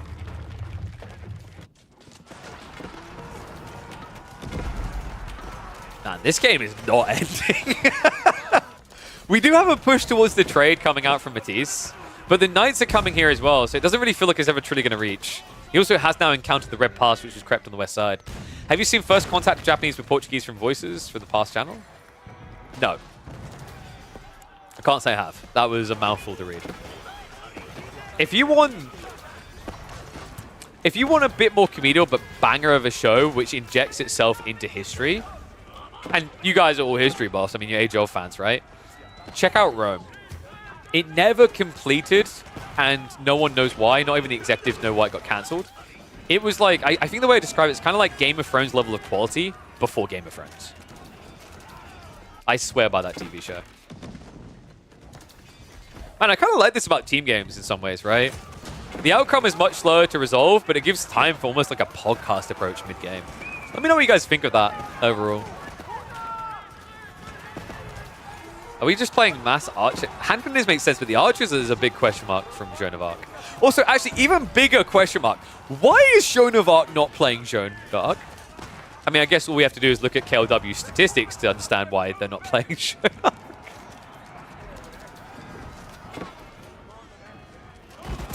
We do have Republicans. What a rare sight from the English. Oh, yes.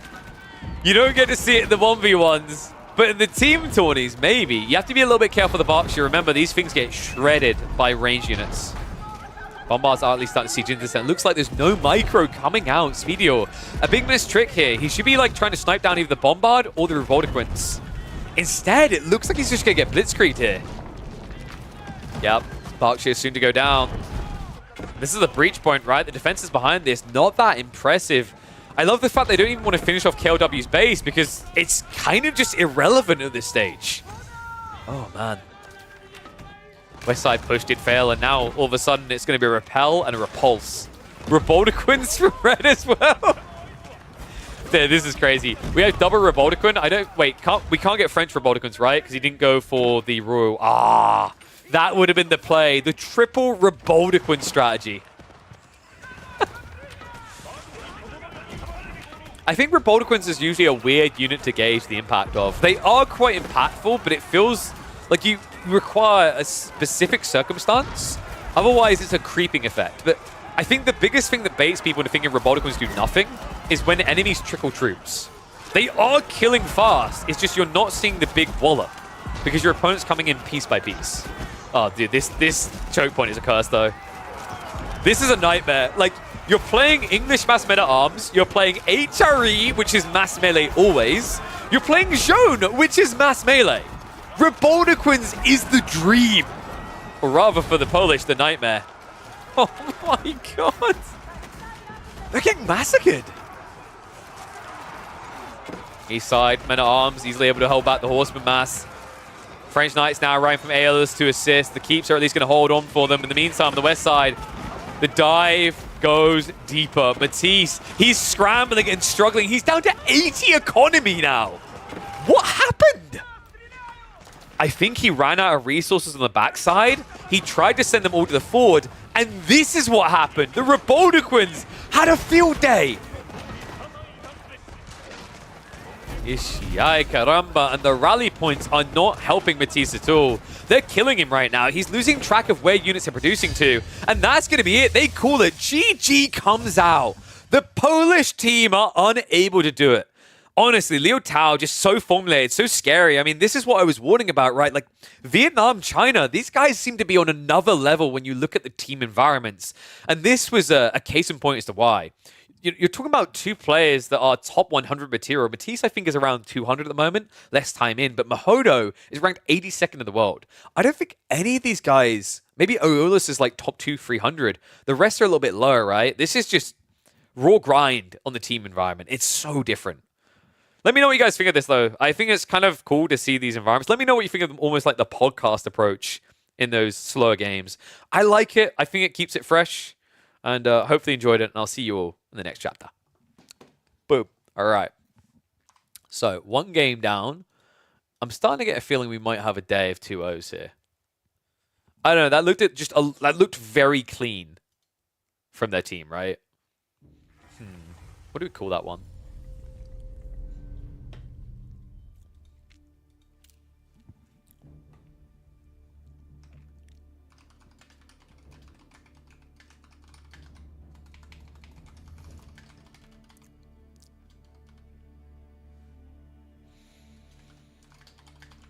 One sec, I'm just naming them.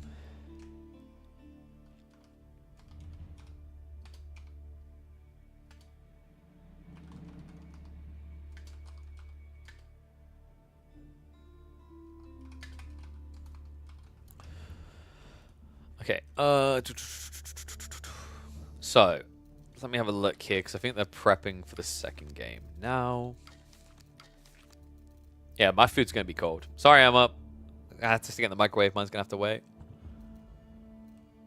We've still got at least one more game. We can't go mid-series. Wait, where's Matisse? He's disappeared.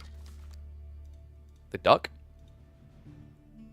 Alright, draft's underway anyway. Let's get ready for that. Let's hop across to that. So, we're either going Dry Arabia or Rocky River. I imagine they're going to choose Dry Arabia as that's their home choice. Let's have a look at the draft. And let me pay out. So that was top team.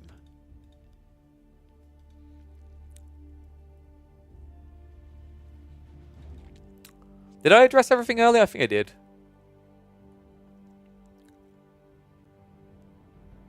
And no, big loops. Network of Citadel does not work for allies, but it's huge for an English push. But yeah, I don't know. Like, I think we can address the whole discussion around budgeting as well. This whole logic of like boycotting Red Bull is dumb. It's so fundamentally flawed. Like, there's no brain thought into it, and I don't like that. The goal is to find a productive way to have Red Bull involved in the scene. That should always be the goal, right? Especially when you consider that. Do I have to bring the receipts? Was it 30k in total? Yeah, I don't know why anyone would. Like, apparently, like, that was getting high. I don't know if that's what someone said. That's what it sounded like. That's what maybe BC said. I'll check the video later. We'll probably react to the video tomorrow, I guess. Or maybe I'll let my food go really cold and react to it today. But, look. So, 30k there. And then was it 10k for qualifiers? Sorry, 20. So, 50k total. 50k that could be reallocated. But, you know what's going to happen? 50k will get allocated. But that's not going to cover LAN. No one in Age of Empires 4 can get the sponsorship money that Red Bull can to then justify a LAN like they do. No one. No one at all. And the marketing... Okay, so here we go. Should we really just, like, drill this in?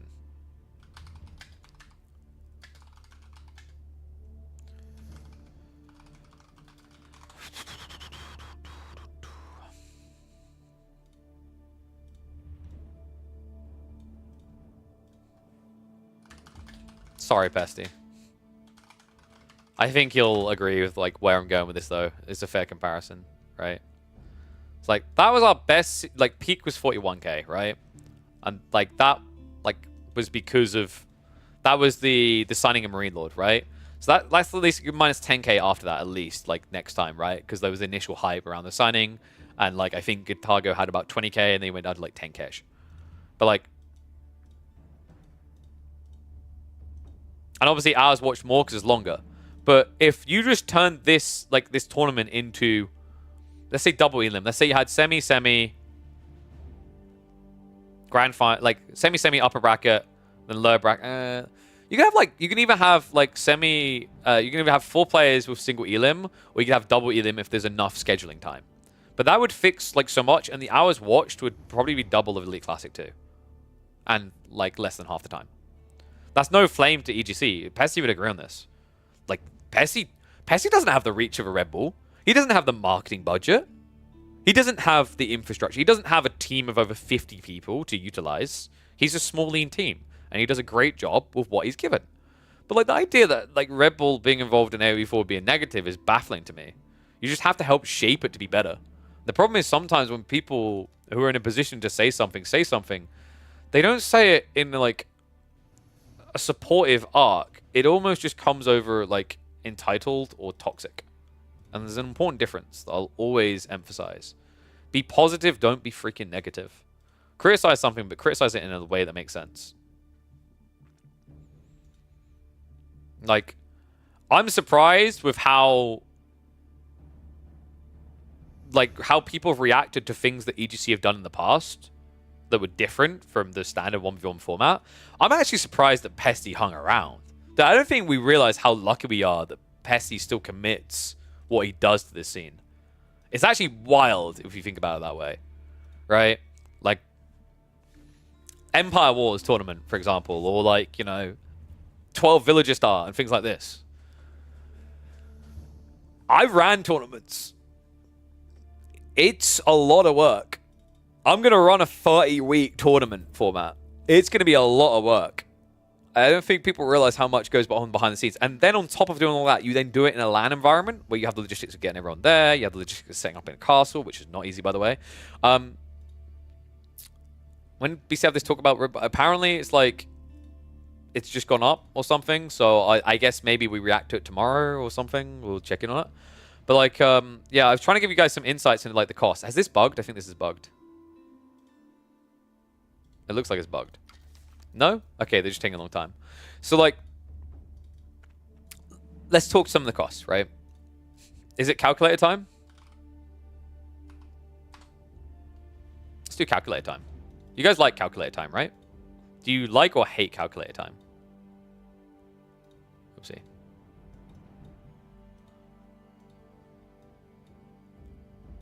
I think my thing is bugged. Yeah, I think it's bugged. I think they've done a like remake.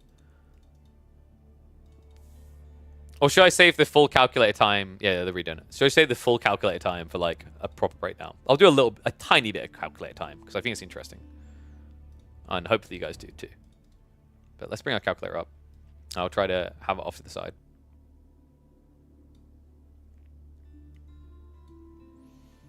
And then we'll do like that. So, a little bit of calculator.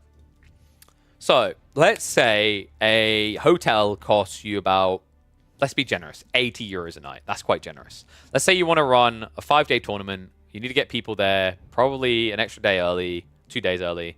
So you're going to spend, like, so you probably need a hotel for 80 euros each. That's 640 for one person for the hotel stuff.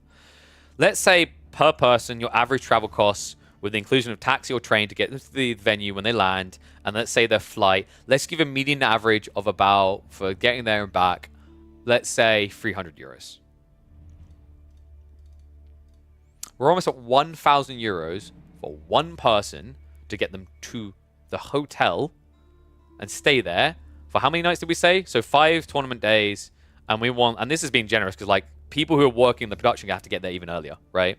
So we're saying 5-day tournament for players getting there, and they are going to be, you know, flying in 2 days early. So you want them to have a bit of time to warm up, right? And they're going to fly out the next day afterwards. So like, actually it might be 7 days hotel, but let's just say 8. Let's just keep it simple. Even if it's 7, it's still a lot. This is just for that. Let's say like for you to provide catering for them each day, because you're going to need to provide catering. Ask Cal what happened when you don't provide catering. You'll understand why you have to provide catering. For 8 days, let's say 7 to be generous. 40 per day, right? So 7 times, it's 40. Let's say, I'm going to be more generous and put it like 7 times 30, right? So that's plus 210. This is your cost of one player to get them house, bedding, travel. Probably going to have to get them to a venue. Let's just assume we've got a venue that is the hotel as well. So 1150 per player. Let's say you just want to invite 8. It's already 9,200 for the base cost of that, right? But then, remember, even on a lean production crew, you're going to have... Let me double check they haven't started the game. I think they're getting rid of the lobby. So on a lean production crew, you're going to have like... Let's say 6 people. If you're small fries and you're doing it in very limited... But that's not realistic, right? Like, Red Bull brought in like 40 plus people, right? Like, you can just kind of assumptionally do this times 40. Right? Or like, not, you know, not this, sorry, 1150 times 40. That's 50k already. And we're just talking about the players and the staff who have to run the event. Then you have to pay and like bring talent in as well. Let's assume it's 1150. Let's say like they're budgeting themselves low. Let's say talent is really rating themselves low, and we'll give them 700 euros. That's rating themselves low for like an S tier LAN, right? 600 euros even. And the 5 production days, you're gonna get half a travel day rehearsal, so you're at 7.5. So there's 9,200, so it'd be 7.5. Like, and by the way, like guys, seriously, like if you're charging 600 euros for like an S tier event, yeah, you are underrating yourself as freelance talent. So that's 4,500, right? And let's times that by, let's say you bring 5 people, so 2 caster pairs a host, 2,250. So we've got 2,250 plus the 9,200. Dude, we aren't even at renting equipment yet. Let's rent a venue. Let's say a venue is generous and it's 2k a day. I'm going to need it for probably like 2 weeks. Or like close. If I'm on lean setup, probably like 11 days. Because you have to set up and whatever afterwards. Like, I'm not even equating for that. Like, these staff costs I'm talking about, they'll have to stay longer and everything else, right? So, where are we at? 45? Yeah, this is all correct so far. It's like, we haven't even got to like the, this is just, and I don't think I even calculate the caster staying there, right, with the 4,500, did I? I'm losing track now. We had the 8. Yeah, we never done the caster staying there. So let's say the casters need this 1150 as well, right? Because you pay for the hotel, right? So casters are 1150 times 5 as well, right? Yeah, so Add that to the 3170. There's probably an easier way to use the calculator to do this. We're already at 40k almost. Right? And I'm being lean. So, did we even calculate the... No, with this, we didn't even, like, it's baffling to me that I even have to double check because I should know, but it's like, that's how it feels absurd. We haven't even calculated, like, getting all of the staff there, have we? Right? Sorry, no, we did. We done the... Was it 6? I think I done a lean staff of 6. No, 8, 5... No, we didn't even do the staff. So the staff is going to have to be paid... Let's give them, like, a medium rate of, like, let's pay them 400 euros a day. It's pretty low. Like, I think... Depends on the roles, but let's average it. 6 staff members at 400 euros a day. So, and they're going to have to be there, let's say 10 days, because you want to get them there earlier, right? So, that's 4,000 each. And I said 6, right? So, 4,000 times 6. It's another 24k. And remember, they're going to need bed as well. Right, so that's gonna be that 1150. That should be more than that, right? Let's round up to like 1,400 times 6. Right, so we need to put that into the 24,000. Then we need to do another 37,450. We're freaking 70,000. And Red Bull got given 50k by Microsoft. Do you think this is like? Do you guys want to challenge the logic that, like, if Red Bull doesn't exist, we're getting something comparative with what remains? Because we're not. Not even close. Because I haven't started to get into the real nitty-gritty stuff. Do you guys know how much it costs to rent a broadcast, like a proper, like, broadcast truck, which you need for these type of events, by the way? Like, when you see someone run in a stadium, they'll have ops inside, but they'll actually have a truck that they rent that is the type that TV shows use, right? Like BBC use, all these different players use. Those things are, like... If you get a good deal, you're probably looking at... My understanding is, like, it's 30k a day. Up to 50k a day. Right? And you need it for 5 broadcast days. You're going to need to rent it for 6, though, to prep. So, let's put it on the lower end. Well, shit. We haven't even put a price on renting the venue yet.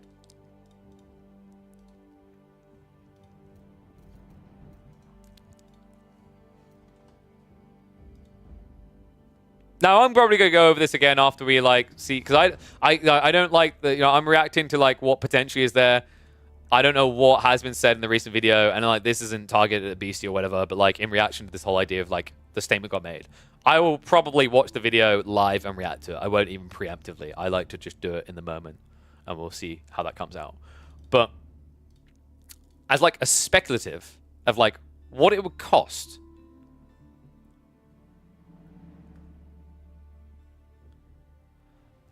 Now, there are environments where you can deal with this 180 cost and get it lower.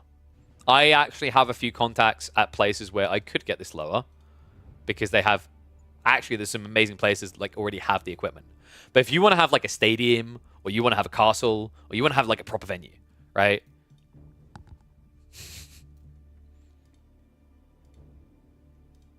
Wild, right? Like I'm just letting that number sit there so people can process it because it is wild to look at, right? Like your jaw kind of drops when you start to wake up to what an event costs. Like I'm sure a lot of you aren't like naive on this. You imagine it costs a lot, right? But like there's still so much I haven't actually gone over in terms of details of things you'd have to pay for, right? And we said this was like a lean setup. If you want to do it in like a stadium. But like, let's be totally real. Like I said, you're not going to do it in like a stadium, whatever, with 6 people. Like this thing of here, not this thing here, where was it? This one here, like this one and this one, is going to be more like 30 people, right? So 30 people, like instead of it being 6 people times 5,400, it's more like 30. And lands do matter, by the way. Some people are going to try to tell you lands don't matter. They bloody do.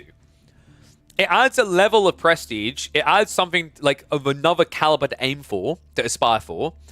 It builds a lot more hype around the scene, and marketing is better for it. Like, there's so much to it.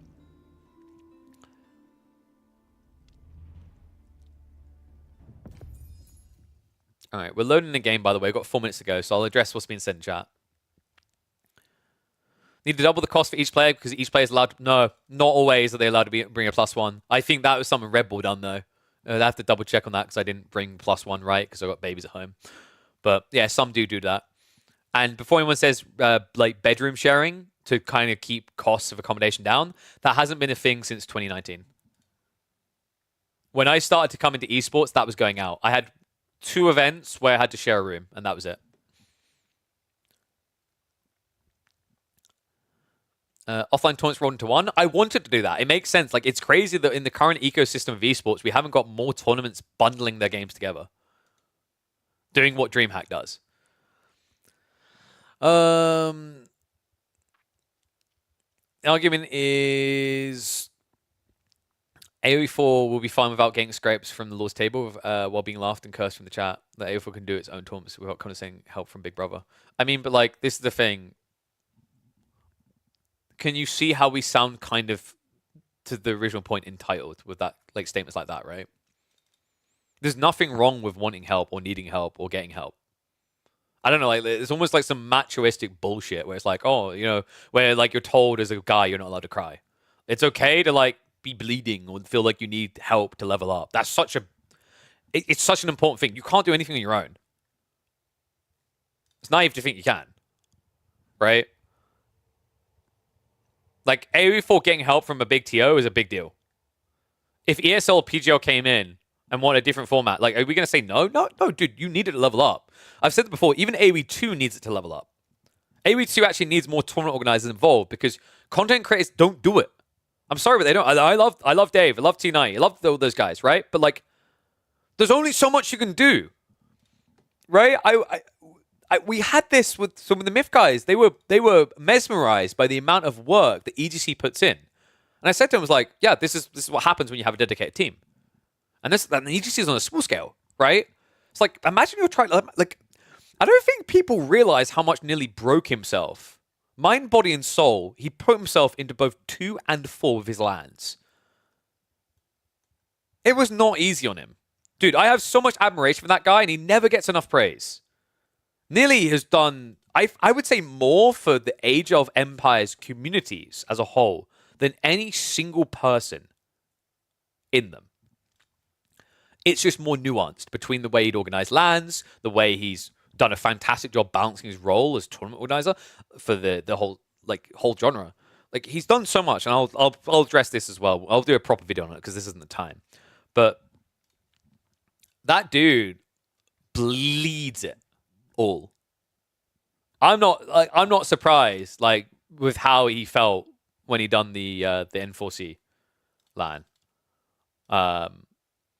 Like, the way that, you know, at the end of the broadcast, like, I feel for him because that guy, holy shit, no one can ever accuse Nilly of not caring about Age of Empires. He cares more than anyone I know, and he shoot that.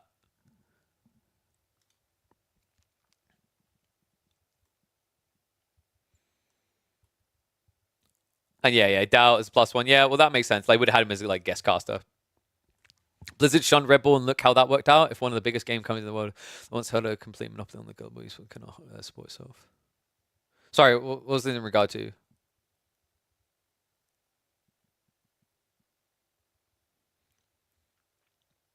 Because, like, I think I think Red Bull not being involved in like Blizzard's ecosystem made them worse off, not better off.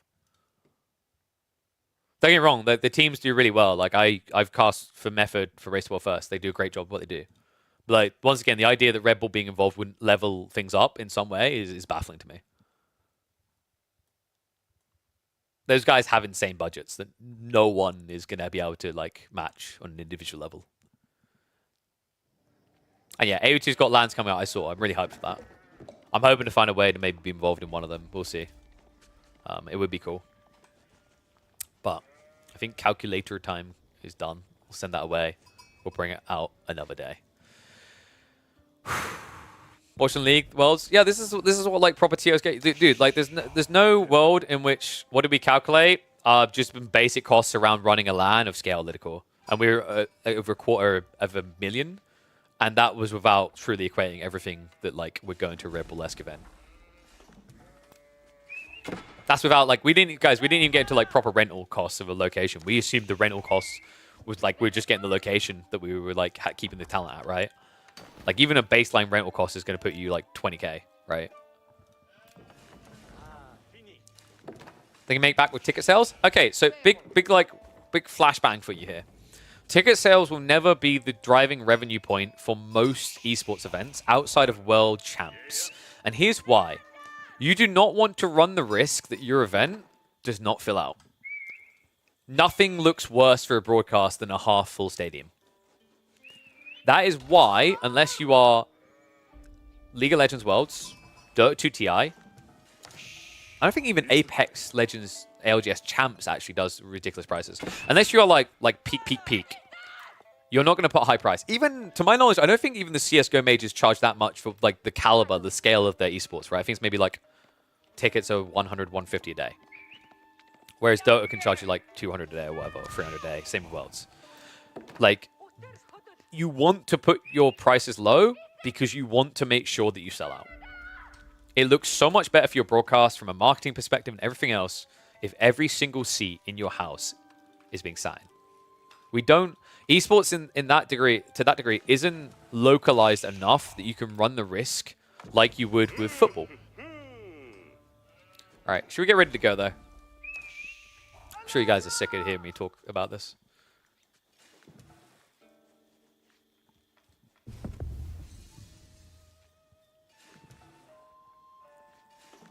All right. Game number 2 of this upper bracket series in the $1,000 4v4 tournament. Words. Ha. Dude, I got this really weird thing in my nose at the moment. I'm smelling chemicals all the time. Am I dying? All right, anyway. Let's get to it. Game number 2 of this upper bracket series between the Chinese stack and the Polish stack. And the Chinese stack, so far, are looking ridiculous. It's funny as well, because I mentioned earlier on that they don't cover H3 that highly. Apparently, they're here to teach a few things. Game 1 did not go that well for the Poles. Let's see if they can make up for it the second, considering this time around, they've got the Japanese and they've also got Mongols. Potential for a triple cav setup here. Other side of it, more likely double cav, and we've got a bit of greed. Liu Tao decided to go for both the HRE and the English. If you guys are wondering, by the way, what the hell are these guys up to? Why are they playing? What's this tournament? Didn't hear anything about this. $1,000 on the line. Clear Man came together with the Vietnamese community to pull together $1,000 to run another tournament. You guys might remember Clearman as the guy who organized the free-for-all tournament from about 2 months ago, I believe it was. We actually cast a bunch of those games here officially on this channel. So really cool to see that back. Team formats are always a bit tricky. It's kind of intriguing, though. So far, I think they've definitely delivered. We've had some entertaining games, and I'm sure we're going to have more as well.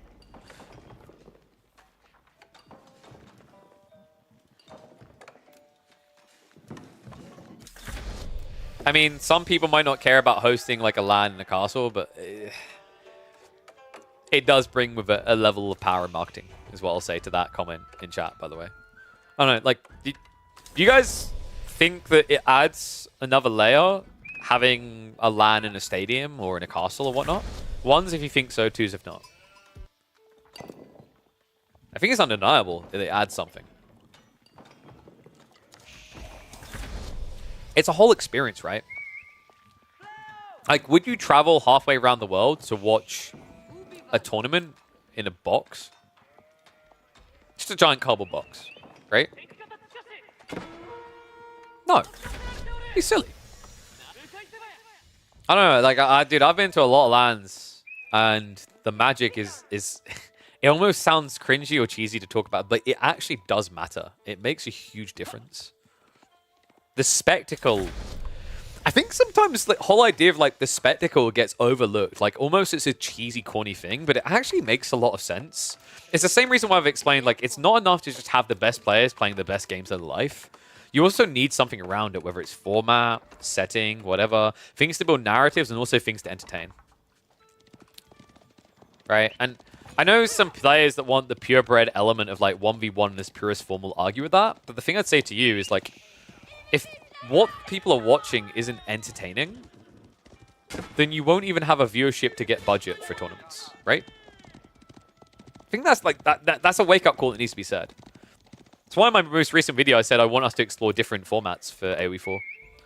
See if there's something out there. Like, I might be wrong, and this might be the best format, and great, we'll come back to it. I don't think there's any harm in doing different formats, right? Just like we've got a team tournament here in a game that's dominated by 1v1 tournaments. Is that a bad thing? I don't think so. It allows us to check in and go, huh, are team tournaments better than 1v1s now? Or do they just suck? Right? And this whole assumption, like, because it sucked before, it will suck again, doesn't make sense to me. It never does. Times change, opinions change, and games change. And actually, funnily enough, that's what makes games so great compared to traditional sports. Traditional sports don't change. Esports do. Well, let's see if the strategy's going to change up here. Because we have got full Age 2 still on everyone's side, except we do see Mahodo on the Japanese heading up. Mahodo, by the way, reminder, is the highest ranked player on the Polish squad, not Matisse. In fact, let me double check. Unless, because I checked 2 days ago and Matisse was lower ranked. 124th. Yeah, so Mahodo is still a higher rank than Matisse. Might be a surprise to a lot of people because Matisse, at least at the start of the year, was consistently posting towards the top 100. And actually, it points in the top 50. But Mahodo seems to be eclipsing him at the moment. I'm actually curious about Speedio. Wait, I actually just noticed the sport. Oh my god. Let me start a prediction. And I'm just going to put Vietnam and Poland. And you guys can remember it yourself because these spawns are kind of messy. This is something that happens a lot in Dry Arabia. Dry Arabia is almost just a free-for-all map with its spawns, right? Sometimes it's a bit incoherent. Sometimes the players actually are staggered. But in this situation, they have been perfectly split between each other. So you've got neighbors on both sides. You've got the HRE neighboring up against the French, which can actually be a nightmare for a greedy, fast castle HRE build. In fact, he's going to have to start adding in mass spears just to defend. He's already got a few coming through. And on the other side, we've got Mongols matching up against the English. This is a nightmare for the Mongols. Everything's a bit too close, right? Like a longbow rush could do severe damage, but KLW instead looks like he's going for maybe a semi-fast castle build.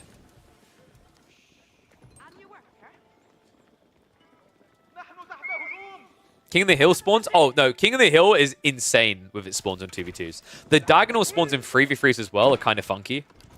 Because sometimes you get like a giant opening in the center, and both the side players just wall themselves in, and they're like, dog, this is your problem. Oh, wait, you're right. These guys are together. I'm an idiot. You're right. They are together. It's... See, I'm getting confused now. Did I just... I did, like a monkey. I'm a brain-dead monkey. Sorry, it is East versus West split. I'm an idiot. I'm having one of those days. Red versus orange, then. Ooh. That's actually really rough. Look what's happening right now.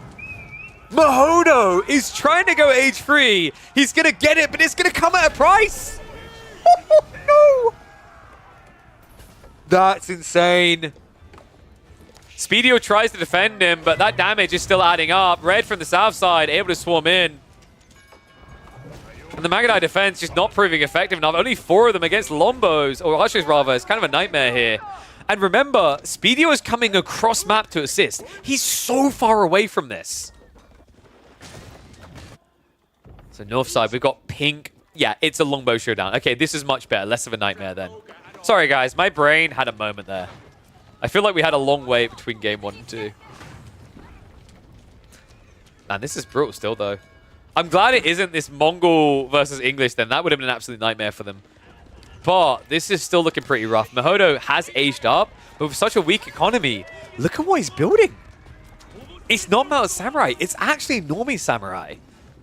Yeah, this leaves you substantially weaker, actually. Not favoring the position that Mahodo's in right now.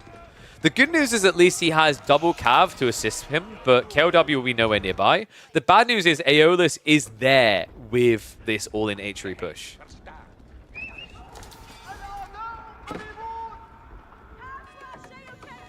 Now it looks like we've got a raid on the north side. KLW not being left alone. This is the power of Iabids. It's crazy, actually. I think Iabids are better in team games than 1v1s. Don't know if that's controversial, but this Mass Desert Raider strategy is just incredibly oppressive. It's probably because of the animation cancelling. And before anyone tries to like moan about Joan of Arc using that, guys, like, it's such a hard thing to not do, is what I want to say. Because, like, at what point is it considered an animation cancel? Like, you know, do I have to count the seconds? It's really awkward from that perspective. It just needs to be fixed by the devs. Night Clash coming in. Looks like the Samurai are going to be able to hold this. However, the Rams, if they take out this, is huge. The Yorishiros, remember, they don't come in that often, so losing the racks like this is a big deal. And the Archer's nearby, he can't pull villages, so unable to protect it. More villages going down. Mahodo about to be under 30 villages. And Speedior is also alongside him. There was an absolute massacre at home. The Desert Raiders with the dive in have done some severe damage. Oh, man. And this is the ugliness of it, right? It's like there's no counter pressure really coming through. Looks like Diver's Zealot did suffer a little bit at some point on his economy, but not enough.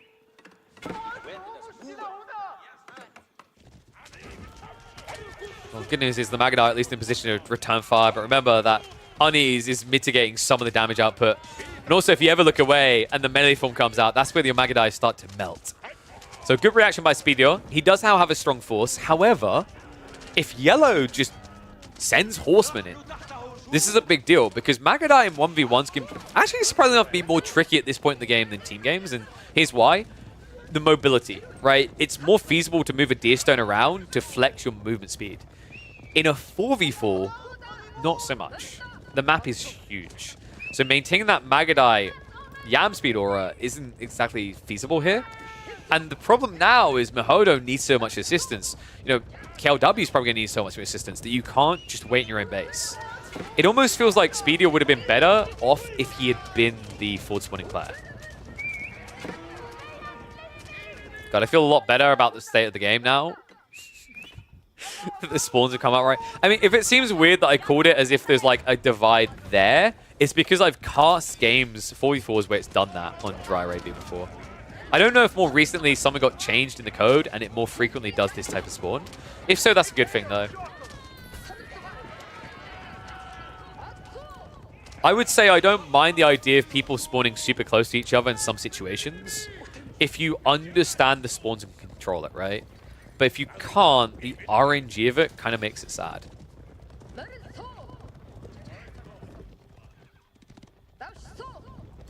All right, one's if you think the Chinese squad are winning this. Two's if you think the Poles have got it.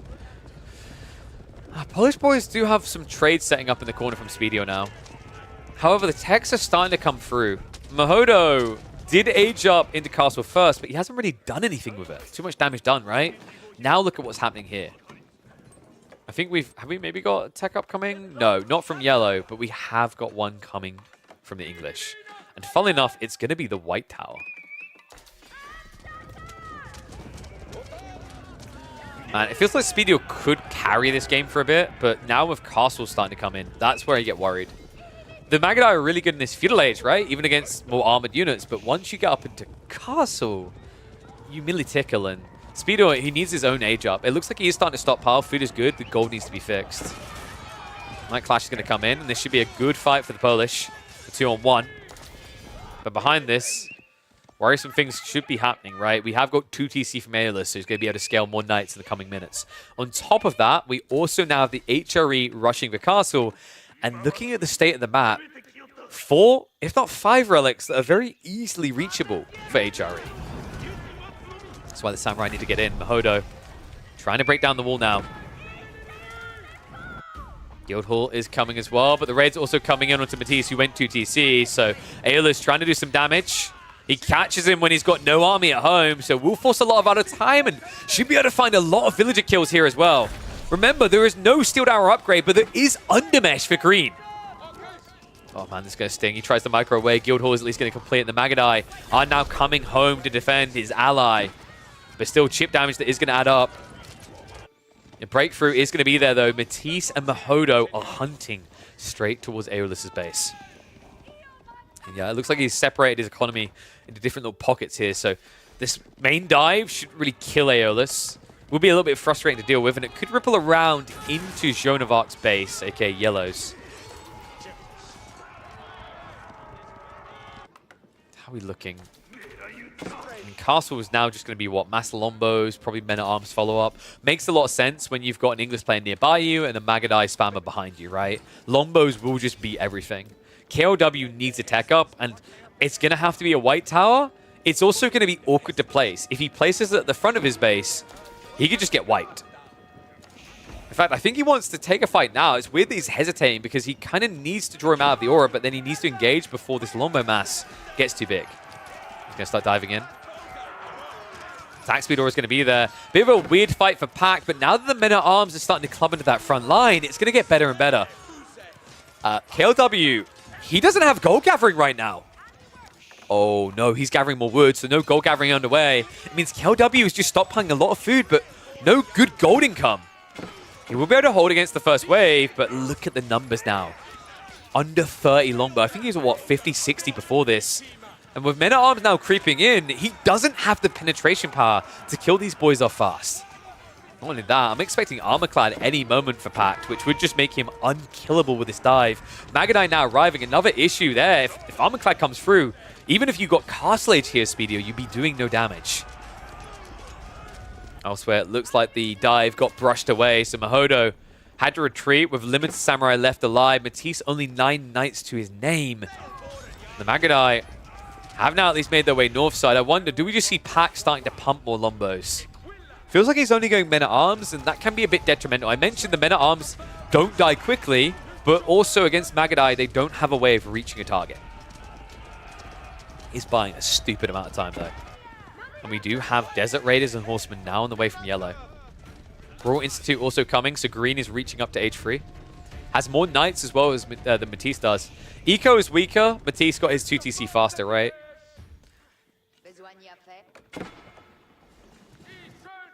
This game is still really close from the two sides, though. No one has struck a decisive blow. I think the Vietnamese guys have chipped more damage away, right? Mahodo's castle timing got absolutely ruined. The English player got kind of hard stuck, and now he's being greedy with the King's Pass. I don't mind this. I think in KLW's position, you could go for the White Tower, and that would be the equivalent of like stepping in the ring against Rocky when you've never hit a punching bag in your life. Going King's Palace is kind of like going for the punching bag, right? You know, as long as Rocky doesn't come in the gym and mug you, you will eventually train up to the point where you can be in the ring with him. The problem is Rocky ain't waiting around, okay? He's been waiting for this fight for 5 weeks. It's time to box. He dives in. King's Pass gets found. Villagers have to rush this up. He can't afford to stop. He's got to lose a few villagers to stay alive here. KLW will get the King's Palace up, but it comes at a high price. About 5 or 6 villagers going down the build-up are more likely to dive, or die rather, to the increased dive. Veterancy has been queued up in the council hall, so we will eventually have somewhat of a buffer against this, but the Magadai can't assist anymore because the dive is coming in. Green and yellow head into the base of Speedior. He can't unpack the Kurotai. No heal, no damage buff. It means no damage against the Knights. The Horsemen stick to the target, and the Magadai have to shift away. He hasn't even got the Yam anymore, so unable to move quicker. Has at least got the extra range, but this is starting to whittle him down. Speedior in trouble. His economy now also likely to get raided by the follow-up here. Looks like we've got Onimusha now from Mahodo. I'd like this as a play into the Knights, right? Makes a lot of sense. Men-at-arms as well. So what you're seeing right now from the Polish is a reaction to speed. They know they need to be dynamic across the map. The big mistake they made is Mahodo having to go for Samurai meant he had no mobility. But now he's going to have bigger problems coming in his own base. The Samurai left to defend are going to get intercepted by mass crossbows. And this is an undefendable base right now. You can't trickle Onimusha into mass crossbows like this. Is death. All they can hope to do is reset the north side. Teal still doing a good job of bogging down the mass range forces. And behind this, we now have Red going for age 4.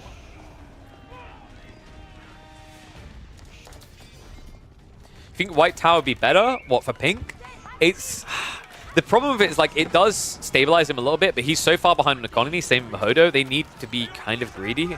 It sounds really dumb, but, like, if you don't, you're just going to see your opponents just out-tech. Because if they see a White Tower, they'll be like, okay, he has no scalability.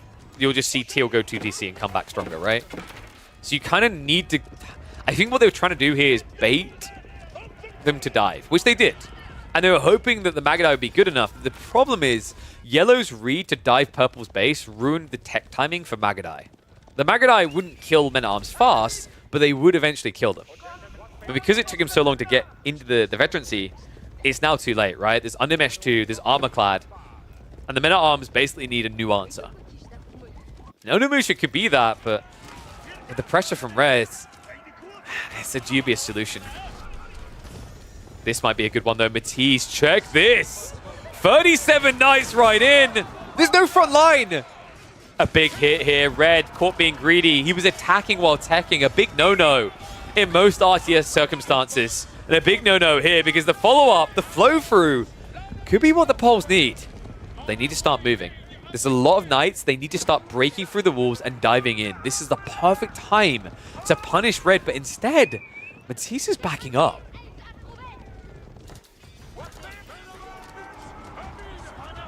And Arms once again diving in. Magadai at least being kept here. I'm wondering, Elite, I feel like Liu Tao are just playing for an eco game now, right? Reeks of it.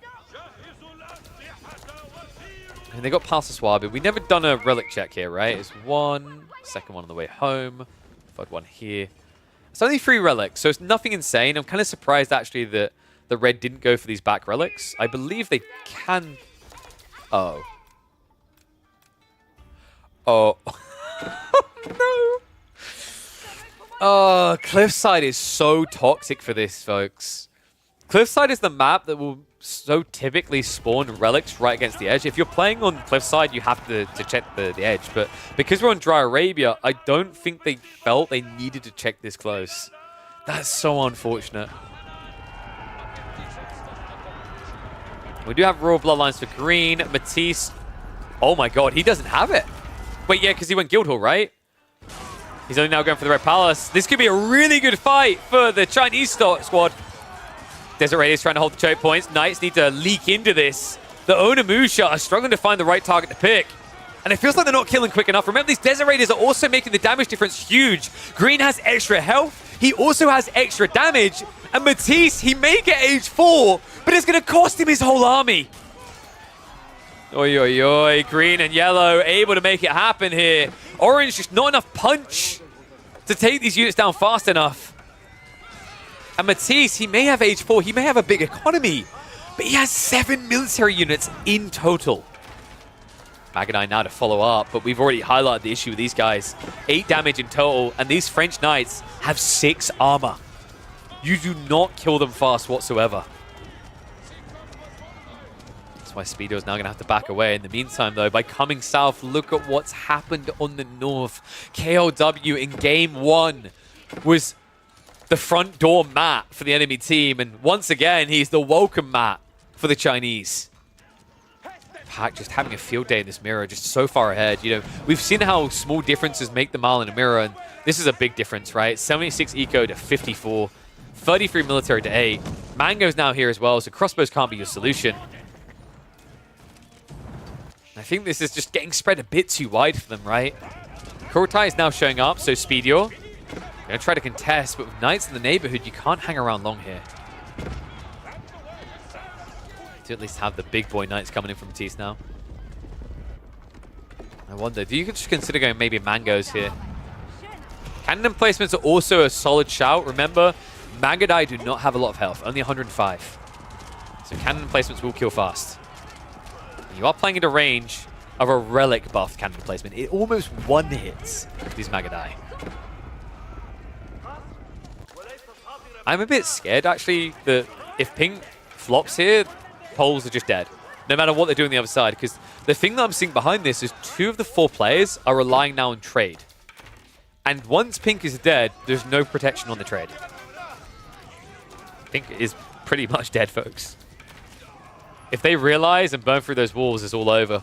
In the meantime, Purple also in trouble. Speedio having to be expedient in his approach of removing a chunk of his economy for the front line as the Desert Raiders have once again shown up here to intercept reinforcing Magadai.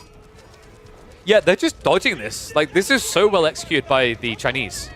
What Liu Tao are doing is they're avoiding Purple's main army. Wherever the Kurotai goes, wherever the Magadai go, they go elsewhere.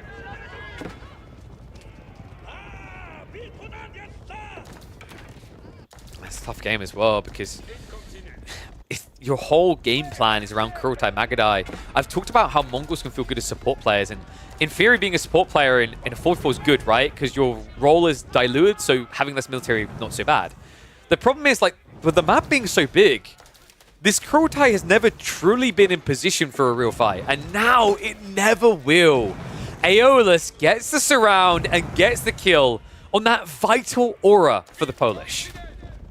I mean, I say it's vital. It would be if they could find a single fight where it could be staked in, where it could actually stand and matter. But that's never really happened here, and I don't think it's ever going to. Green, second player to now move up into Imperial Age for the Chinese. And with so many more knights, right? Matisse down to 21. Meanwhile, Aeolus up at 41 knights that are about to be elited. Pink. I think the less we say about Pink, the better. I feel bad for KLW because it looks like, you know, he's just letting the team down, but he kind of just got sold out in a way, right? Pat got that fast castle first, and then Magadai can't help you, right? So you're just kind of behind. And as we mentioned, in that kind of mirrored situation, just being slightly behind is a mile long. I think also, like, key to the success on the north side here was yellow. What I really like from Liu Tao is how they divided the map into a 2v2 and a 2v2. And what they kept doing is their timings were so good that they forced their opponents to divest from a 2v2 into a 3v2. And although the Polish were winning those 3v2s, it was then coming at a cost elsewhere. So what they've done really well here is they Benny Hills the map. And what it all came down to was that initial dive onto Mahodo. Mahodo lost way too much at the start of his castle age and became a liability.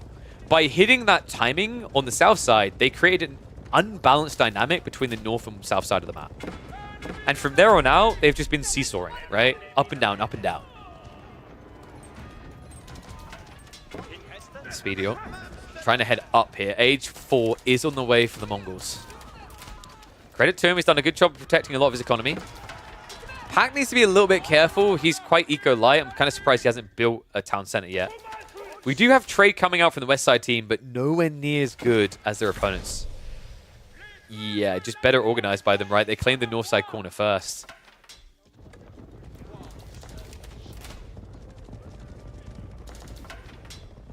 I think genuinely what's kind of missing here from the Chinese is, do they even know that trade is happening? Because the more I'm watching this, the more it kind of feels like they don't. Right, it's like anyone in chat getting that? One's if you're kind of feeling that as well.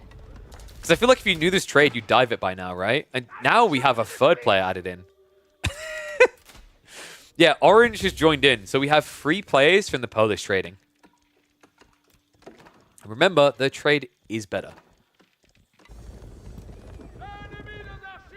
Bakshi is on the way. Maybe this is a staging point they need. It just feels like they're very tunnel visioned on the idea of getting rid of Pink now. And although in a perfectly fleshed out situation where we're all trying to pop, being missing a player is bad, right? If we're not at that point, being missing a player isn't that terrible if it means 3 other players can get bigger.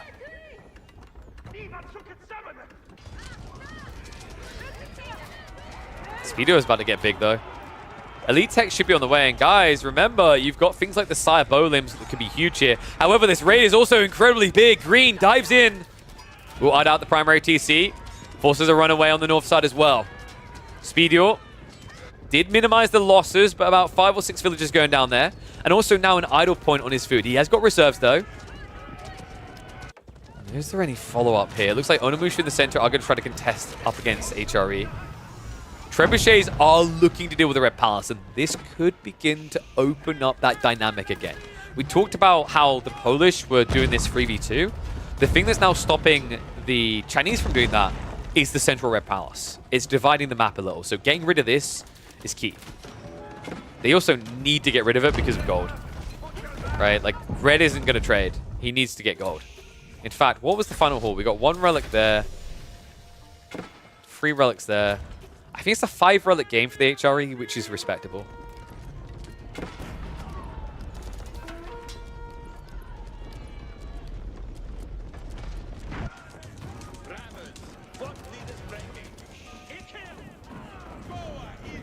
KLW somehow... Dude, I don't know how he's still alive. I'm going to be real with you. I don't know how he still has 75 villages. Be honest, guys. How many of you would have just been dead at this point in the game with this much pressure? I'll admit it. I'd be flatlining. I'd be flattened like a pancake. But somehow, we are 30 minutes in the game. He's the only player not to reach Imperial. And somehow, he still has a semblance of relevance in this game. I think a lot of that is the King's Palace, by the way.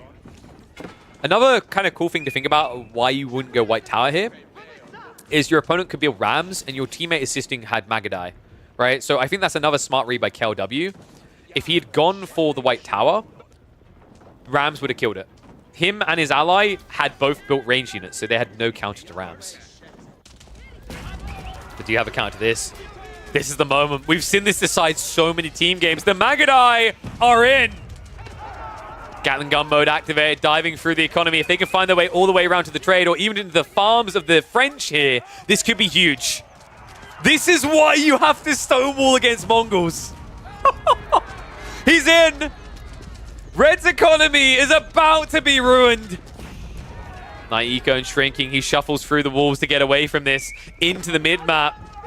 Magadai split is good, though. Two groups now being microed by Speedior. He's massacring the villagers. They try to head for the Red Palace. About 10 more go down. Red now down to 86 economy. And he darts across to the other base, to the French base, and says, now it's your turn. He's about to find more as well. The TC on the west side that was hiding a big farm cluster also going to be scouted out here. No reaction straight away from Aeolus. These Magadai hit for 14 damage. Make it now a sweet 16.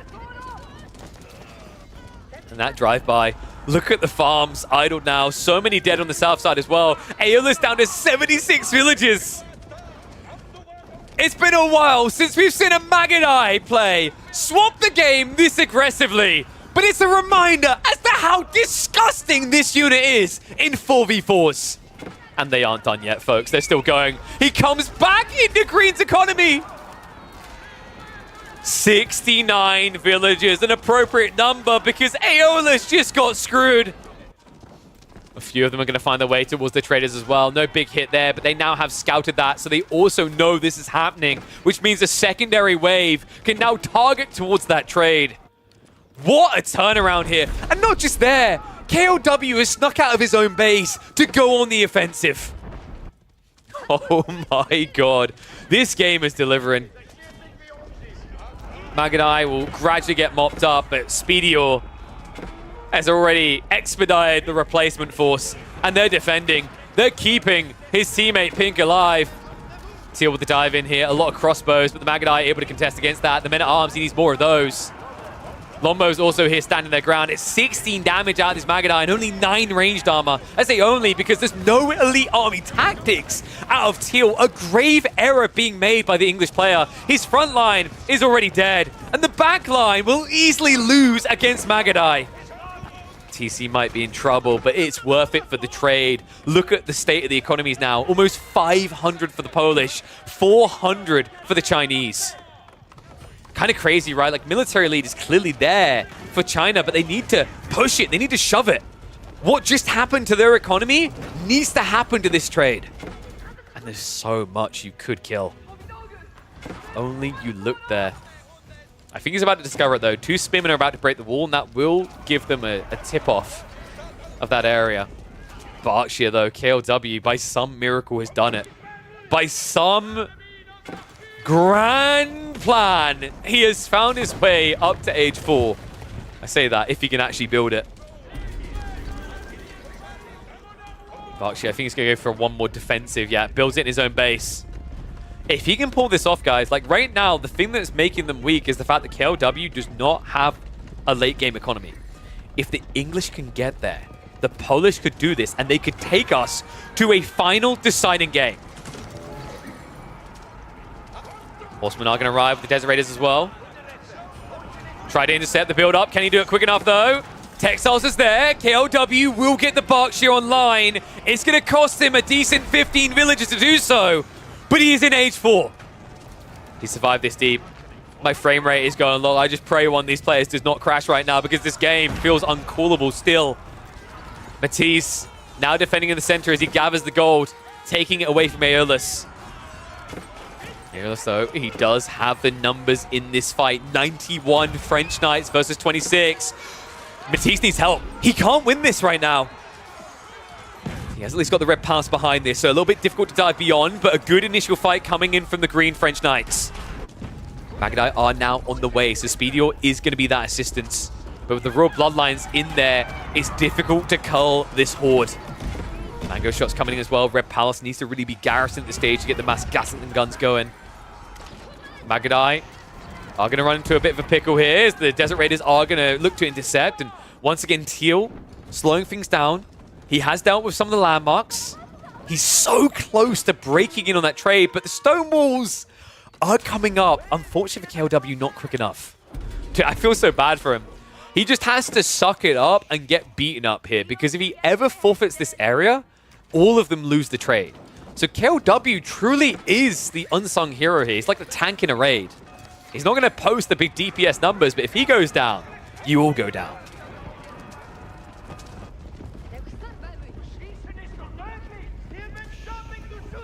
All right, call it now, guys, because this is getting crazy. Ones, if you think China has it. Twos, if you think the Polish are going to win. Because this... it's crazy the way they're holding on in this game. Speedio, you can see he wants to go for another dive, but he can't rush this moment. However, he does now have 82 Magadai. This is the point where peeling 30 and going could be good, but he needs someone to break those walls for him. Otherwise, he's going to need 1,250 shots to break in. Just want you guys to process how Magadai are going to be sick and insane in Season 9, because they'll get the siege damage from this area, right? Which means it would only take Magadai 400 hits to break through a wall. Which still sounds insane, but it's really not in the grand scheme of things, especially with their attack speed.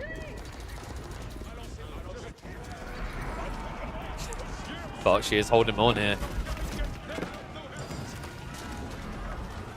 Yeah, this is not breaking him. This might, though. Spearman has revealed trade is going on. I think you just need to send 10 men-at-arms up there. I think also Pat can afford to do that. This dive underneath the Berkshire is not the easy way of winning this game. Yeah, but it's hard to track things. Like, when you get this late in the game, right? Like, everything just feels unraveled. It's kind of that classic, we saw it in 1v1s as well, where when you get 50 minutes in the game, you're going to see a lot of suboptimal things, because how often do you end up 50 minutes in the game? Unless you're an Englishman.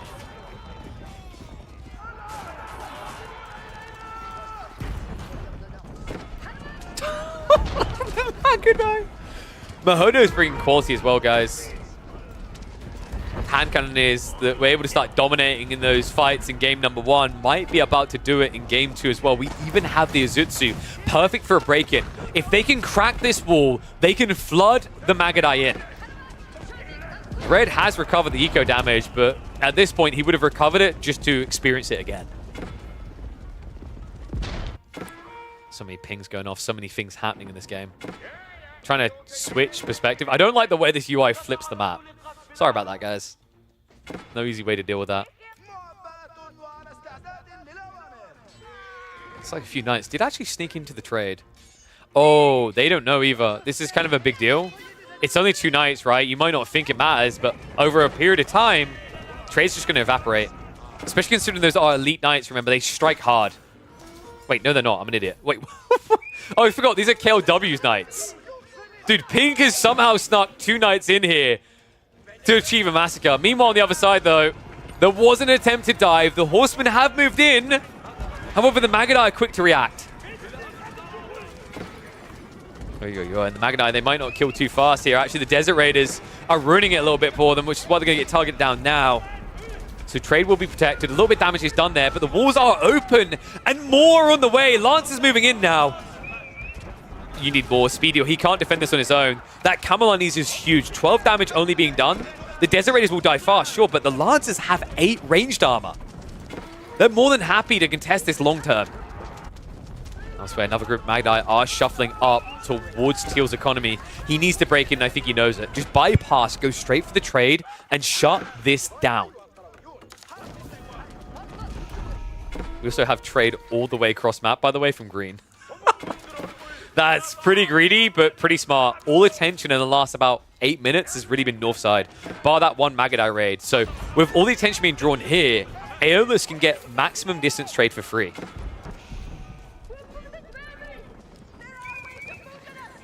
Is it me?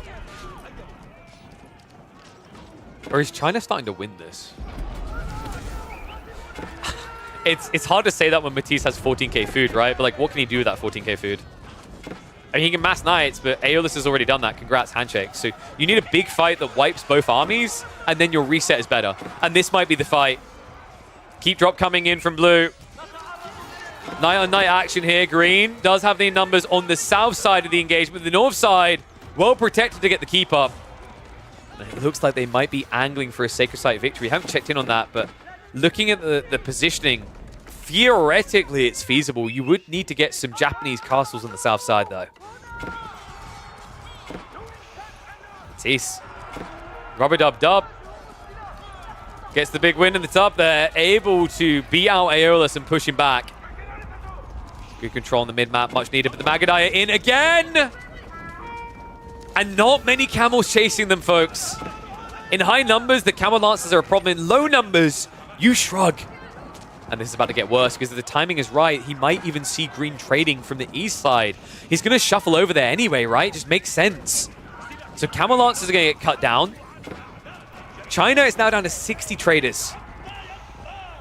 And by China, I mean Team China. Probably emphasize that. This game is insane. Magadai really are carrying this one.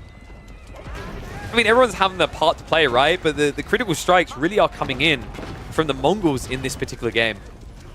Everyone else has to do their part, has to survive, has to hold. But it feels like the Magadai are the ones that are doing damage in return, time and time again. And by some miracle, helping their teammates to hold on. However, I think that comes to an end now. KLW has been decimated. 37 villages left. 5 military units. He'd need to mass TCs to get back in this. And even then, he'd need to be slung resources. Maybe a certain guy with 11,000 food could do so. Horseman Artley is now going to be there to mirror the Magadai, so we'll eventually clear that up. I think Matisse needs to send it. He seems to be way too content to now sit in the middle. They need a breakthrough. And this is now going to get impossible. This is the thing, the camels. I think this is like at a zoomed out perspective, the thing that makes it so difficult for the east side team to win. They're playing Magadai, they're playing Knights. But the enemy team has an Ibid player. And considering the meta is Cav, that's why Abbasis and Ibids are so OP. Because camels counter that meta. As long as there is one Lancer in these engagements, Matisse cannot fight. It's kind of wild. I don't know. I think Camelonese is balanced in 1v1s, but it just doesn't feel balanced in team games. Because the issue you have is the maps are too big to play infantry.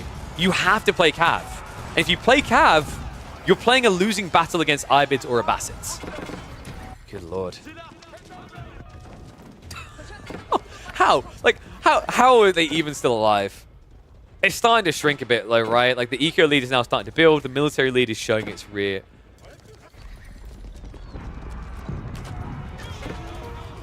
And yes, Ibid infantry provide armor to allies cavalry. I think they do. I'd have to double check, but I think that one works. We can find out if he marches north. Sorry, I'm just trying not to drag too much because it lags a bit.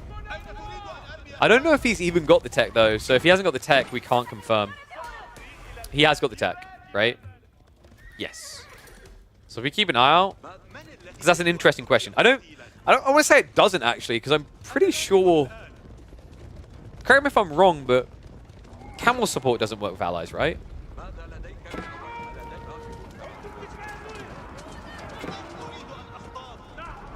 Yeah, I know it's infantry for Cav, so that's what I'm waiting for. I'm waiting for him to go near the men-at-arms. But I'm pretty sure camel support doesn't work for allies. It's been a while since I've watched Abbasids get to that stage. Well, we were going to find out, but then someone had to rudely interrupt.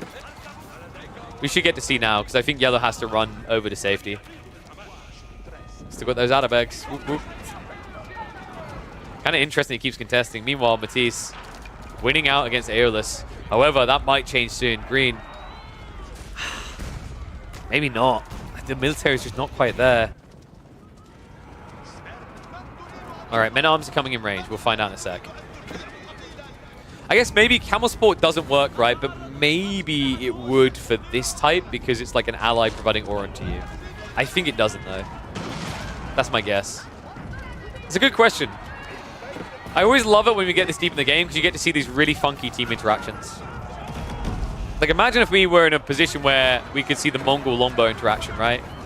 Oh my god, Mongols plus the Wingard Rangers. That would have been monstrous. Back at that cannon placements, though. Able to hold on here. And looks like, I think Teal is getting ready to go after the trade. Meantime, Matisse trying to dive in, but the choke point is holding here. Green should have the reinforcements to hold on to this piece of the wall. And that's important. They can't afford a raid to the backside right now. Not when they're gaining ground, gaining momentum on this north side. And there you go. Confirmation in. No aura coming out. So it has to be Yellow's own infantry for him to get the +3/+3. Lombo's not really feeling that impressive when you're up against Mass Magadai without the aura. Teal may have overextended here. Staggered formation is good just to dodge out the mango shots. Speedio needs to hold this threshold. He can't allow them to dive any deeper. Keep looking like it's about to go down. In the meantime, Matisse starting to get past that choke point here. Cannons are actually doing a lot of work, by the way, guys. Pretty much your snipers in these engagements, when you have limited amounts of DPS due to the melees blocking each other, the cannons really are the difference here. 5 sound-off cylinder coming out from the cannon mass. And Aeolus starting to struggle to hold on here. Matisse may have done it. He may have cracked the egg. That leaking could be huge. He could target down 2 players here. Meantime, Red going for a counter-offensive. Orange is ready to rebuttal. North side, Speedio is holding them just on the verge of reaching the trade here. Castle's down, though, and that might now allow a small group of men-at-arms to hit that decisive blow. 270 to 411 eco, then the trade as well. It doesn't make up the difference anymore. The Magadai have been trying their utmost to carry this, but the trade, I don't think it's going to be able to carry it much longer. Food's going to become a bigger problem for a lot of these players than gold. Lombos should start to be culled through here. The Mangonels are still doing a lot of work, though, and Speedio can't go to assist. It's all on Matisse to carry this game through. Can you do, though? Trade is at least still looking really good for Green as well. Needs it. His gold mass isn't there, remember. He's being blocked out the gold lines, and that's where this could start to fail for him. They can start to struggle. But Matisse, a little bit hesitant when he sees the hand cannoneer army, and for good reason. Just like the cannons were winning him that night fight, the hand cannoneers will win it for the West Side team. Not just because it's 2-on-1, but because your effective firepower in the engagements will be substantially higher. Right? You just line the knights against the knights, and then the hand cannoneers win. Dude, I wanted the game free so badly. I don't know. This is kind of starting to feel a bit done, though. I think Mahodo has been locking in Red. So for anyone asking what the hell is Japan doing, what has Red been doing, right? They've been at each other non-stop with mass hand cannoneers. So they've pretty much been locked out of the north side engagements. And then blue and green have been mirroring each other. So then it's just left this really weird situation north side where the fact that KLW is pretty much dead has made it impossible for them to hold. I think this is it. Trade's been reached. They're about to go from hero to zero. Lancers, Desert Raiders, all over the place. KLW, with half of his remaining economy, tries to get up a Savior Keep. He will be denied. And the Polish will be denied the honor of a third game here. The Chinese stack, Liu Tao A, going for an A+ marking on their summary at endgame.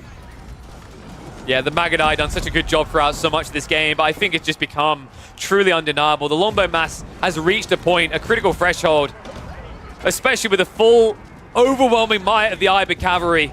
There's no holding it anymore. The cannon placements might be the one savior for his own base, but that does nothing for the trade.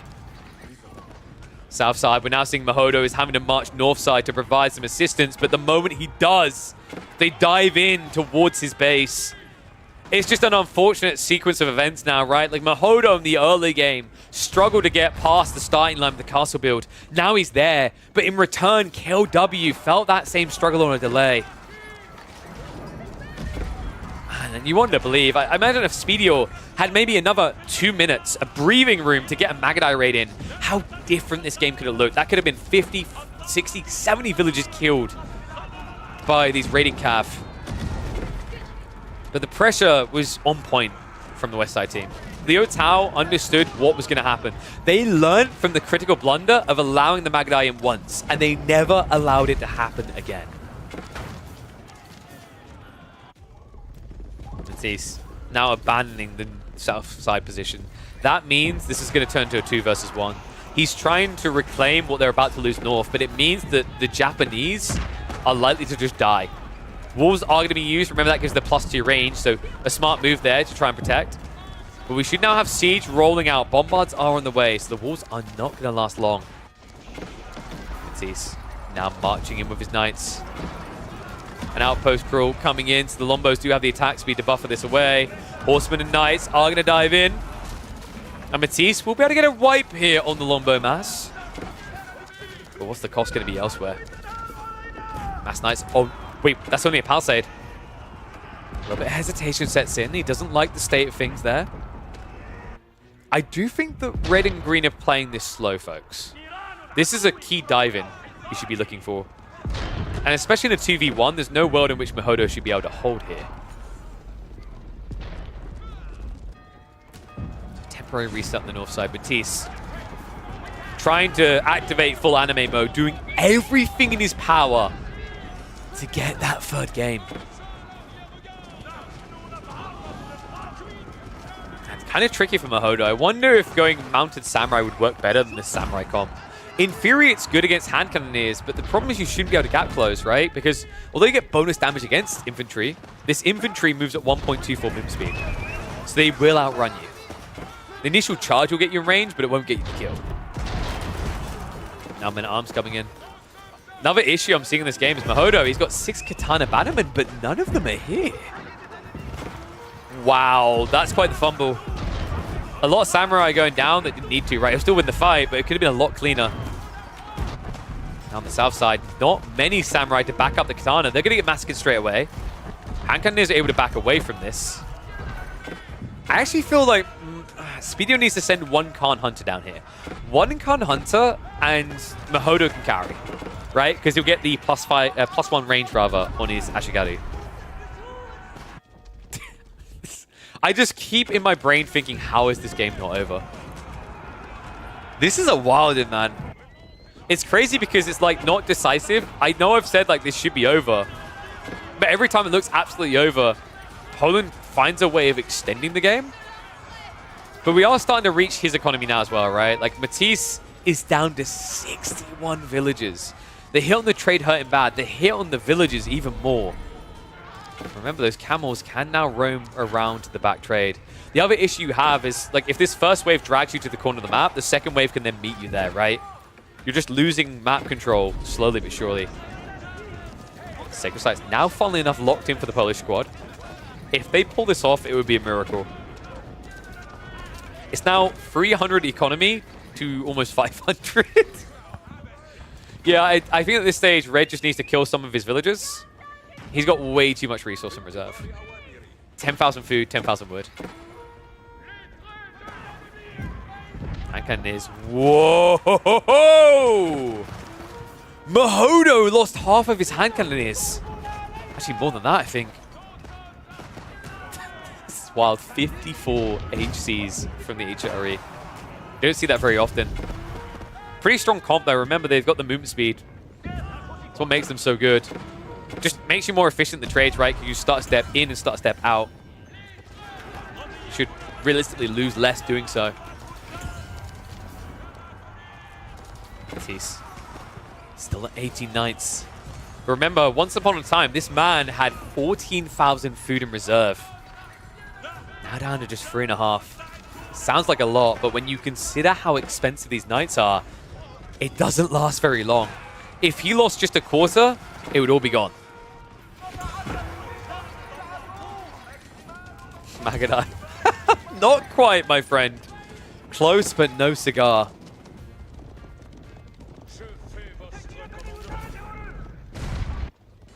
Surely, this This is the moment, right? It's for Baldiquins as well.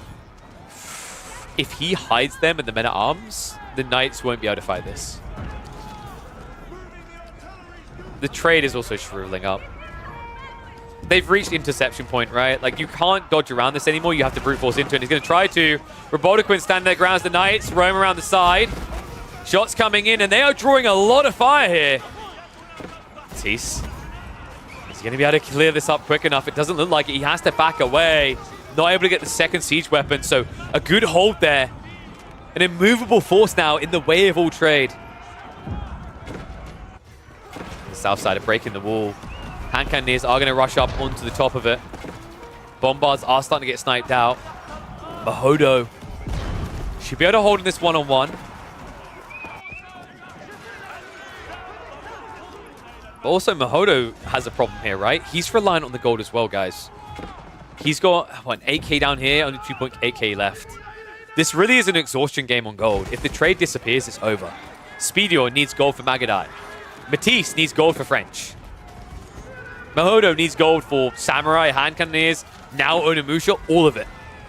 English need gold for the Hand Cannoneers they're somehow building. Oh my god, those Speedior. Look at them all being picked. 35 villagers for Matisse, 66 for Speedior, and 48 for KLW. Now they're the ones all slinging resources to Matisse.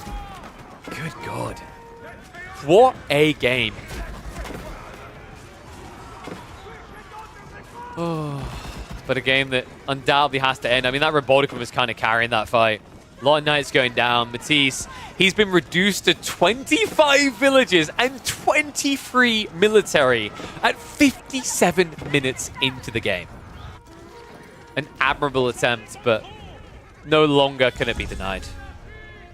That north side was the kryptonite, man. So it looks like we are going to be getting a 2-0 in favor of Liu Tao. Kind of interesting as well, because that means they will be facing off against a dominant force in the Vietnamese in the semifinals for this tournament. So remember, that's the Kyo, Vuvovan, Lumba, Miyamika stack. Going to be an exciting one, man. And I believe lower bracket might end up being Ugly Cats, if I'm not mistaken, which is the Taiwanese stack that has Baltoon on it. Damn. That's going to be a crazy one. How much time on Sacred Sites? None, because it's disappeared. Apologies, the score is in the way. I think they got down to about 6 minutes. It wasn't going to be ignored for the rest. Yeah, let me know what you guys think about this. Obviously, the game got really late. Last time we had a game like this, we kind of went into podcast mode, but I feel like this game was so back and forth, that would have been a disservice. This wasn't a slow slog to victory. This was a beacon of hope. That Magadai raid turned what should have been a quick 2-0 into a nail-biter of a game. But credit to them navigating, learning from the mistake, and fixing the holes in their strategy to get them here. If you want more of these type of games, make sure you're subscribed, make sure you're following the channel, make sure you're checking us out live on Twitch as well, as we do go live 4 days a week on the weekdays. In fact, we should be your go-to place for everything Age of Empires 4 related in the weekdays. And big shout out to Clearman for getting $1,000 together for this. And also choosing to run it on weekdays. I thought it was the only one that believes in this, but there's so much happening on the weekends. Everyone wants it. But the weekdays kind of get forgotten. We're here to fix this. I think this is just them processing the loss now. I mean, you're down to 300 total pop. What is that? That's the full 800. Insane game. But there's no stopping this Chinese stack. I mean, this is the A team, right? I think the B team are also still in the upper bracket. So China and Vietnam so far in this tournament turning up and delivering. Not sure if everyone would have expected that, but we mentioned team games are an entirely different kind of Goliath for the Asian market. Wonder if maybe we should have some more team environments in Europe? Maybe. Wonder who could provide that. Have to find out. I mean, the future will tell. That's going to be it. A 2-0 victory as the Polish have to surrender.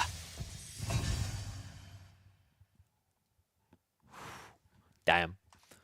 Insane game. Insanely laggy game as well. Holy crap.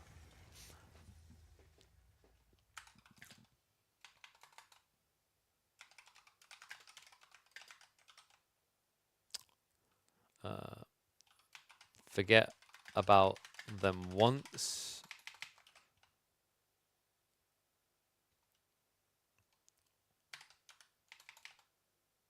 All they need.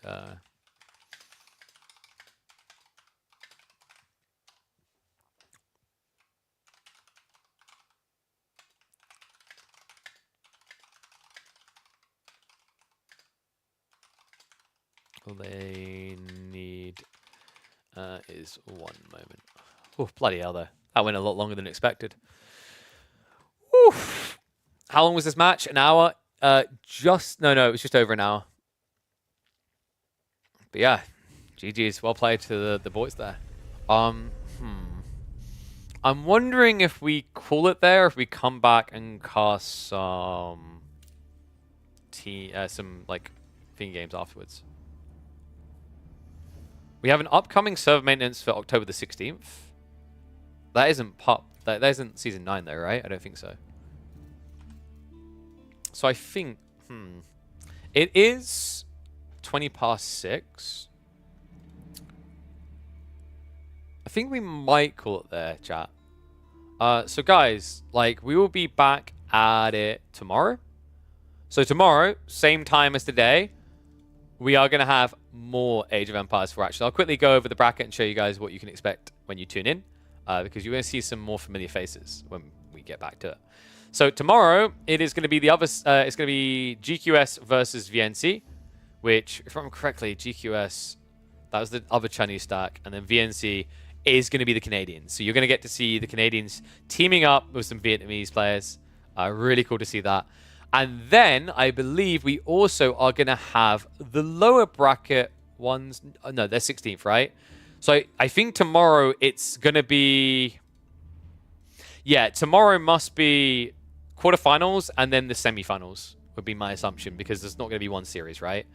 And then Wednesday will be lower bracket Elim series, where you'll see the Freedy Clan, you'll see the Turkish players, the Bohemian Bros, a lot of Western players, basically. Sorry, but we seem to like just get stomped by the Asians in this format.